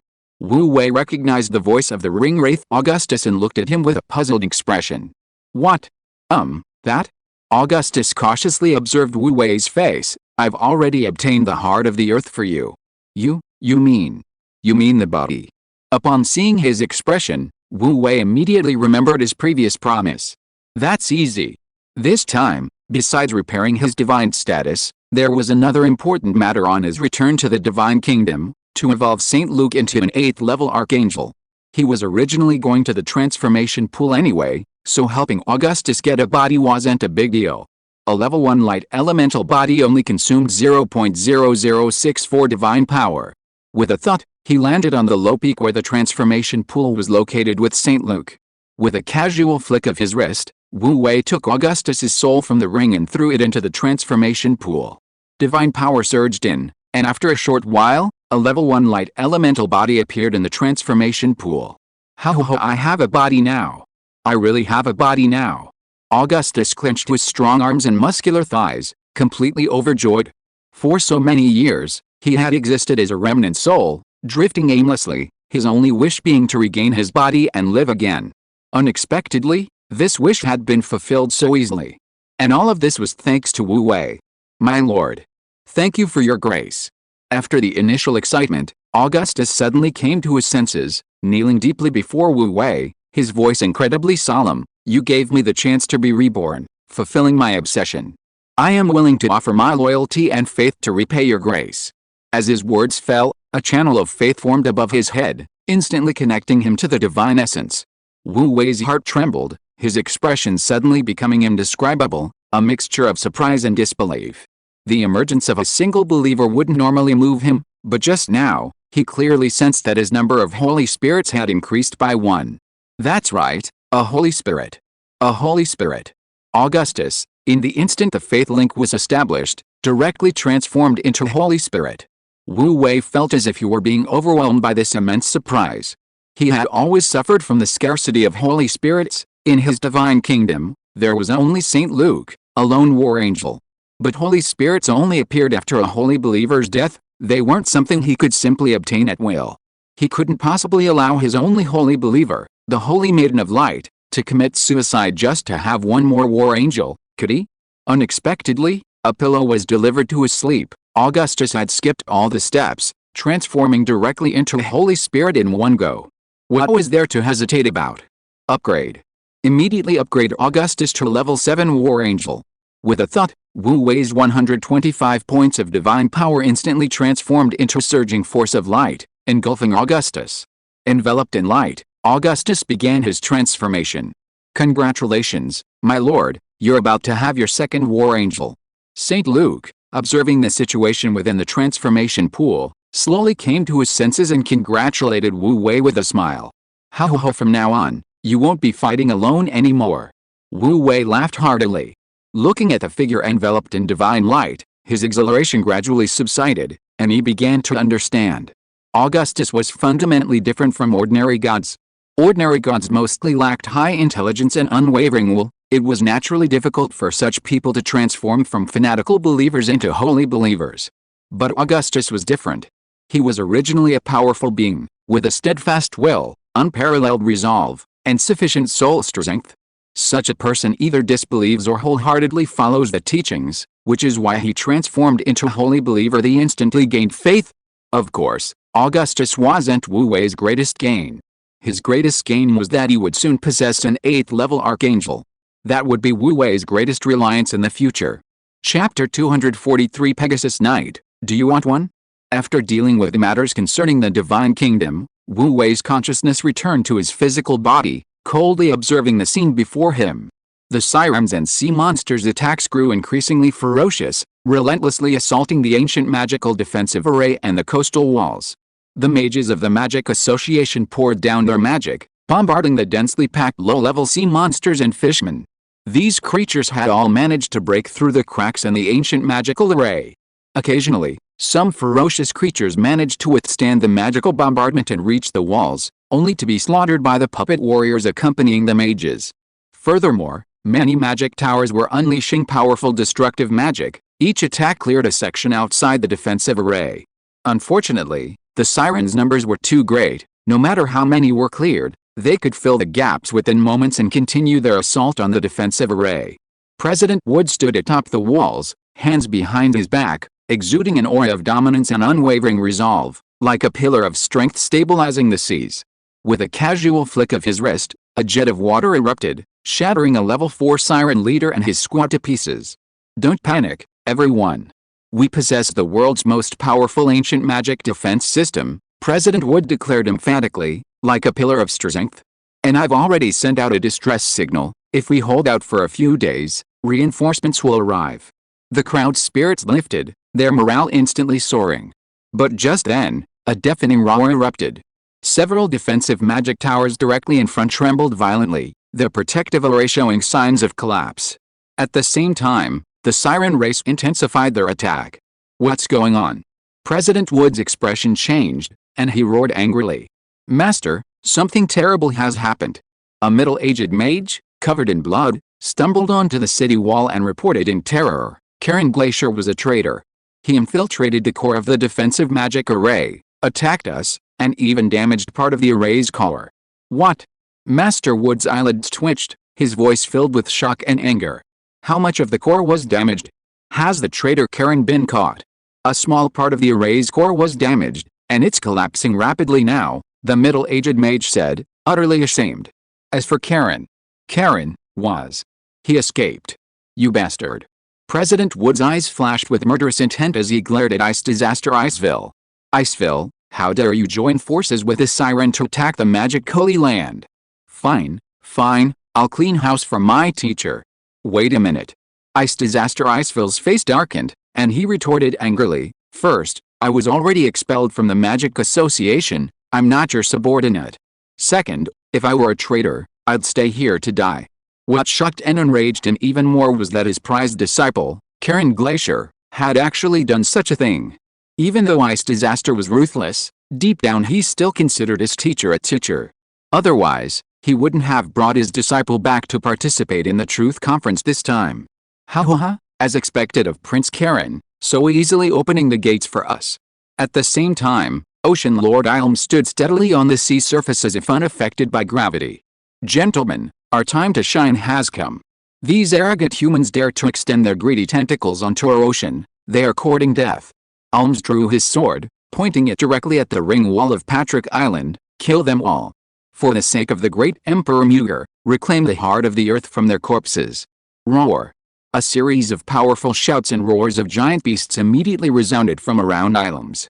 In the next instant, all the sirens launched an attack, a full-scale offensive against Patrick Island. Now, a huge gap had appeared in the defensive array of Patrick Island. If not now, when? The dark, swarming sirens and various sea beasts churned and roared in the ocean, their power overwhelming and intimidating. Following the vanguard, Ilms, riding a saw-toothed shark, led the central army in close pursuit. To annihilate all the damned mages, to obtain the heart of the earth and Princess Seasong, and to secure victory in this war, Ilms was risking everything.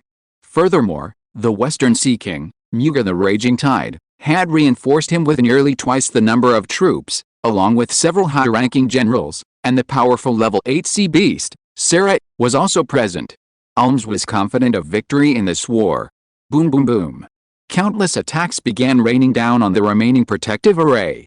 The already damaged array was no longer as intact and sturdy as before. The semi-transparent barrier trembled violently, appearing to be on the verge of collapse.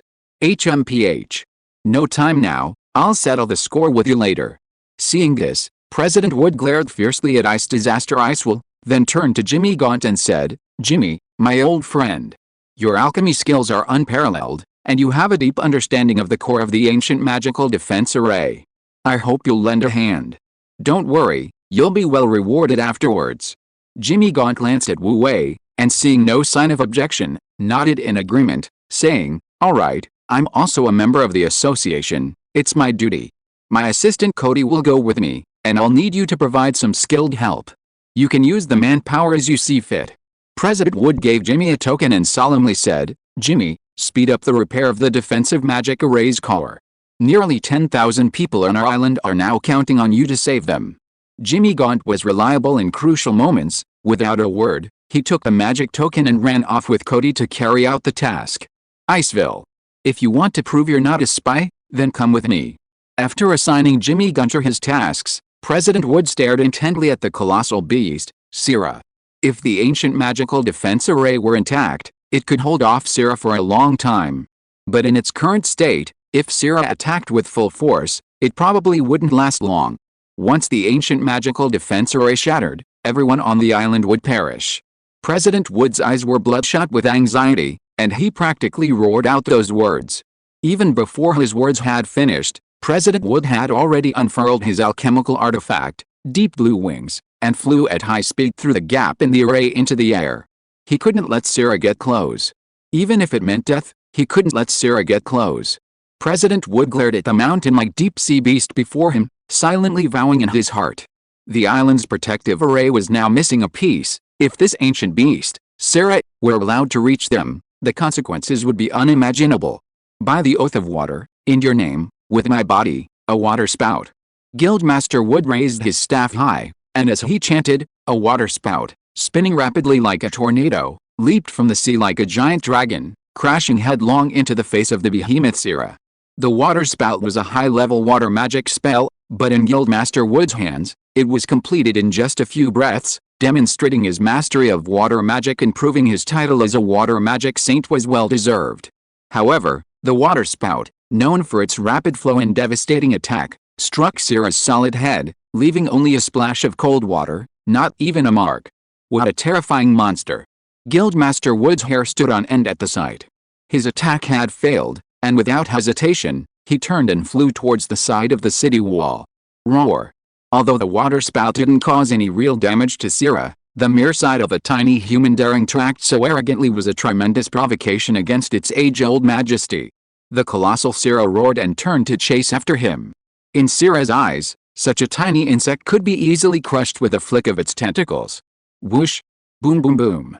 Syrah's power wasn't just limited to its thick, tough tentacles. The water arrows it spewed were like giant blades sweeping across the sky, unstoppable, like autumn leaves falling in its wake. The pursued Guildmaster Wood felt his back taut and his scalp tingling. How could he dare to fight back? He didn't even dare to connect with the attack. He could only grit his teeth and rely on his magical wings to fly at high speed, desperately dodging and weaving, constantly on the verge of death, without even a chance to cast a single, low-level spell. Damn it! Ice Disaster Icewill cursed under his breath, how did I get myself into this mess? Faced with an army of tens of thousands of sirens and the invincible behemoth Syrah, even he, Ice Disaster Icewill, was afraid. But for the Academy, for his former guildmaster and mentor who had been kind to him, he had to stay. Ice and snow spirits lurking in the far reaches of the frigid lands, obey my call and turn all things into snow, freeze them. Heaven and earth ice seal. With a shout, Icewill leaped down from the high city wall and slammed his palm onto the churning sea. Instantly, intense cold spread along the sea below the city wall, freezing the entire churning water. Such terrifying cold immediately froze and injured many of the sirens and sea beasts that rushed to the bottom of the city wall. To some extent, this freezing spell had greatly delayed the sirens' attack. Meanwhile, Icewill himself strode across the frozen ocean, while another incantation was already brewing. Ice condensation, frozen blade transforms into ice shard spear. With a deafening crash, an ice shard spear, perhaps tens of meters long and radiating icy chill, suddenly leaped from the frozen sea, slamming heavily into the side of the giant beast Syrah. Bang! The ice shard spear shattered, and the giant beast Syrah staggered from the impact, but its hardened belly armor left it unharmed. However, this heavy attack greatly fueled its rage, and also inadvertently drew the attention of Guildmaster Wood. The giant beast Sira abandoned its pursuit of Guildmaster Wood and immediately turned to attack Icewill. Under intense pressure, Icewill narrowly escaped death several times. In desperation, Icewill blurted out, "Andrew, you cowardly bastard. Are you just going to stand by and watch the Holy Land and Academy that our mentor painstakingly built, and the future of the entire magical world, be destroyed? You're talking nonsense. Which eye of yours saw that I didn't participate in the battle?" The court archmage Andrew Hayway had somehow flown into the air, his body ablaze with flames, countless sparks swirling around him like fireflies in the night sky.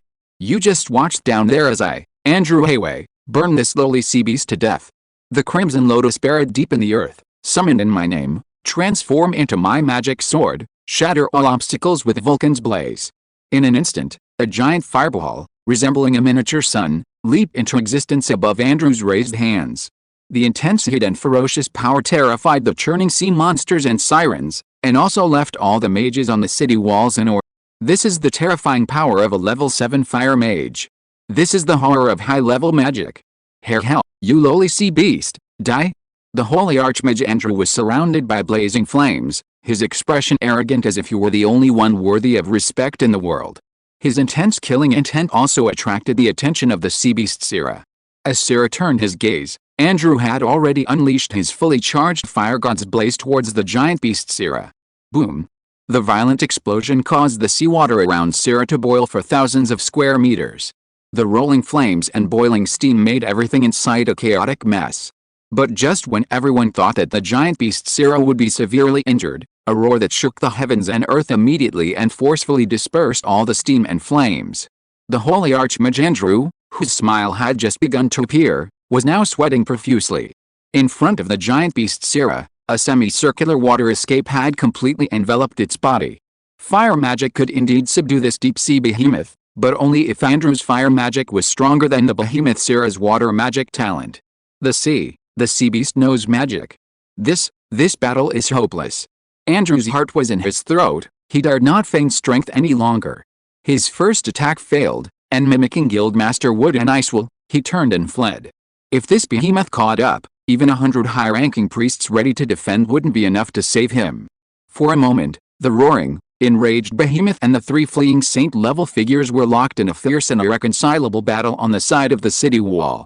While Wood and the other 2 were desperately holding off the giant sea monster Sira, the lower-level merfolk were frantically attacking the crumbling ancient magical defense array.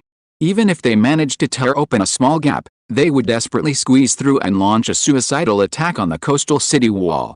The reproductive capacity of low-level sirens was immense. Given ample food, they could quickly swarm the entire sea. The low intelligence of most fishmen also made them willingly submit to the commands of the higher-level sirens. Eventually, more and more low-level sea creatures were able to climb the coastal walls. Magical puppets were already injured, and 2 mages were even accidentally dragged off the walls, disappearing without a trace after only a scream. Meanwhile, more and more humans were also going to fight on the coastal walls. Prince Charles, Daniel Lytton said calmly, "Although we have our grudges, we are both human, and among the nobility and royalty. Since you can't leave now, why not come with me to the coastal walls and make some contribution?" HMPH. Prince Charles's face paled slightly. "You want me to fight those trashy fish men? Go or not, it's up to you." Daniel drew his knight's sword, leaped onto the coastal walls, and fought the fishmen who had reached the top. Without a single mistake, a single post, a single content, a single 6 to 9 book, a single bar to read. Prince Charles hesitated for a moment, seemingly unwilling to be outdone by Daniel, and cast a levitation spell on himself, flying to the air above the city wall, throwing fireballs from afar. Don't let his youth fool you, he was a level 5 archmage, and the simple fireball spell was incredibly powerful in his hands. "Stuart, do you dare to compete with me?" Lawrence Campbell also shouted as he rushed up the city wall, laughing wildly in his uniquely childish tone, "Whoever kills fewer murlocs is a coward." "Fool." Stuart's face turned ashen, and he also leaped onto the city wall and began bombarding the murloc troops. Many students, inspired by this, also rushed up the city wall. "Brother Wu Wei, let's go too." Blake Lytton was also caught up in the excitement. "Let's go and kill all those despicable merfolk." Smack. Wu Wei smacked him on the head in annoyance. "We're only level 1 and 2, We wouldn't even qualify as cannon fodder. Don't worry, we won't lose this war. I'm here for you. Oh brother Wu Wei, you're right. Blake was becoming increasingly blindly confident in Wu Wei, his face beaming with excitement. I must record this epic battle in the greatest poem, so that it will be passed down for generations. Wu Wei, should we go and provide support? I see there are several level 7 experts in the Sea Race Army. If they manage to breach the coastal walls, the consequences will be unimaginable. Liliana and Daniel's old servant were both level 7 experts, but they had concealed their auras. No rush, Wu Wei said confidently. I've already arranged everything. Just follow my instructions. Winning this battle wouldn't be too difficult for Wu Wei, who had just partially repaired his divine status. However, having already witnessed the immense wealth of those mages, how could Wu Wei let go of this lucrative opportunity? Don't say that old man Wood is broke. In reality, what he had invested was merely some of his personal savings. The wealth of the entire Magic Association was so vast that Wu Wei couldn't bear to imagine it. At least, the Magic Association was far richer than this poor god. Ilm's Reef commanded his mighty army to relentlessly attack the magical shield, gradually tearing open more and more gaps. At this rate, taking down the Magic Holy Land was only a matter of time. Once the Magic Holy Land was conquered, his name, Ilm's Reef, would resound throughout the world. He was in high spirits, roaring with boundless ambition. Keith Wood, you have no chance. Ilms, will give you one. If you surrender, I will absolutely not kill anyone from your Magic Association. Wood and the other two big shots were entangled with the ferocious beast Sira. Although it was a 3-on-1 fight, they were still in grave danger. Before Wood could speak, Ice Disaster Iceville dodged Sira's attack in a sorry state, saying with a bitter face, Wood, Boss Wood, I've been calling you boss. You heard their conditions, hurry up and surrender, I can't hold on much longer. The difference between a level 7 saint and a level 8 legendary is huge, and it's not something that 3 people working together can bridge. The fact that they can barely cope is due to the beast's low intelligence. HMPH. Blood trickled from the corner of Wood's mouth as he snorted angrily. The Siren clan is fickle and not trustworthy. Iceville, if you're afraid of death, then surrender. Get lost. Ice Disaster Ice will roared with a bitter face. Ice will have roamed the world and shaken the 4 seas. No one dares to say I'm afraid of death. I just can't bear to see my teacher's life's work destroyed. We swear to die rather than surrender. President Wood, usually a kind-hearted man, showed unwavering determination at this moment. Our teacher said that we mages are scholars who pursue the temple of truth, but in racial wars, we are also fearless warriors. If we surrender, what right does the Magic Association have to stand in the world? Wood, even if you don't surrender, think of something. Andrew was hit by a jet of water, his powerful magic shield shattered, and he spat out blood as he said, if this continues, all 3 of us will die. Just as the 3 saint-level powerhouses were driven to the brink of despair by the ferocious beast Sira, Wu Wei's voice rang out in the air, President Wood, considering you still have some courage and integrity, how about I pray to the Lord of Light to send 100 level 5 Pegasus Knights to provide support? What? Both sides were shocked. Level 5 is already considered an absolute elite in this world. Even the Magic Association only has a mere 30-odd level 5 mages, many of whom are old scholars. A whole squadron of level 5 Pegasus Knights might not be able to repel a level 8 legendary, but they could easily crush an ordinary level 7 saint. Even on a battlefield of this level, they would be a terrifying force capable of turning the tide of battle. Boy. Ilm's Reef's silence twitched. How dare you repeatedly oppose us high-ranking sirens? His Majesty Muger will never forgive you. Hell, it's not the first time he's opposed us. It's as if he, Wu Wei, would be spared if he didn't oppose him. Wu Wei couldn't be bothered with such idiotic threats. Wu Wei, if you can really summon 100 level 5 Pegasus Knights, Wood said, both pleased and doubtful. After regaining his composure, he quickly replied, from now on, you will be a distinguished guest of our Magic Association. Kid, if you can really do that, our grudges will be wiped clean, and I, Ice Disaster, will owe you a huge favor, Ice Disaster responded. HMPH Andrew Hayway's expression shifted several times, but he ultimately remained silent. The newly risen Holy See, strictly speaking, was undoubtedly an enemy of the current empire. He couldn't make promises lightly. He, distinguished guest, Favors and such are all empty words, Wu Wei said with a smile. Let's get practical.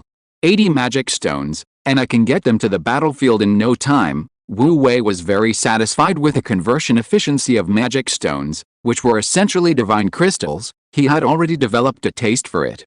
PFFT. The injured Wood spat out a mouthful of blood, roaring with a mixture of laughter and tears. Kid, I lost my philosopher's stone to Jimmy Gaunt long ago. I bet you were the one behind it, right? I don't have any more philosopher's stones for you. Having his secret exposed in public, Wu Wei wasn't bothered. He just chuckled and said, President Wood, don't joke around. You certainly don't have any more philosopher's stones. But you have some in your Magic Association's treasury. President Wood was so angry he almost fell off the plane, cursing inwardly. This bastard had not only schemed against him, but now he was even eyeing the association's treasury. What was worse, Wood, was clearly protecting everyone. Wood, don't be so petty. The money in the treasury isn't yours, Andrew Hayway hurriedly advised. I can't hold on much longer, you have to agree. That's right, on behalf of the teacher, agree to let you use the treasury, Ice Disaster chimed in. Get lost. You have no right to represent the teacher. Wood trembled with rage, taking a deep breath. Kid, 80 magic stones, I agree. However, this is a contractual obligation. My Magic Association doesn't owe you anything. Of course, you don't owe me anything, Wu Wei said with a beaming smile. Thank you for your generosity, President Wood. I'll immediately beg my lord to send reinforcements. My lord, send down a small squad of Pegasus Knights to save those poor mages, Wu Wei casually prayed. This kid, is such a casual prayer even useful? Under everyone's astonished gaze, a golden holy light burst forth in the sky. The holy light exploded, condensing into a magnificent, sacred gate of heaven. This truly is the gate of heaven. Andrew Hayway felt the sacred majesty of the gate of heaven and the profound spatial laws it contained, his eyelids twitching. He had never believed that the so-called Church of Light, which was causing trouble on the border, had a divine backer. Or rather, when the Empire of Light received the intelligence, they unanimously concluded that it was merely the work of some remnants of the light. In recent decades, there had been numerous rebellions by these remnants, each one quelled. Therefore, the Empire didn't consider this particular rebellion of the light remnants to be of great importance. However, the magnificent grandeur of the gates of heaven before him made Andrew feel uneasy. Perhaps this rebellion of the light remnants was very different from the usual ones. Whoosh! The sound of wings slicing through the air rang out. A fully armed Pegasus Knight sped out from the gates of heaven, followed by a second, a 10th, and in just a dozen breaths, over 100 Pegasus Knights appeared in the air. Each of them radiated a holy and powerful light, like brilliant shooting stars soaring through the sky. The combined light of over 100 was like a dazzling sun. Such a scene and momentum were truly awe-inspiring. Even the Siren Army's offensive paused slightly. For our Lord! Hundreds of Pegasus Knights roared, swooping down from the sky with astonishing momentum. In a short time, they swept across the edge of the coastal city walls with unparalleled power, inflicting heavy casualties on the Siren forces wherever they went. Then, they split up, occasionally swooping down from the air to attack. In an instant, the sky was filled with Pegasus Knights soaring through the air. The Sirens' powerful offensive was actually contained. Excellent! President Wood exclaimed with great joy upon seeing this. Lord Wu Wei, you have indeed kept your promise. Colleagues of the association, brothers, students, and distinguished guests, let's all fight together and repel the Siren. This kid. Ice Disaster Iceville and Andrew looked at each other, somewhat incredulous at what they had just witnessed. 100 Pegasus Knights. A full 100. That kid made it seem as if he had simply waved his hand, and 100 Pegasus Knights had descended to Earth. Behind that mysterious and unpredictable gate of heaven, how many Pegasus Knights remain? Damn it! Alms Reef was furious. His perfectly good offensive had been completely ruined by that brat. In a fit of shock and rage, he roared, Sarah the Beast! Kill those humans. Once they're dead, the Holy Land will crumble without a fight. Ow! Sarah the Beast let out a terrifying roar, unleashing wave after wave of powerful attacks on the 3 Saint-level experts. The 3 poor Saint-level experts were already at their limit. Now that Sarah the Beast had entered its berserk mode, they were no match for it. Even more critically, they couldn't retreat. If they did, the beast could shatter the dilapidated ancient magical defense array in no time. Kid, any reinforcements? Ice Disaster was completely at his breaking point, pleading bitterly, why don't you talk to the higher-ups and ask for a few more experts to help? His sacred artifact, the Frost Dragon's horn, had already been lost, otherwise, he wouldn't have been the first to succumb. Yes, yes. Wu Wei laughed heartily. President Wood, do you need 7th level Saint rank or 8th level legendary rank reinforcements? What? There were even 8th level legendary ranks? President Wood and the others were overjoyed. He hurriedly shouted, yes, we want them all. 7th level Saint rank reinforcements cost 30 magic stones each, 8th level legendary rank reinforcements cost 150 magic stones each, and 9th level demigod rank reinforcements cost 1000 magic stones each, Wu Wei said casually. How many experts do you need for reinforcements? PFFT. President Wood spat out blood again, this time falling directly from the sky. Damn it, was this kid one of the high-level Sarns? Was his aim to swindle the Magic Association out of its resources? If you are listening to this novel on a channel other than Fanfic World, it means it was downloaded and re-uploaded without effort. We warmly invite you to visit our channel, Fanfic World. There you will find the original version of this story and many other novels of various genres. We look forward to seeing you dive into a world of incredible novels. Chapter 244. Our side has a gathering of experts. Ugh, this kid's a real rip-off. President Keith Wood nearly spat out a mouthful of blood. Especially since this so-called demigod-level expert was asking for 1000 magic stones. However, at the same time, Wood and the others were also quite alarmed. The light force behind Wu Wei seemed truly extraordinary. Not only could they mobilize level 8 legendary figures, but they could even muster a level 9 demigod. If the Magic Association weren't completely unable to afford that price, President Wood would really want to witness the aura of a level 9 expert from the light force. We can't afford that, so we'll have to take 3 level 7 experts. President Wood calculated in his mind that, given the current situation, just 3 more Saint level experts would be enough to stabilize the situation. 3 level 7s. Wu Wei smiled knowingly, understanding Wood's little scheme. Alright, then we'll send 3 level 7s to support you. He waved his hand, saying, Sister Nana, old gem, it's your turn. Liliana rolled her eyes at Wu Wei, annoyed. This rascal had deliberately kept her and Gem from making a move, waiting for this moment. However, the Magic Association was very wealthy. She should definitely extort some money. Wu Wei, I'll settle accounts with you later, Liliana said, giving Wu Wei a charming glance. Immediately, she stepped onto the battlefield. In an instant, the seal that had been suppressing her was released. A surge of intense blue and crimson energy erupted from Liliana's body. The vibrant blue was the surging arcs of lightning, while the fiery crimson interspersed within was the blazing thunder fire ignited by the lightning. Whoosh! A sound like an explosion ripped through the air, spreading out from above the city wall. Liliana, already mid-air, stomped her foot, creating a violent shockwave, and she plummeted like a cannonball into the shallows teeming with low-level merfolk below. Boom! Like a meteorite crashing to the ground, the terrifying impact instantly churned up the sand like waves, engulfing the first dozen or so low-level merfolk in the blast, blood gushing from their mouths and noses, thrown about. Those low-level merfolk who had broken through the seal from the sea and rushed to this shallows, attempting to climb the coastal city wall, were instantly stunned by the sudden, powerful impact, frozen in place. Their eyes, like light bulbs, stared in utter horror at the human woman, her body crackling with lightning and fire. Terrifying, utterly terrifying. This human woman, despite her slender frame, possessed astonishing power. Looking at her before them, these lowly merfolk saw an ancient dragon. Her ferocious and imposing aura sent shivers down their spines. TCH, what a nuisance. Liliana, standing proudly beneath the city walls, glanced at the densely packed lowly merfolk around her. A steel whip crackling with intense lightning appeared in her hand. Get back to the sea right now. Suddenly, Liliana moved. With another stomp of her foot, the steel whip swept across with all her might, unleashing another shockwave of blue and red that schemed the ground. Whoosh! Boom boom boom. Tons of sand on the shallows, along with a dozen or so lowly merfolk who couldn't escape in time, were instantly propelled into the air by the shockwave. The next instant, a rain of sticky, crimson sand and minced flesh poured down onto the vast expanse of the shallows. The lowly merfolk who rushed onto the shallows instantly erupted in chaos.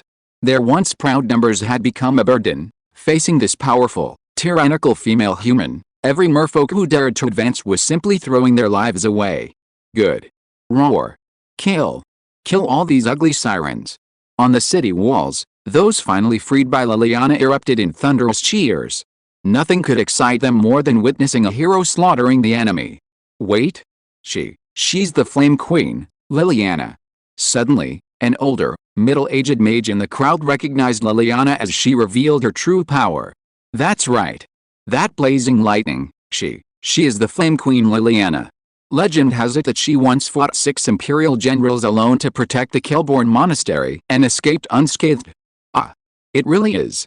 The famous Flame Queen has actually come to our aid. Awesome. The crowd atop the city wall erupted once more, their morale soaring. Wu Wei was slightly surprised by the scene. It turned out that Liliana's reputation was even greater than he had imagined. Protecting the monastery? Fighting 6 imperial generals and escaping unscathed? Wu Wei could easily imagine the heroic figure of Sister Nana against all odds back then. Just as Liliana made her move, Daniel's old servant, Gem Conrad, also walked towards the battlefield Holy Land. The main island's city wall was built around the coastline, inevitably resulting in many low-lying areas, and some even lacking natural defenses due to their proximity to the coastline. Gem headed towards a dock connected to the city wall, but the wooden railings and covered walkways of this dock had long since been smashed to pieces by a sea monster. This was tantamount to creating a hole in the island's walls, and a tidal wave of lowly fishmen, all under the command of a siren general, were desperately rushing into this hole. To fill the hole, a large number of magical golems and some elite mages were all blocking it. The two sides fought fiercely here, and the situation was extremely critical. But just then, the old and short Gem, carrying a simple, unadorned longsword, with his hands behind his back, appeared in front of the gap in the dock in the blink of an eye, without anyone noticing. Hey, old man, this isn't a place for you. It's dangerous. Go back.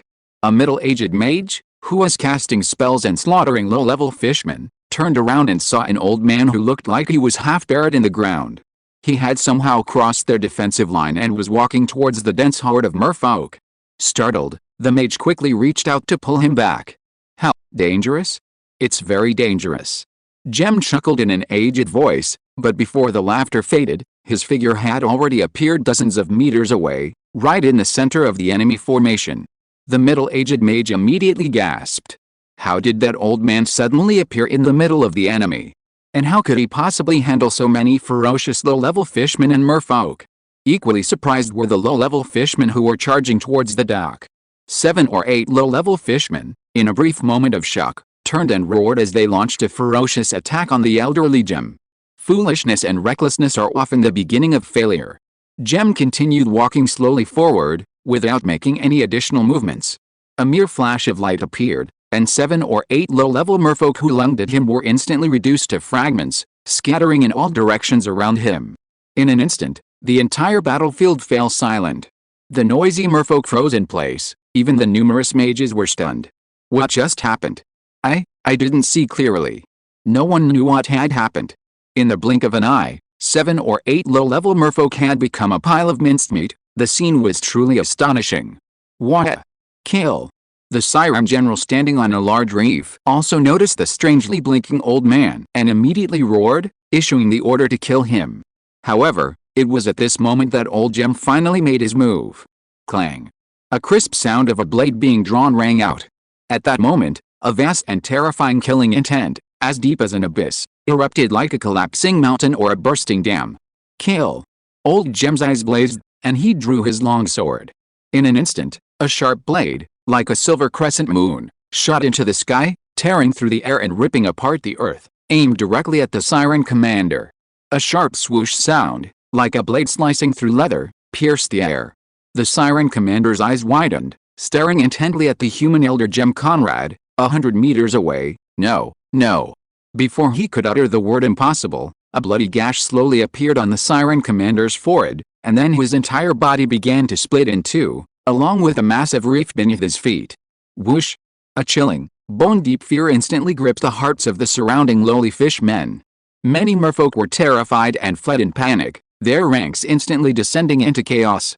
A single sword strike had slain their general, and the chillingly decisive killing intent sent shivers down the spines of almost every creature present. This sword strike. He is the Wind Sword Saint, Gem Conrad. Finally, someone on the human side recognized the sword strike and the revered name behind the aged figure. Legend has it that the Wind Sword Saint, Gem Conrad, was once a general of the Holy Griffin Duchy, his skills honed in countless battles, striking fear into the hearts of many enemies. Rumor has it that the Wind Sword Saint is long dead. I never imagined he was still alive. Hearing the exclamations and discussions, Wu Wei smiled wryly. Old Gem doesn't usually seem like such a killer. His swordsmanship has reached a level of true simplicity, quite remarkable. However, it's surprising that such a person would willingly. Daniel's old servant, Duke Lytton, is really wasting his talent. Brother Wu Wei, you don't know, Black Lytton whispered gossipingly. Grandpa Gem was an orphan when he was young, forced into thievery by a band of thieves. Later, Grandma Lucy saved his life when he was a child and brought her back to the castle. Grandpa Gem swore then that he would protect Grandma Lucy with his life. Later, Grandma Lucy married into the Holy Griffin family, and Grandpa Gem followed her. However, the world was in chaos at that time, and the Holy Griffin Duchy was in crisis. As Black narrated, Wu Wei understood that Lucy was Daniel's maternal grandmother. After dying in childbirth while giving birth to Daniel's mother, Old Gem devoted his loyalty to Daniel's mother. Later, Daniel's mother married into the Duchy of St. Violet, and Old Gem gave up all his merits and power, following the Duchy of Lytton as a servant. But after Daniel's mother gave birth to Daniel, both she and her husband died at the same time.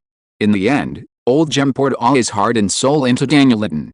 It's a pretty cheesy story of a guy secretly in love with his goddess. Wu Wei couldn't help but chuckle. What did you say, Brother Wei? Nothing much. We still need Old Gem to shine a little. Don't let him go to waste. However, to the people in this world, this story was quite touching. Some who had heard the legend couldn't help but recount the story, and most of the mages and warriors guarding the human city walls were moved and inspired. Brothers, let's follow the old sword saint and kill all these sirens. Roar.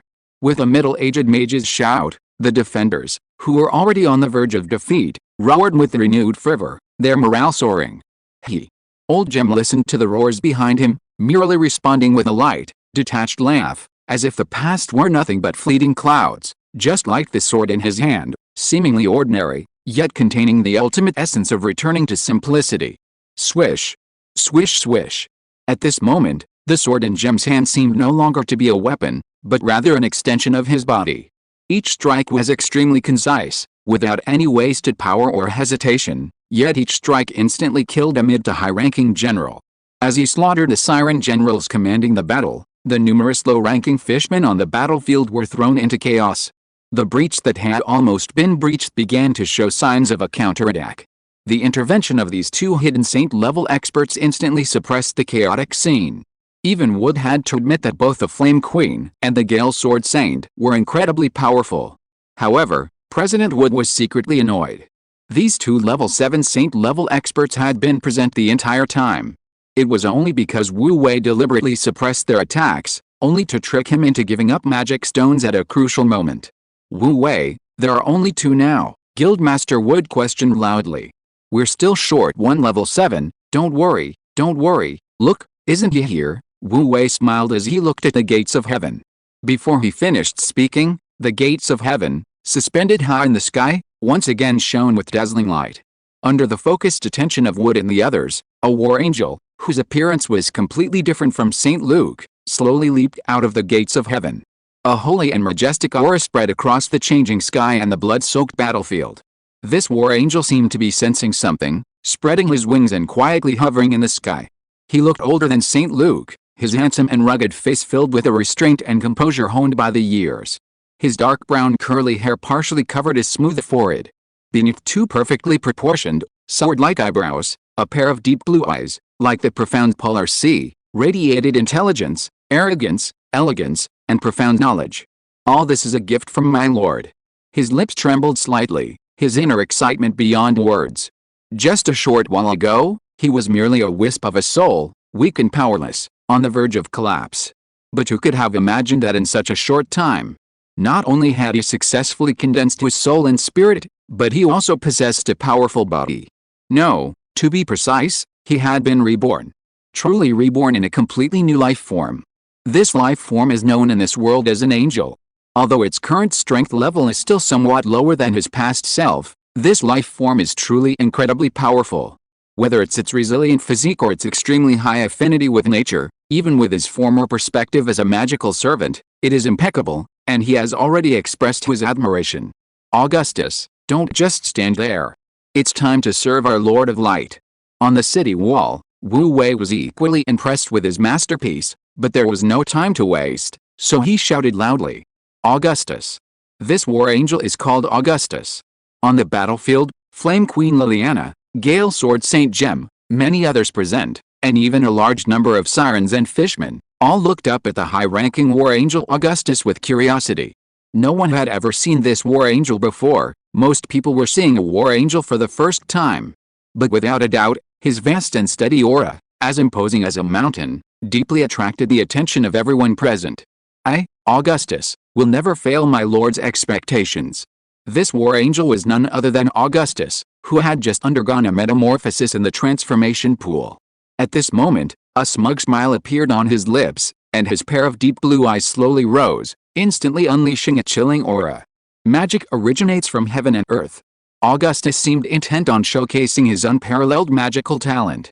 He slowly raised his right hand, and a majestic aura, as if connected to the heavens and earth, immediately surged forth. The dense lightning energy in the sky, as if drawn by some force, began to gather in his right palm. A large amount of lightning energy transformed into wisps of lightning, rapidly forming a lightning field around him. Even the pair of pure white wings on his back faintly shimmered with lightning. At the same moment, Augustus raised his left hand, and instantly the invisible gale raging in the world began to rapidly gather in his left palm. Soon, a circle of condensed wind pressure, visible to the naked eye, was born in his left palm. Wow, such powerful elemental control. All the mages present, including the current president of the Magic Association, Keith Wood, were stunned. At this moment, Augustus's right hand wielded lightning, and his left hand controlled the wind, making him appear like an imposing god. And indeed, as he said, the ability he was now displaying was pure elemental manipulation. Without the aid of spells or the amplification of magical tools, relying solely on his powerful divine will, he achieved a sublime level of multitasking and effortless mastery. Wooga. WAA. Below Augustus, the lowly fishmen and sea beasts enveloped by lightning and wind pressure were terrified, letting out a series of panicked howls on the shallows below the city walls.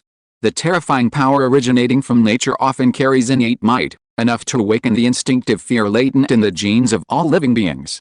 The lowly fishmen and sea beasts near the shallows dared not face this power directly, turning and retreating in terror.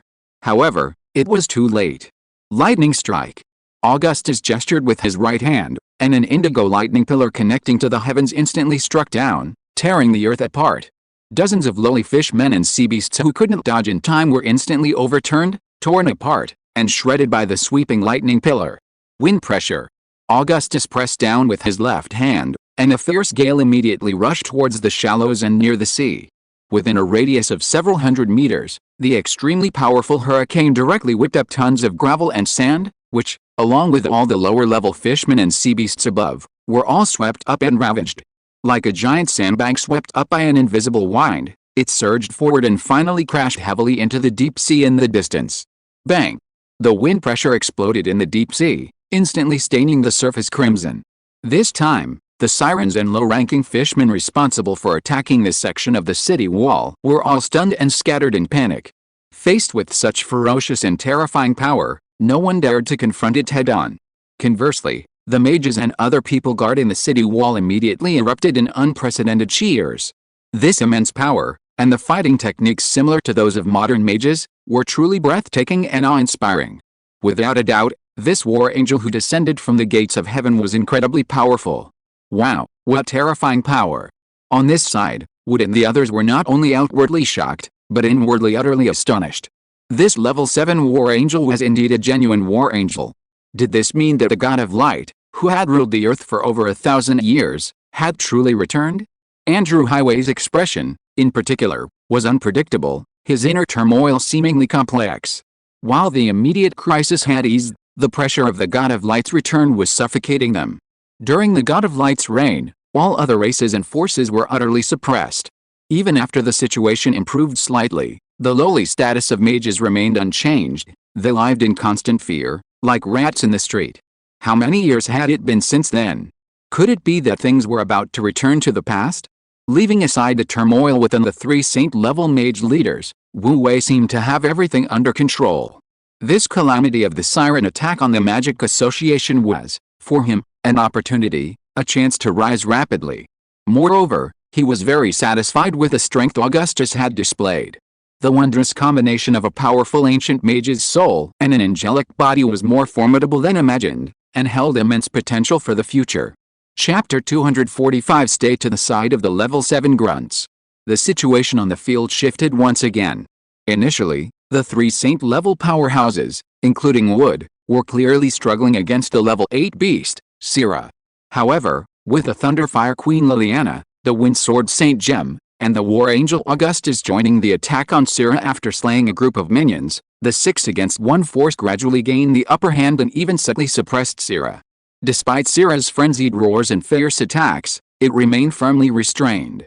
Without Syrah attacking the ancient magical defense array, the damage inflicted on the magical shield by the lower-level sirens was significantly reduced, and Jimmy Gaunt had already led a team to urgently repair the core of the magic array. It was believed that the situation would stabilize soon. If the sirens could not breach the defenses, they would be in a very passive position. Whether to retreat or stay was a huge problem. Although the three saint-level mages, including Wood, were filled with pressure about the future, now was not the time to think about such things. Their priority was to defeat the ferocious beast Syrah and defend the magical Holy Land. Miss Liliana, Brother Gem, will hold this monster back. The main attack will be handled by the angel and the three of us mages. We must kill it as quickly as possible. Amidst Syrah's ferocious roars, President Wood shouted his voice with all his might. President Wood was skilled in water magic, but against Syrah, an ancient sea beast born and raised in the sea, water magic was clearly insufficient. Liliana and Gem, the old swordsman from the military, were both skilled in single-target attacks. Against Syrah's massive size and tough hide, their damage was naturally less than that of large-scale, high-level magic. However, these two were extremely swift, and combined with President Wood's considerable mobility, holding off Syrah was naturally no problem. Old Gem, I'll go left, you go right, let's attack together. Liliana glanced at Gem, the Windsword Saint beside her, and without saying a word, she took the lead, stepping across the sea to attack the ferocious Syrah. It's been a long time since I've had such exercise, it's truly exhilarating. Old Sword Saint Gem's eyes gleamed, his fighting spirit rising.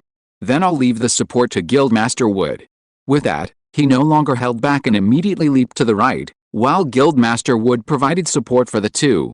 These three were all top-tier experts who had experienced countless battles, and their coordination required no words. How to attack, how to cover, how to dodge, they understood each other perfectly.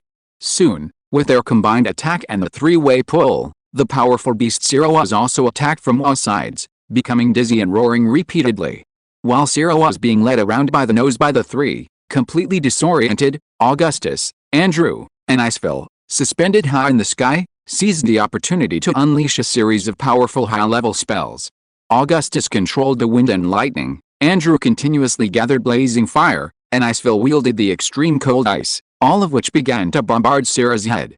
Under this relentless bombardment, even with her thick skin and water shield, Syrah struggled to withstand the onslaught, howling in pain and staggering, many parts of her skin torn and bleeding, a gruesome sight. In a one-on-one fight or a direct confrontation, no one could defeat the sea monster Syrah, not even these 6 masters combined. But when it came to tactics, the intelligence of humans and their cunning, ever-changing formations far surpassed those of the less intelligent sea monster. The scales of victory, due to Wu Wei's intervention, began to gradually shift in favor of humanity. No, at this rate, Syrah will undoubtedly lose. On the other side of the sea, Ocean Lord Ilm's Reef gritted his teeth in fury, his eyes bloodshot with anxiety. Even the steel spear in his hand creaked under his uncontrollable emotions. The ferocious beast Syrah was indeed powerful, but no matter how powerful, under the cunning human's relentless attrition, even a mountain would be gradually flattened. Once Syrah fell, all their battle plans would fail. His Majesty the Sea King's orders, we will carry them out even if it means death. Alms had no way out.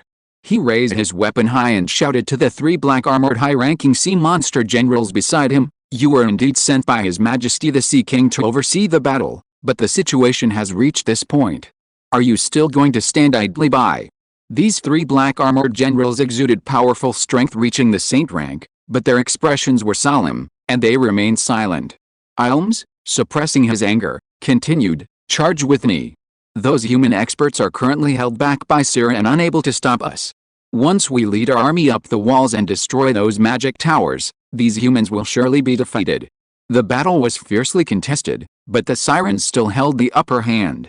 They possessed an overwhelming numerical advantage. Their large numbers of low-level sirens and enslaved sea beasts were their solid trump card.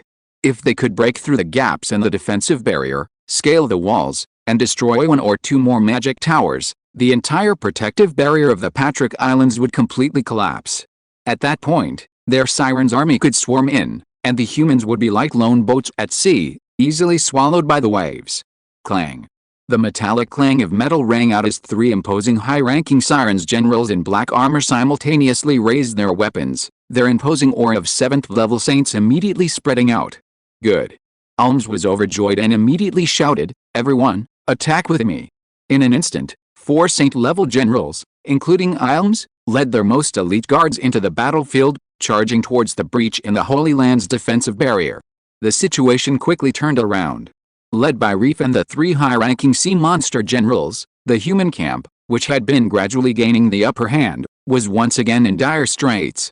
Countless low-ranking sea monsters squeezed through the cracks, desperately attacking the coastal city walls. They suffered heavy casualties, but many more had already climbed onto the walls, engaging in fierce combat with the humans, resulting in significant losses among the mages. Suddenly, another 100-strong force rushed onto the city walls. They were all robust warriors. This was the Hirusian guard that Wu Wei had subdued from the slave market. They were strong and brave, and they managed to stabilize the situation somewhat. Clearly, this team had been stationed inside Jimmy Gaunt's magic tower, and it was likely that Jimmy Gaunt had ordered them to come and support Wu Wei. This made Wu Wei roll his eyes. Jimmy Gaunt was really something, sending reinforcements for free. Such an elite team should at least cost President Wood a dozen or 20 magic stones, right? Oh well, consider it a small contribution. However, given the current situation, even with this reinforcement, the overall situation of the Magic Holy Land was still precarious. All of their saint-level experts were tied down by the level 8 sea monster. And if the enemy's saint-level experts broke through to the coastal city walls, the consequences would be unimaginable. President Wood could no longer remain calm and hurriedly shouted to Wu Wei, "Young brother, don't you still have level 8 reinforcements? Quick, send a legendary level expert to turn the tide." After saying this, President Wood's heart was bleeding. The resources the Magic Academy had painstakingly accumulated over the years seemed to have been saved just for that brat Wu Wei. Wu Wei chuckled and laughed loudly. "President Wood, money talks. You call the shots." With that, Wu Wei snapped his fingers. "Great God of Light, please bestow a miracle and save these helpless magicians." Wu Wei's prayer was so casual that the surrounding magicians couldn't help but want to complain. But in that instant, a piercing whistle suddenly appeared overhead, and thick dark clouds began to surge rapidly, quickly forming a vortex. "Hey, big brother, what's wrong? Why are you having another episode?" At Blake's urgent calls, Wu Wei had another episode, collapsing to the ground once more. However, the surrounding crowd was no longer concerned about Wu Wei. They all looked up at the sky. A huge meteorite, flashing with golden light, suddenly pierced through the vortex of clouds and plummeted straight towards the sea below. Whoosh! The massive meteorite hadn't even hit the ground yet, but its terrifying power still crashed down like a mountain. At the same time, under the intense pressure, a fierce gale swept across the sea. In an instant, the entire sea was swept by howling winds, and all the fishmen and sea beasts gathered on the surface trembled with fear. What is that? Alms Reef, who had just led his army to the nearshore area, suddenly felt his pupils shrink and cold sweat pour down his back. That damned meteorite was actually falling straight towards him. That strange meteorite was coming with overwhelming force and imposing power. If you were hit head-on, wouldn't he be shattered to pieces? Escape. He had to escape immediately. The mighty ocean lord Ilm's Reef no longer cared about his image at this moment. He immediately abandoned his mount and plunged into the sea. Just then, a loud boom resounded. The enormous meteorite, radiating brilliant light, crashed into the sea, its immense impact instantly creating a massive wave, akin to a tsunami. Countless low-level sea monsters were instantly shattered and killed by the shark wave. The saw-toothed shark, the mount of the Sea Lord Ilms, the leader of this group of sea monsters, was smashed into a pile of mangled flesh. Ilms himself barely managed to avoid a direct impact, but the subsequent powerful shockwave hurled him from the sea into the air. PFFT. Ilms coughed up a mouthful of blood, lying on his back like a dead fish, face up on the distant sea surface. This impact had truly taken its toll on him. Level 8. That meteorite is a terrifying level 8 being. Ilms was utterly horrified. He struggled to his feet in the sea, and the shocking scene that unfolded before him instantly filled him with a chilling fear. No one had expected that the meteorite that had fallen into the sea would actually come alive. The meteorite stretched out its limbs, standing tall in the ocean, its majestic body like a towering mountain before them. It was undeniably enormous, even the vast ocean only reached its upper thighs. Standing there in the sea, towering beneath the sky, a brilliant and pure divine light emanated from its body, its immense power seemingly capable of splitting the heavens and earth, making it impossible to look directly at. A giant. A giant. It really is a giant. All the defenders on the city wall, along with the mages including Guildmaster Wood, were stunned into silence by the humanoid creature that resembled a mountain. Giants were legendary beings from ancient times, and in this era, true giants were practically extinct. But the immense destructive power of giants had long been circulated in every corner of the world, along with myths and legends. How can this giant be so tall? Could he be a sea giant? A mountain giant? No matter which race of giants, none would be so majestic and tall. And look, he's radiating a divine light. On the city wall, the humans discussed animatedly, but no one could be certain what race this giant belonged to, or what kind of being he was. He is the left envoy of light under our Lord, a true war giant. At this moment, Black Lytton, a fanatical believer, shouted with pride. He had met this left envoy of light before, along with Liliana and Jimmy Gaunt. Seeing him descend again filled him with an overwhelming sense of pride. The left envoy of light. The war giant. This time, not only the crowd but even Guildmaster Wood himself was startled and shocked. Regardless of whether he was the left envoy of light under the god of light, if this giant was truly a war giant, then their magic association's 150 magic stones appearance fee would be well worth it. If giants were a legendary race in this world, then war giants were the ancestors of those legends. Now, with the help of this war giant, who had reached a legendary level, their magic association was absolutely certain of victory in this war. Make way.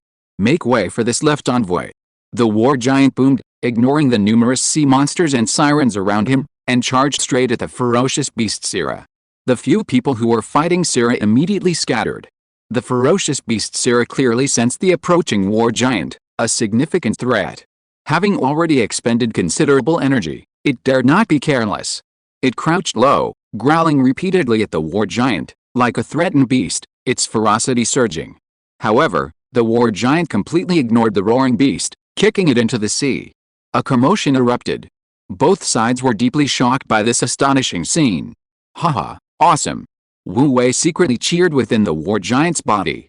Indeed, a stronger soul brought many benefits. With his soul's increased strength, controlling the war giant was significantly easier than before. Previously, it always felt like there was a barrier, and the war giant's movements were rather slow, but now it was as if he were using his own body, completely at his command. Now let's try something even more awesome. Wu Wei thought to himself. The war giant he possessed immediately launched a fierce attack on the fallen beast Sira. The ferocious beast Sira was actually about the same size as the war giant, but it had expended too much energy in the early stages, and its imposing presence had completely overwhelmed it. Now, seeing the war giant charging towards it again, it felt an instinctive fear. This was perhaps the innate awe that a lower-level life form felt towards a higher-level life form. However, in such a life-or-death struggle, any hesitation often meant defeat. The ferocious beast Sira dared not confront the war giant head-on and instinctively wanted to retreat, but Wu Wei would not let it escape. The war giant, controlled by Wu Wei, grabbed Sira's tentacle and, with brute force, flung it into the sky before slamming it into the sea. Ag! Sira was thrashed about, howling in agony. The giant waves created by the impact on the sea truly blotted out the sun and shook the earth. Haha, exhilarating. Exhilarating. This unparalleled sense of power thrilled Wu Wei. Without a word, he flipped over and mounted Sira, unleashing a barrage of punches. Bang! Bang! Accompanied by the beast's howls and struggles, Wu Wei continued his relentless assault, growing increasingly excited. Midway through, he waved to Wood and the others, gruffly ordering them on, "You level 7 grunts, go deal with those small fry. Leave this to me, the left envoy of light." Andrew, Ice Disaster, and the others' faces darkened. Although this giant strength was terrifying, they were saint-level beings. When did level 7 saint-level beings become mere grunts? Their hearts were filled with resentment, but the situation was beyond their control. Even if Andrew and the others had a few more lives, they wouldn't dare reason with such a terrifyingly powerful giant. Hadn't they seen how he had beaten the infamous beast Sira into a dog? These level 7 saint-level mages truly were just a bunch of small fry in front of this giant. Chapter 246 Bro. Another level 8. Royal Archmage Andrew and Ice Disaster exchanged a glance, then sheepishly went to deal with the high-ranking sea monsters. Bang! Bang! Wu Wei, controlling the war giant, stood in the sea up to his thighs, relentlessly pounding the ferocious beast Sira with his fists. Sira screamed and roared in agony, countless cracks appearing on its thick, monstrous carapace, yet it stubbornly entangled Wu Wei with its tentacles. The two enormous monsters fought in the most primal way on the shore. Overall, Wu Wei held the greater advantage.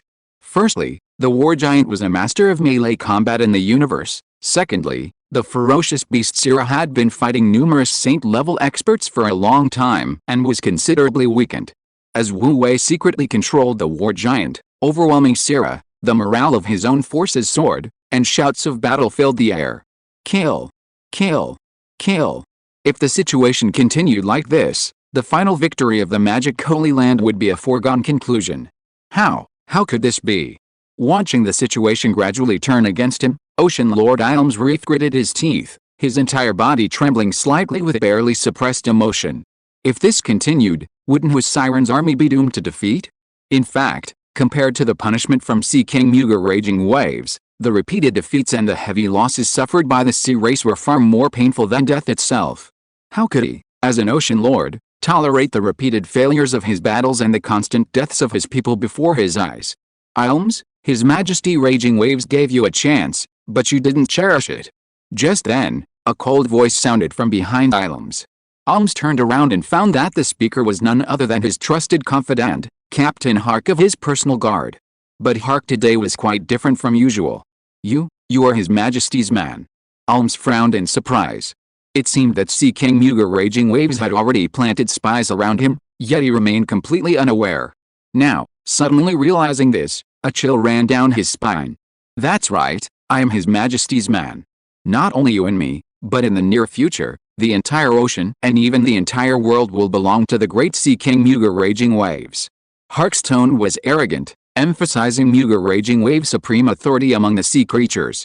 After a brief moment of stunned silence, Ilms sighed with a mixture of relief and helplessness. Your subordinate has failed His Majesty's trust. The word failure stuck in his throat. Ilms couldn't bring himself to say it. He was unwilling to accept it. No, you haven't failed yet, and His Majesty won't allow failure. Hark's eyes blazed with fanaticism as he handed a dark red vial to Ilms. Ilms, you have no choice. Drink it and win this war for His Majesty. Ilms' hands trembled as he accepted the vial, his face grim with a heavy heart. As you can see, this is the Godslayer potion His Majesty personally prepared for you. It will grant you power beyond your limits, enough for you to annihilate all the humans present, and that damned war giant. A cold glint flashed in Hark's eyes at the mention of the war giant, and he looked at Ilms with an unquestionable expression. You and I both understand the consequences of using the Godslayer potion, but for the sake of our king's ideals, for the future of our superior sea monster race, your sacrifice will be remembered. Ilms' breathing was heavy, his chest heaving, but with each breath, his eyes grew increasingly ruthless. Finally, a resolute and fanatical fervor filled his eyes, and at that moment, he uncapped the bottle of the Godslayer potion, tilted his head back, and gulped down the entire vial. For my king, For the future of our siren race, today Ilms, will slaughter all who stand in my way. The last few words were practically roared out by Ilms. There was no way around it, the effects of the Godslayer potion were simply too potent. Almost the instant Ilms swallowed the potion, an extremely violent power expanded to every cell in his body. In an instant, Ilms's size nearly doubled. His entire body was filled with bone growth, muscle expansion, and the crackling sound of his skin being torn apart. Even his magnificent purple scale armor burst open under the pressure of his rapidly expanding body. Ow! A chilling roar echoed throughout the heavens and earth. Ilm's eyes were bloodshot as he roared to the sky. He was covered in blood, his body as hard as stone, his face contorted like a monster, yet the raging power within him continued to surge. In the blink of an eye, this ferocious power propelled Ilms through the 7th level barrier, reaching the terrifying 8th level. Die? You will all die. Ilms roared madly, his terrifying, manic aura almost driving him mad. The atmosphere instantly became extremely tense, even the heavens and earth seemed to change color due to his uncontrollable power. This. President Wood's expression changed drastically. How is this possible? There's no potion in the world that allows a level 7 to unleash the power of a level 8. It's not impossible. Ice Disaster Iceville seemed to remember something, his expression suddenly becoming serious. Because I have half surly blood and a good relationship with the Northern Sirens, I've heard the legends circulating among the high-ranking Sirens. What legends? It's come to this point, and you're still dawdling? Quickly tell me, does this method of forcibly increasing power have any weaknesses? Saint Archmage Andrew's face was ashen. This battle of attack and defense in the Holy Land of Magic was truly full of twists and turns, with constant crises. Back then, after the God of Light defeated the Elf Goddess, the Sea God, and many other gods, and forcefully unified the world, he strictly forbade any race's strong individuals to surpass level 9 and ignite the divine fire to reach the level 10 godhood. Ice Disaster gasped, then began to recount. 1,000 years ago, the Sea Speaker family of the high-ranking Sirens produced an exceptionally powerful Sea King. Not only did he ascend to the 9th level demigod, becoming a Sea Emperor, he also attempted to ignite the divine fire and become a god. However, this attracted a 10th level 8-winged holy angel, who suppressed and annihilated the Sea Emperor. 600 years ago, the Raging Waves family of the high-ranking Sirens produced another Sea Emperor. He learned from this experience and somehow obtained an alchemical potion recipe called the God-Slaying Potion. When he reached the peak of the 9th level and attempted to ignite the divine fire, the 10th level 8-winged holy angel arrived as promised. The Raging Waves family's Sea Emperor was forced to consume the God-Slaying Potion, forcibly gaining the power of the 10th level, and perished together with the 10th level 8-winged holy angel. I've heard this story from my teacher too, President Wood said, his face extremely grave. The death of that 8-winged holy angel reportedly enraged the Holy Sea of Light, who immediately launched a military campaign against the high sea monsters. That battle was fierce and devastating. The high sea monsters suffered heavy casualties and were forcibly divided into 4 great Sea King families, East, West, South, and North, and forbidden from ever having a level 9 Sea Emperor again. At this point, the 3 Saint-level magic masters spoke with a hint of melancholy. Clearly, they were still deeply shaken by the Holy Sea's past power. In fact, it wasn't just the high sea monsters who suffered this fate. All other races were suppressed and repressed by the Holy Sea to varying degrees.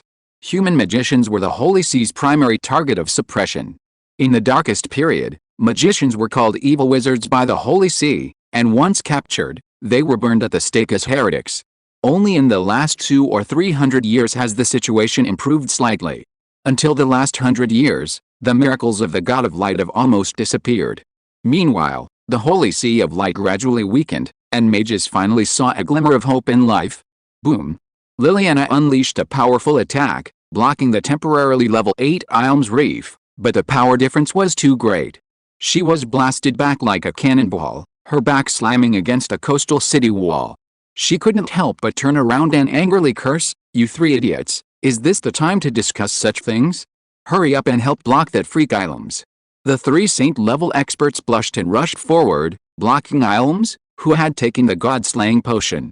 But the current situation was dire. It was like having 10 bottles of water but only 7 caps. Capping one bottle wouldn't cap the next, and eventually, everything would collapse. Guildmaster Wood had no choice but to grit his teeth and shout, "Brother Wu Wei, We can't hold on much longer. Can you send another level 8 legendary expert? His heart bled as he said this. The appearance fee for a level 8 legendary expert was 150 magic stones. How many years would the Magic Association have to painstakingly save up to accumulate enough? Big brother, Blacklit nudged Wu Wei from the side. You're up to big business again, bro? Are you having another episode? Just as Wu Wei's physical body was in a dazed state, the war giant, as the left envoy of light, boomed, I the left envoy of light, on behalf of God, on behalf of brother Wu Wei, agree. Wu Wei was overjoyed. He was so grateful to brother Reef. If he hadn't desperately transformed, how could he have earned an extra 150 magic stones? To thank brother Reef for his contribution, Wu Wei decided to instruct St. Luke to give that honest high-ranking siren, brother Reef, a quick death. As soon as he finished speaking, the gates of heaven suddenly opened in the sky. St. Luke stepped out of the gate of light, unfurling his 2 pairs of wings with a whoosh.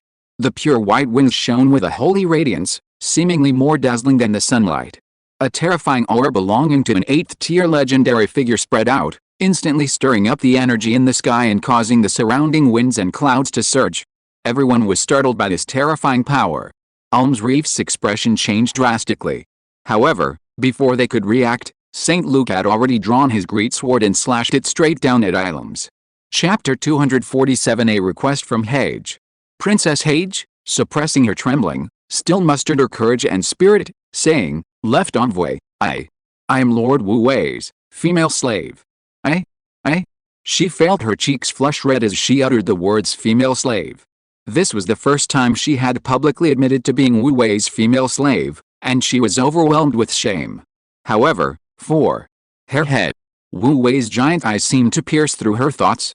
Little siren, you've come for those captured siren. Yes. Seeing that the war giant, the left envoy of light, had seen through her thoughts, Deshiva Hage no longer concealed herself and knelt down with a plop. If the siren captives remain here, even if they don't die, they will become slaves, suffering endless torment for generations to come. I dare not beg your excellency to pardon them, I only beg your excellency to give them a way out. Since you are Lord Wu Wei's female slave, why don't you go beg him? Instead, you come to beg me. The war giant said with a hint of mockery in his eyes. This. Princess Hage felt a surge of panic. He's had another attack. The situation is urgent, so I have no choice but to. Her heart pounded with anxiety.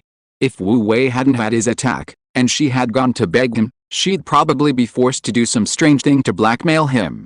But for the sake of so many of her people, even if Wu Wei hadn't used mind-reading magic or anything like that, otherwise she'd probably be spitting out blood. You little sea monster, what kind of evil spirit do you take me for? Is that so? The war giant possessed by Wu Wei said thoughtfully. Logically speaking, you are Lord Wu Wei's slave girl. I should refuse your small request. But what if it doesn't suit his taste and he blames me? Princess Hage's heart skipped a beat, and she hurriedly said, Left envoy, I beg you. If Master Wu were awake, he would definitely agree. I am his most beloved slave girl. To save her people, she even uttered such shameful words. However, she was also filled with shock. That carefree, idle Wu Wei held such a high position within the Light Clan. Even this level 8 war giant seemed to fear him. Just who was he? Even her great father's strength was only comparable to this war giant. You make a good point, the war giant said thoughtfully. You, little sea monster, are quite delicate and fit Lord Wu Wei's taste. If I don't agree, and you whisper in my ear and speak ill of me, it'll be a huge problem. Thank you so much, Left envoy. I will remember your kindness. Princess Hage was both happy and embarrassed. This hateful war giant's words were truly shameful. But even so, she couldn't deny it. However, they are all under that Ilm's command, and many of them have even injured you while following Ilm's. Even so, you still want to plead for them? The war giant asked again. I know, Deshiva Hage's expression sombered, a flicker of doubt crossing her eyes before settling into unwavering resolve. They are warriors. It is the tradition of the siren race that they obey their leader's orders to the death. Although they once wounded me, they were merely following orders. Now that Ilms is dead, they are my people, and only my people. As a member of the East Sea royal family, I have a responsibility to protect them. This is not only about protecting them, but also about upholding the dignity of my siren race, She paused, and seeing Wu Wei's unmoved expression, she gritted her teeth and added, "If you are willing to give them a way out, I can have them pledge their loyalty and fight for you. The Siren race reveres bloodlines, and as royalty, it is not difficult for me to do so." "You are quite clever," Wu Wei smiled. He never made a losing proposition, and naturally, he wouldn't protect these Siren for no reason. Princess H clearly understood this, which was why she spoke those words. Not bad, although her methods are rather naive. Her decisiveness today and her efforts to protect her people are enough to warrant giving her a chance. Seeing Princess H still looking at him expectantly, Wu Wei finally relented and said, "I'll give you a quarter of an hour to become their new leader and persuade them to fight for our lord. As for those human mages, Lord Left Envoy of Light." President Wood had already witnessed this scene, and upon hearing this, he hurriedly stated, "Our ability to defend the magic Holy Land is entirely thanks to you. Whether to kill or release those sea race prisoners is entirely up to you." Wu Wei secretly gave President Wood a thumbs up. He was indeed very sensible, possessing both an upright character and a shrewd, worldly wise approach, clearly understanding the situation. "Thank you, Lord Left Envoy." "Thank you, President Wood." Deshivahage breathed a long sigh of relief, immediately bowed to the war giant and President Wood respectively, and then quickly turned and left. In less than a quarter of an hour, she returned. Accompanying him were two Siren generals. High-ranking Siren generals Lisa and Mosquito, "Your Excellency." Upon reaching the war giant controlled by Wu Wei, the two Siren knelt upright, hands clasped to their chests, bowing respectfully according to the highest Siren etiquette. Wu Wei glanced at them. "What did the little Siren tell you?" "Princess H is of noble blood and was willing to plead for our forgiveness, so we willingly followed her. She is now our new leader. The princess commands that from this day forward, all the sea creatures of the Klim Sea will fight for you. If your orders conflict with the princess's, your orders will take precedence," the two high-ranking Siren generals answered honestly. "Very good." Wu Wei waved his hand and said, "Let's go find Wood to handle the follow-up matters." With that, the war giant controlled by Wu Wei closed its eyes, no longer paying attention to the matter. Princess Hage was overjoyed and thanked him repeatedly. But at this moment, the war giant seemed to have transformed into a massive cliff by the sea, slumbering in rest. After thanking him several times, Hija signaled the two Siren generals to leave and find President Wood. President Wood, having already agreed to let the Left Envoy of Light dispose of the prisoners, naturally wouldn't make things difficult for him. Instead, he endured his exhaustion and personally handled the prisoner handover procedures, his attitude extremely amiable, showing his favor to the end. This beautiful Siren princess was Wu Wei's beloved pet. Wu Wei might seem like a carefree spoiled brat, but even the level 8 war giant and the archangel treated him with great respect, indicating he was definitely of extraordinary origin. Soon, President Wood finished transferring the prisoners. Princess Hija had no time to manage the troops. She first had the two Siren descend to appease the prisoners, reorganize the army, and even weed out some of the remaining diehards. Just after Princess Hage subdued a large number of sea monsters, Wu Wei, reverting to his old habit, slowly awoke. Black Litten, ever the customary and traditional figure, began to explain the events that had transpired to Wu Wei. "Wu Wei, the crisis is over." Princess Hage rushed over, both excited and grateful. "This time, thankfully you called so many experts, otherwise Ilm's Reef would have really succeeded." She was fully aware of the current situation. If she had fallen into his hands, she would have been in a fate worse than death. Fortunately, everything was moving in a positive direction. "You should call me master." Wu Wei glanced at her with a smile. "Don't forget, you lost your bet with me. From now on, you must willingly become my slave." If it were before, Princess Hage would probably have immediately retorted. But thinking of her conversation with the war giant and the newly subdued Siren's army, she could only blush and shyly whisper, "Master, master." "Good girl," Wu Wei chuckled, accepting the address. "Master, master. There's something I need to explain to you." Princess Hage gritted her teeth, made up her mind, and quickly recounted her experience of going to find the war giant.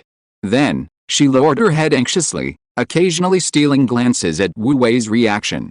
Her biggest fear was Wu Wei's anger. Everything would be for naught. Such a thing is true.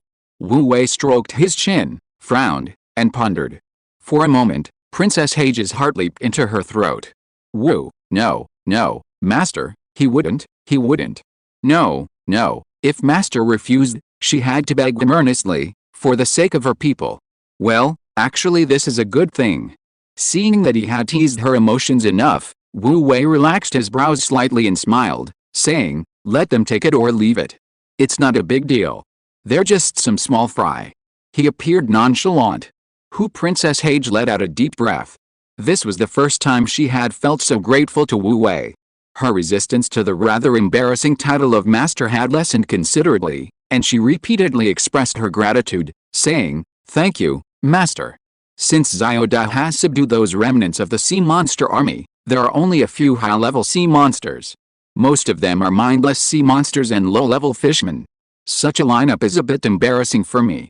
Wu Wei pondered with some disdain, then said calmly, "How about this? Let's also subdue that great sea monster, the ferocious beast Sira. It can be used as a mount and also as a fighter. An 8th-level sea monster is barely worth a try." "What?" Princess Hage, still in a state of excitement, looked at Wu Wei in surprise and said, How is this possible? That ferocious beast is a famous legendary sea monster. Even the Sea King cannot truly subdue it. Unless the Sea Emperor intervenes, but our clan hasn't had a Sea Emperor for a long time." That depends on the situation." Wu Wei glanced at the ferocious beast Sira, who was sitting on the back of the war giant, from afar. "In its current state, you can go ahead and take it. I'll back you up. It's quite a blessing for that sea monster to be able to become my slave's mount." Chapter 248 Four-Winged Angel. A chapter was missed in the previous update. Here it is. Wu Wei was overjoyed. He was so grateful to Brother Reef. If it weren't for his desperate transformation, how could he have earned an extra 150 magic stones? To thank Brother Reef for his contribution, Wu Wei decided to instruct St. Luke to give that honest high-level siren, Brother Reef, a quick death. As soon as he finished speaking, the gates of heaven suddenly opened in the sky. St. Luke stepped out of the gate and unfurled his 2 pairs of wings with a whoosh. The pure white wings were radiant and holy, seemingly more dazzling than the sunlight. The terrifying power of an 8th-tier legendary figure spread out, and the energy in the sky was immediately stirred up, with wind and clouds surging around. Everyone was startled by this terrifying power. Alms Reef's expression changed drastically. However, before they could react, St. Luke's greatsword was already drawn, and he slashed straight down at Ilms. Blade of Judgment. A solemn and murderous voice rang out as a bright sword light streaked across the sky, reaching Ilms in the blink of an eye. The sword light was radiant and holy, dazzling like the bright sun high in the sky, yet its sword intent carried a terrifying killing intent, making everyone tremble with fear. Before Ilms could react, he was struck squarely by the sword, immediately blasted backward, and crashed heavily into the sea. Boom! A huge wave splashed out. Gushing blood stained the water, instantly turning a large area of the sea red. The aftershocks of the sword energy spread out, and Liliana and Guildmaster Wood, who had been entangled with Ilms Reef, were caught off guard and almost blown away by the terrifying sword energy, flying backward several feet before barely regaining their footing. How well done! Wu Wei, who was busy fighting the sea monster Sira, saw this scene and burst into laughter. As expected of his archangel, truly formidable. I dare not accept such praise from the left envoy. St. Luke laughed heartily, flapping his wings as he descended from the sky. Only then could everyone clearly see his appearance. Chestnut hair, deep-set eyes, handsome features, he was a young and beautiful angel. However, more striking than his appearance were the 2 pairs of pure white wings on his back. The enormous wings exuded a terrifying aura. 2 pairs, 4 wings. Before them stood a 4-winged archangel. Everyone knew very well that the fighting power of the light lineage was primarily comprised of angels. Level 7 angels were called war angels, possessing a pair of wings. Level 8 angels were 4-winged archangels. 6-winged angels were archangels, and 8-winged holy angels. As for 10-winged and 12-winged angels, those were legendary beings, never having appeared in this plane. Ice Disaster Icewill couldn't hide his astonishment. It's a 4-winged archangel. No wonder it's so powerful. President Wood hadn't expected the forces of light to be so efficient, immediately sending down a 4-winged archangel after he finished speaking. Liliana, Wind Sword Saint Gem Conrad, and Royal Archmage Andrew also showed expressions of awe. They had all witnessed the power of that sword strike. If it had landed on them, it would have likely taken half their lives on the spot. It was terrifying. On the entire battlefield, only Augustus and Wu Wei, who had personally witnessed St. Luke enter the transformation pool, remained calm. However, while he remained calm, he also felt a surge of barely suppressed excitement. Level 8, this was Wu Wei's first true level 8 war unit. Although his war giant was also level 8, it was ultimately just a tool similar to a combat mech. No one but Wu Wei could use it. As the god of light, he couldn't possibly personally intervene every time a problem arose, could he? What Wu Wei desired most was to wave his hand and have his millions of angels annihilate the enemy. He had truly gone to great lengths for the level 8 unit. Not only did he obtain the heart of the earth and expend a huge amount of divine power to repair his divine core, but he also paid an additional 496 points of divine power to upgrade St. Luke to level 8. The price paid was considerable, but the gains were also substantial. With a true level 8 unit, Wu Wei finally had a real foothold in this world. Huh? As she spoke, Liliana suddenly paused, realizing the four-winged dark angel's face looked familiar. After a moment's thought, she suddenly realized, wasn't this the war angel who had always been by Wu Wei's side? The one named St. Luke. He had actually advanced to level 8? Just as Liliana was wondering, a loud splash suddenly came from the sea, and Ilm's reef, whom St. Luke had knocked into the sea, surged back to the surface, riding the waves. This is impossible. How could there be a second legendary powerhouse? Compared to his previous arrogance when he crushed Wood and the others, Ilm's reef was now a sorry sight, a huge wound running from his chest to his left arm, the wound gaping open and still oozing blood even after being washed by the sea, making him look extremely ferocious. However, he seemed completely oblivious to his injuries, his bloodshot eyes fixed on St. Luke, filled with terror and disbelief. He had taken the Godslayer potion with a death wish, hoping to give his clan's descendants a chance to survive. As long as he won this battle and seized the heart of the earth, even if he died in the process, his merits would be inherited by his clan's descendants. However, this suddenly appearing four-winged dark angel had thwarted all his plans. If he couldn't seize the heart of the earth, what was the point of his sacrifice? Thinking of this, a trace of despair flashed in his eyes, but more so, a ruthless, desperate determination. Even if he dies, he'll take someone down with him. Roar. Die? Ilm's roared, charging towards St. Luke. Your Excellency Archangel, be careful. This high-ranking siren has taken the Godslayer potion, knowing he's doomed, he's fighting without regard for casualties, likely intending to take everyone down with him. Guildmaster Wood saw through Ilm's plan and quickly raised his voice to warn him. HMPH, just a pseudo-legend. St. Luke snorted coldly, raising his hand to block Ilm's attack, then kicking him away.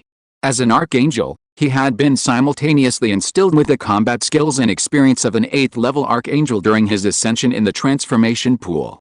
Even though he had only recently emerged from the transformation pool, his mastery of power was far beyond what Ilm's, who had barely crossed the 8th-level threshold with the help of the Godslayer potion, could compare to.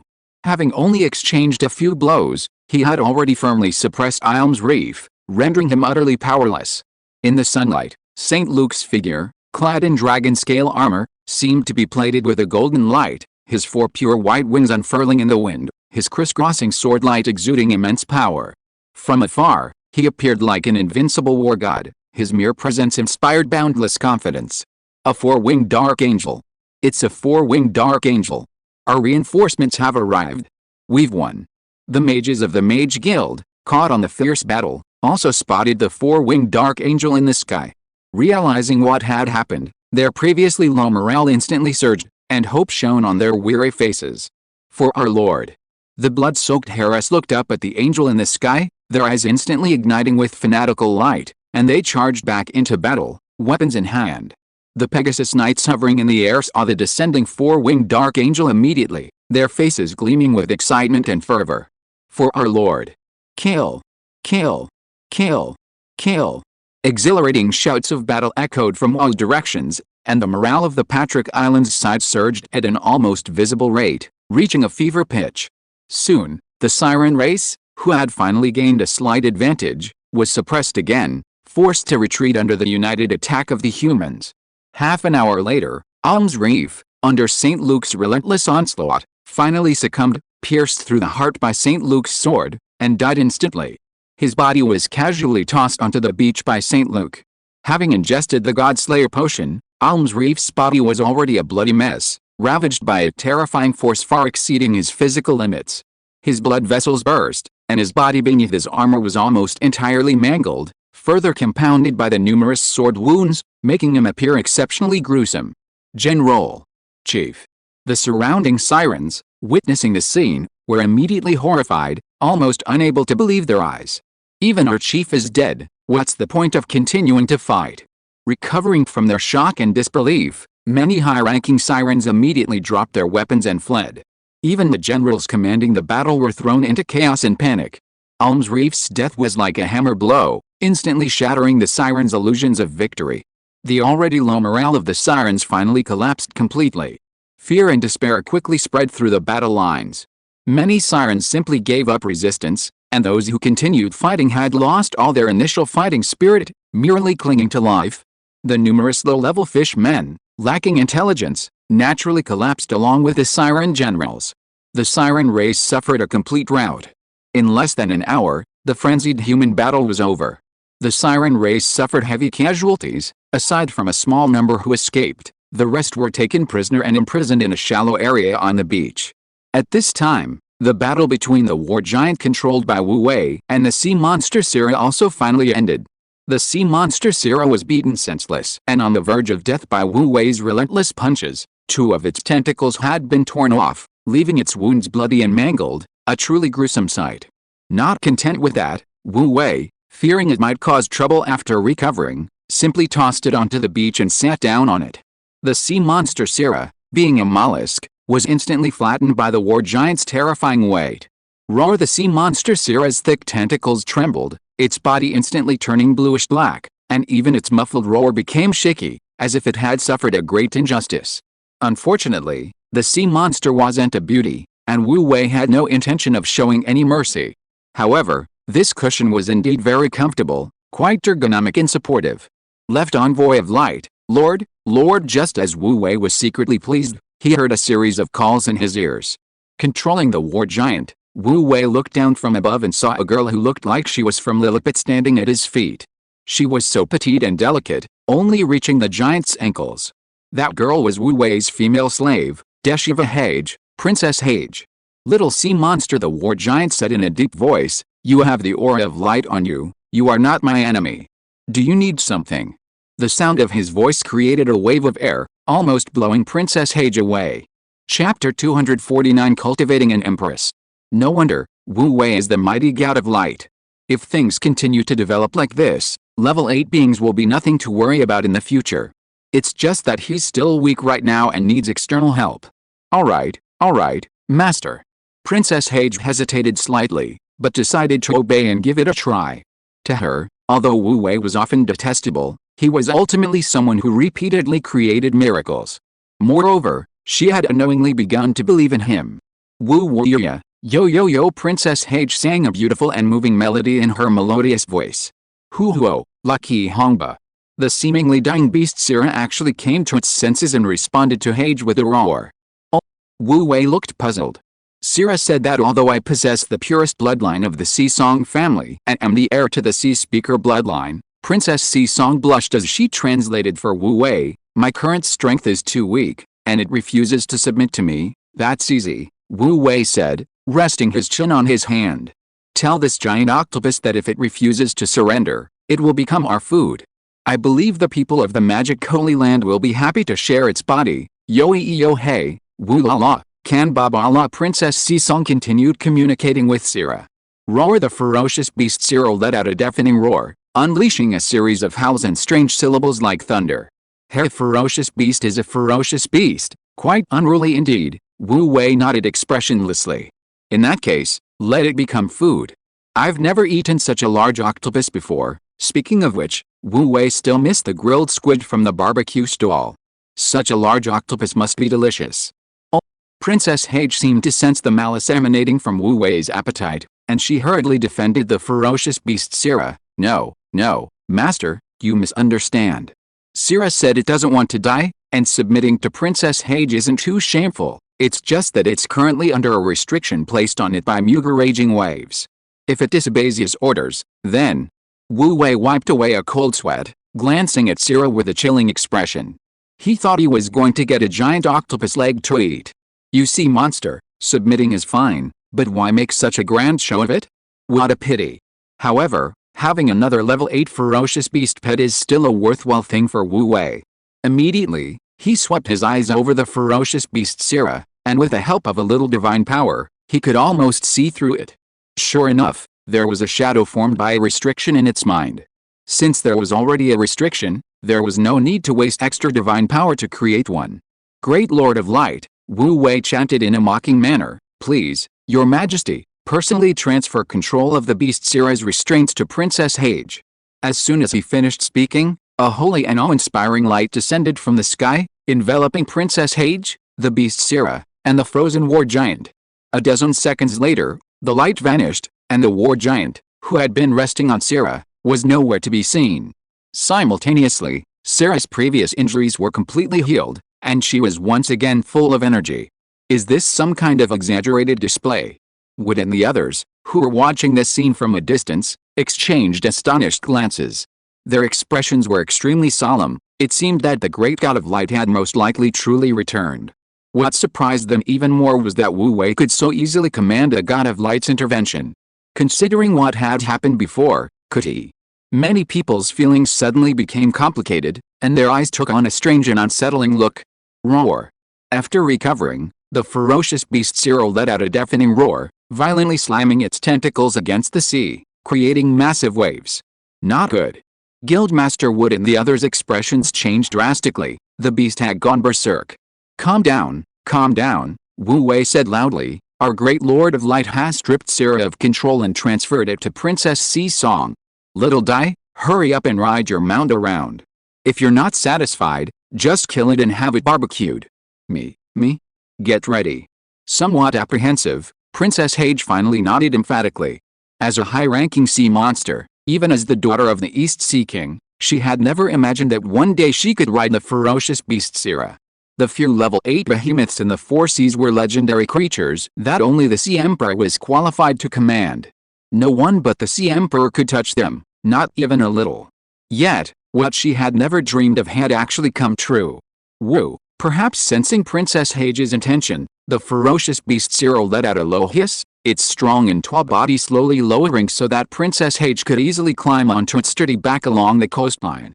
Normally, terrifying level 8 behemoths often possess a high sense of pride, and in ancient times, they were even worshipped as totems and gods by some primitive tribes. Unless one possesses overwhelming power and the aura to command the submission of these behemoths, these powerful creatures, who have roamed the seas since ancient times, would never willingly submit to anyone. However, Sira sensed a unique affinity in the Sea Song Princess, a trait once reserved for the Sea Emperor. Although the Sea Song Princess's current strength was far inferior to that of the former Sea Emperor, Sira was genuinely willing to accept this young Sea Princess, especially after being forcibly imprisoned by Muga the Raging Tide. Sira, you are a legendary creature I've heard of since childhood. Your greatness deserves to be celebrated by all of our sea race. The Sea Song Princess, barefoot, stepped onto Sira's back. Feeling the firm, rough texture beneath her feet, Sira's heart surged. Sira, I assure you, I will represent the entire Sea Speaker clan to give you the highest respect. This was a promise from Princess Hage's heart. Perhaps it was because of her sincerity that the ferocious beast Sira raised its head and let out a thunderous roar, as if at that moment, it too had opened its heart to Princess Hage. Sira, let's go. Ow. As Princess Hage steadied herself on Sira's head, her horns providing support, the beast Sira powerfully pushed off with its tentacles, its massive, mountain-like body plunging into the sea. The earth shook violently, giant waves surged, and the humans on the island could not stand. Even the dilapidated island walls suffered several layers of plaster falling away. This is the power of an ancient behemoth. Truly awe-inspiring. Wu Wei, gazing into the distance, was also deeply moved. No matter the creature, to grow to this level through its own efforts was nothing short of a miracle of life's evolution. His earlier deliberate belittling of the sea monster was to maintain the dignity of the god of light. Otherwise, making a fuss over a mere level 8 sea monster would earn him the contempt of Wood and the others. In fact, having another level 8 sea monster to indirectly command significantly increased Wu Wei's overall power. The reason the ferocious beast Sira caused such a commotion was because it was currently in the nearshore waters. Once it reached the open ocean, far from the continental shelf, that would truly be the domain of giant beasts. Sure enough, after several rapid charges, Sarah had already led Princess Seasong into the vast ocean. Those standing around the coastline of Patrick Island, along with the sea monster captives, could only see the silhouette of a giant beast in the distance, sometimes leaping out of the water, sometimes galloping across the sea. This was a terrifying behemoth, capable of incurring the wrath of the sea god. Watching it carry Princess Seasong, frolicking freely on the sea, the atmosphere was both awe-inspiring and harmonious, especially for all the sea monster captives present, possessing an invisible, infectious power. "Brother Wu Wei, aren't you afraid Sarah will run away with Princess Seasong?" As the crowd watched Sarah's majestic figure, Black Litten whispered. Like the others, he felt a mixture of awe and fear towards this legendary giant creature, along with a great deal of curiosity. "Don't worry," replied Blake Litten. "Little Demi and I share a special connection. Fate has bound us together, she can't escape." Wu Wei raised his hand, and an invisible chain of divine magic bound him to Princess Hage. Unless Wu Wei voluntarily severed their master-servant relationship, this normally invisible chain could not be separated. "Big brother is mighty." Black Litten broke out in a cold sweat, feeling that those words sounded like something a villain would say. However, just as Wu Wei had predicted, Princess Hage didn't ride the ferocious beast Sarah for long. After about a quarter of an hour, Princess Hage commanded Sarah to slowly swim back from the outer sea. Sarah was, after all, an ancient ferocious beast. Watching it slowly approach from the outer sea, its majestic body, like a black mountain, and the towering waves it stirred up as it swam, was truly awe-inspiring and intimidating. "I'm back, Wu." "No, Master, thank you." At this moment, Princess Hage stood barefoot atop Sarah's head. Her cheeks were slightly flushed, and a long-lost smile graced her lips. It seemed that subduing the ferocious beast Sarah filled her with genuine pride and satisfaction. "It's nothing, nothing. They're all on our side anyway." Wu Wei waved his hand casually. In reality, while he was transferring control of Sarah to Princess Hage, in a sense, the control remained in his own hands. Moreover, level 8 beings were the most important cutting-edge combat force in the world. Even one more would be a significant boost to the rise of Wu Wei's divine kingdom. Furthermore, having another legendary behemoth like Sarah filled Wu Wei with immense satisfaction. Long live Princess Hage. On the shore, the remnants of the sirens, recently subdued by Hage, knelt and cheered. Some of the higher-ranking sirens had only feigned surrender to Hage as a temporary measure, intending to escape when the opportunity arose. But now, they had witnessed Princess Hage subdue the legendary behemoth Sarah. What a magnificent achievement! Legend had it that only a level 9 sea emperor was qualified to subdue Sarah, and even the overlord of the Western Sea, Muger, could not truly subdue her. The Hage clan is the true royalty of the Four Seas. It is our honor to follow Princess Hage, who possesses the noble blood of the Hage clan. At that moment, dozens of higher-ranking sirens on the shore knelt before Princess Hage, who had just arrived, bowing respectfully and devoutly. "Please forgive our previous offense. We were ordered by Muger raging waves to attack you.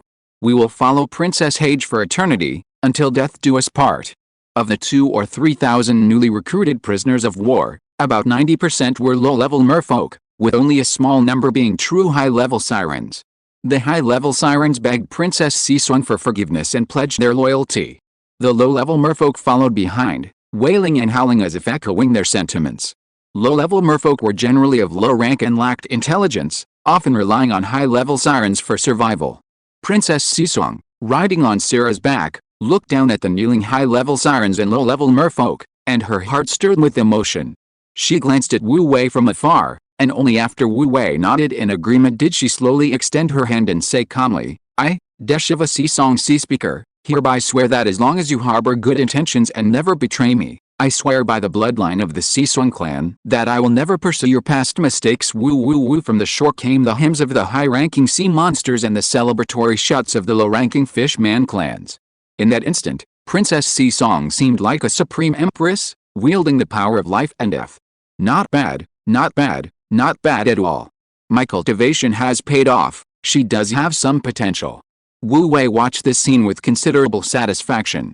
Compared to a beautiful, obedient but powerless vase-like slave girl, Wu Wei much preferred and admired a powerful empress, especially one who was also very obedient and whom he had personally nurtured. Chapter 250. If we say we'll upgrade, then we'll upgrade.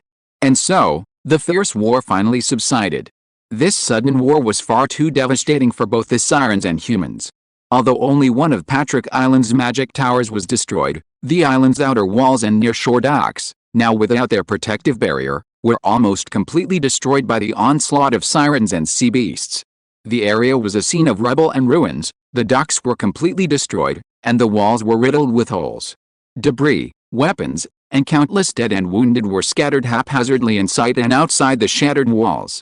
The cleanup, repairs, and treatment of the wounded would likely be a long process. Fortunately, Jimmy Gunter, who was repairing the magic towers, brought good news. The damaged ancient defensive magic towers would be fully repaired in half a magic moon at most.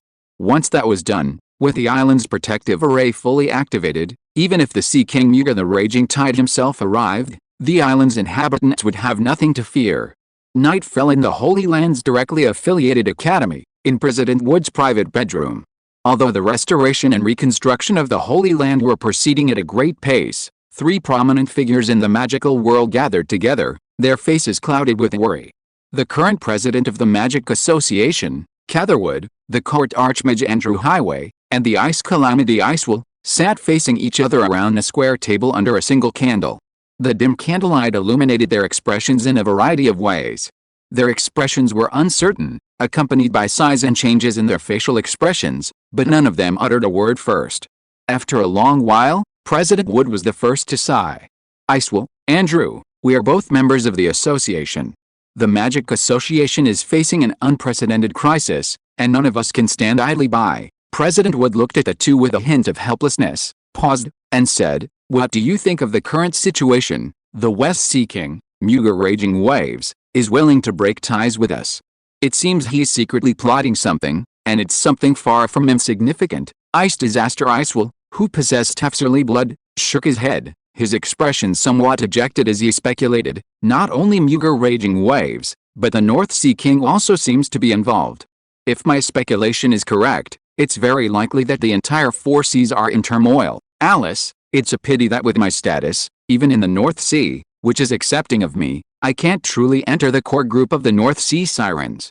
My understanding of the situation in the ocean is also very limited. The intelligence I can gather in the future will likely be even less. Now, it seems he can never return to the North Sea where he once lived. I understand. The oceans are far from peaceful these days. President Wood nodded slightly, then turned to look at Andrew, who sat on the other side. The sea creatures have already broken ties with us.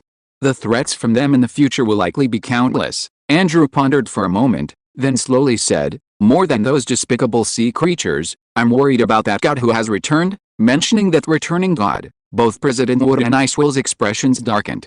Rumors had circulated for over a century that the god of light had fallen. Decades ago, the rumors had become reality. The once all-powerful Church of Light began to crumble, and the once unified empire of humanity crumbled. It was at this time that the forces of magic, witchcraft, elves, sea creatures, and human kingdoms, now free from the Church's control, began to rise rapidly. The Magic Association seized this opportunity, becoming a major and influential organization in the world, enjoying unparalleled prestige. However, the battles that had occurred during the day, and the various miracles, were undeniable facts. So many signs are enough to indicate that the God of Light, once revered by all, has returned. The God of Light disappeared for a century, and now it seems he has returned, Andrew said, his heart heavy.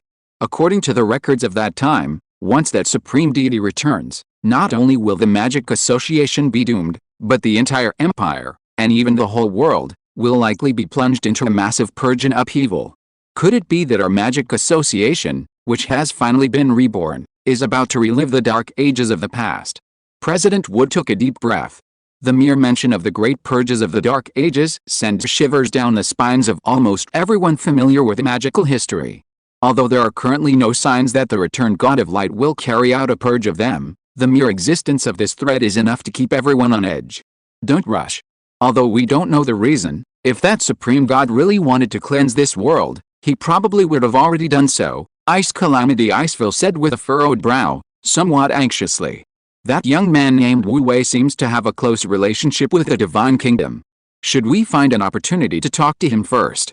President Wood and Andrew exchanged a nervous glance, then nodded solemnly. We must talk to that kid.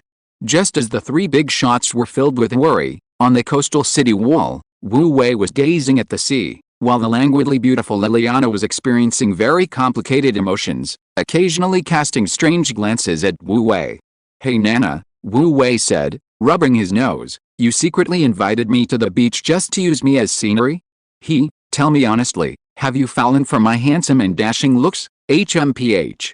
You're the one who should be telling the truth. Liliana glared at Wu Wei, annoyed. Give me the truth. Who are you? I told you before, I am the light. Thump. Before Wu Wei could finish speaking, there was a thud, and Liliana's thigh slammed into the city wall, cracking it. His ears were ringing, and he stared at the scene in disbelief. He had actually been wall-pinned by Nana, no, to be precise, leg-pinned. This position was just too alluring. Even with Wu Wei's composure, his heart couldn't help but pound wildly. To be honest, his body was too weak, only level 1. Compared to a level 7 warrior like Liliana, she was utterly weak. She could be crushed with a single finger. Some of the guild mages who had been cleaning up the mess after the battle, upon witnessing this, didn't dare stand up for justice and quietly fled. They were joking, everyone had seen Liliana's performance on the battlefield. Who dared disturb this tigress's enjoyment? Liliana scrutinized Wu Wei from head to toe with a critical gaze. Tell me honestly, are you the son of the god of light? Cough cough. Wu Wei almost choked. Sister Nana, how could you have such a thought? I've already said it, no, I am the god of light. SHH, don't be too hasty, something bad will happen. Liliana looked around nervously, then whispered in Wu Wei's ear, as far as I know, that one, has a temper, don't take advantage of his favor. Anyway, I won't allow you to talk nonsense anymore. Okay. Wu Wei said helplessly, Sister Nana, you decide. I admit it, I'm coming clean, I'm the son of the god of light, okay. You really are the son of God. Liliana looked both surprised and certain. Sister Nana, Wu Wei said with a grin, isn't my status more noble than those princes and dukes? How about you consider becoming the daughter-in-law of a great god? Get lost. Don't tease me. Liliana rolled her eyes at Wu Wei, then her expression turned serious. Let's get down to business. Is the merit you've earned enough to cure your illness? I don't want to have to break the seal every time I fight.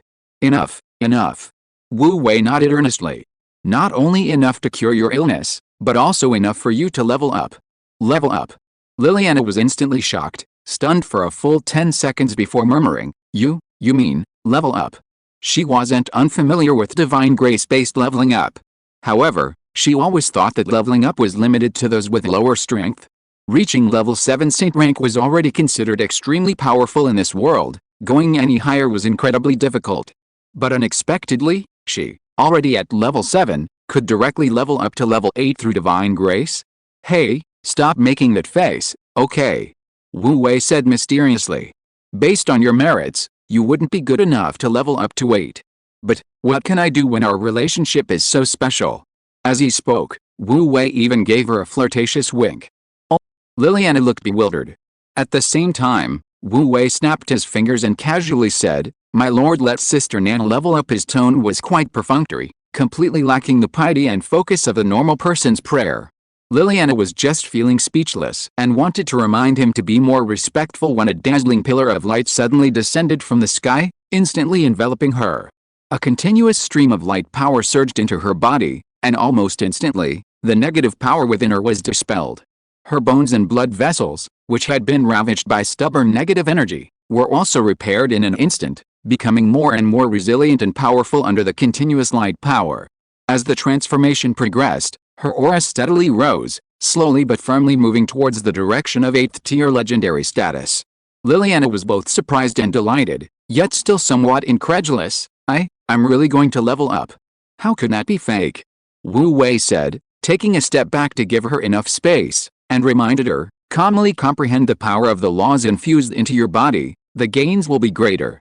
Don't let Wu Wei's calm demeanor fool you, this wave of divine power consumption was considerable, and it would be best to maximize its effects. End of this chapter. Thank you so much for reading until the end. Don't forget to give it a like. Looking for more exclusive content and immediate access? Subscribe to our Patreon. Remember, every like, Subscription or donation encourages us to continue. Thank you all. See you in the next video.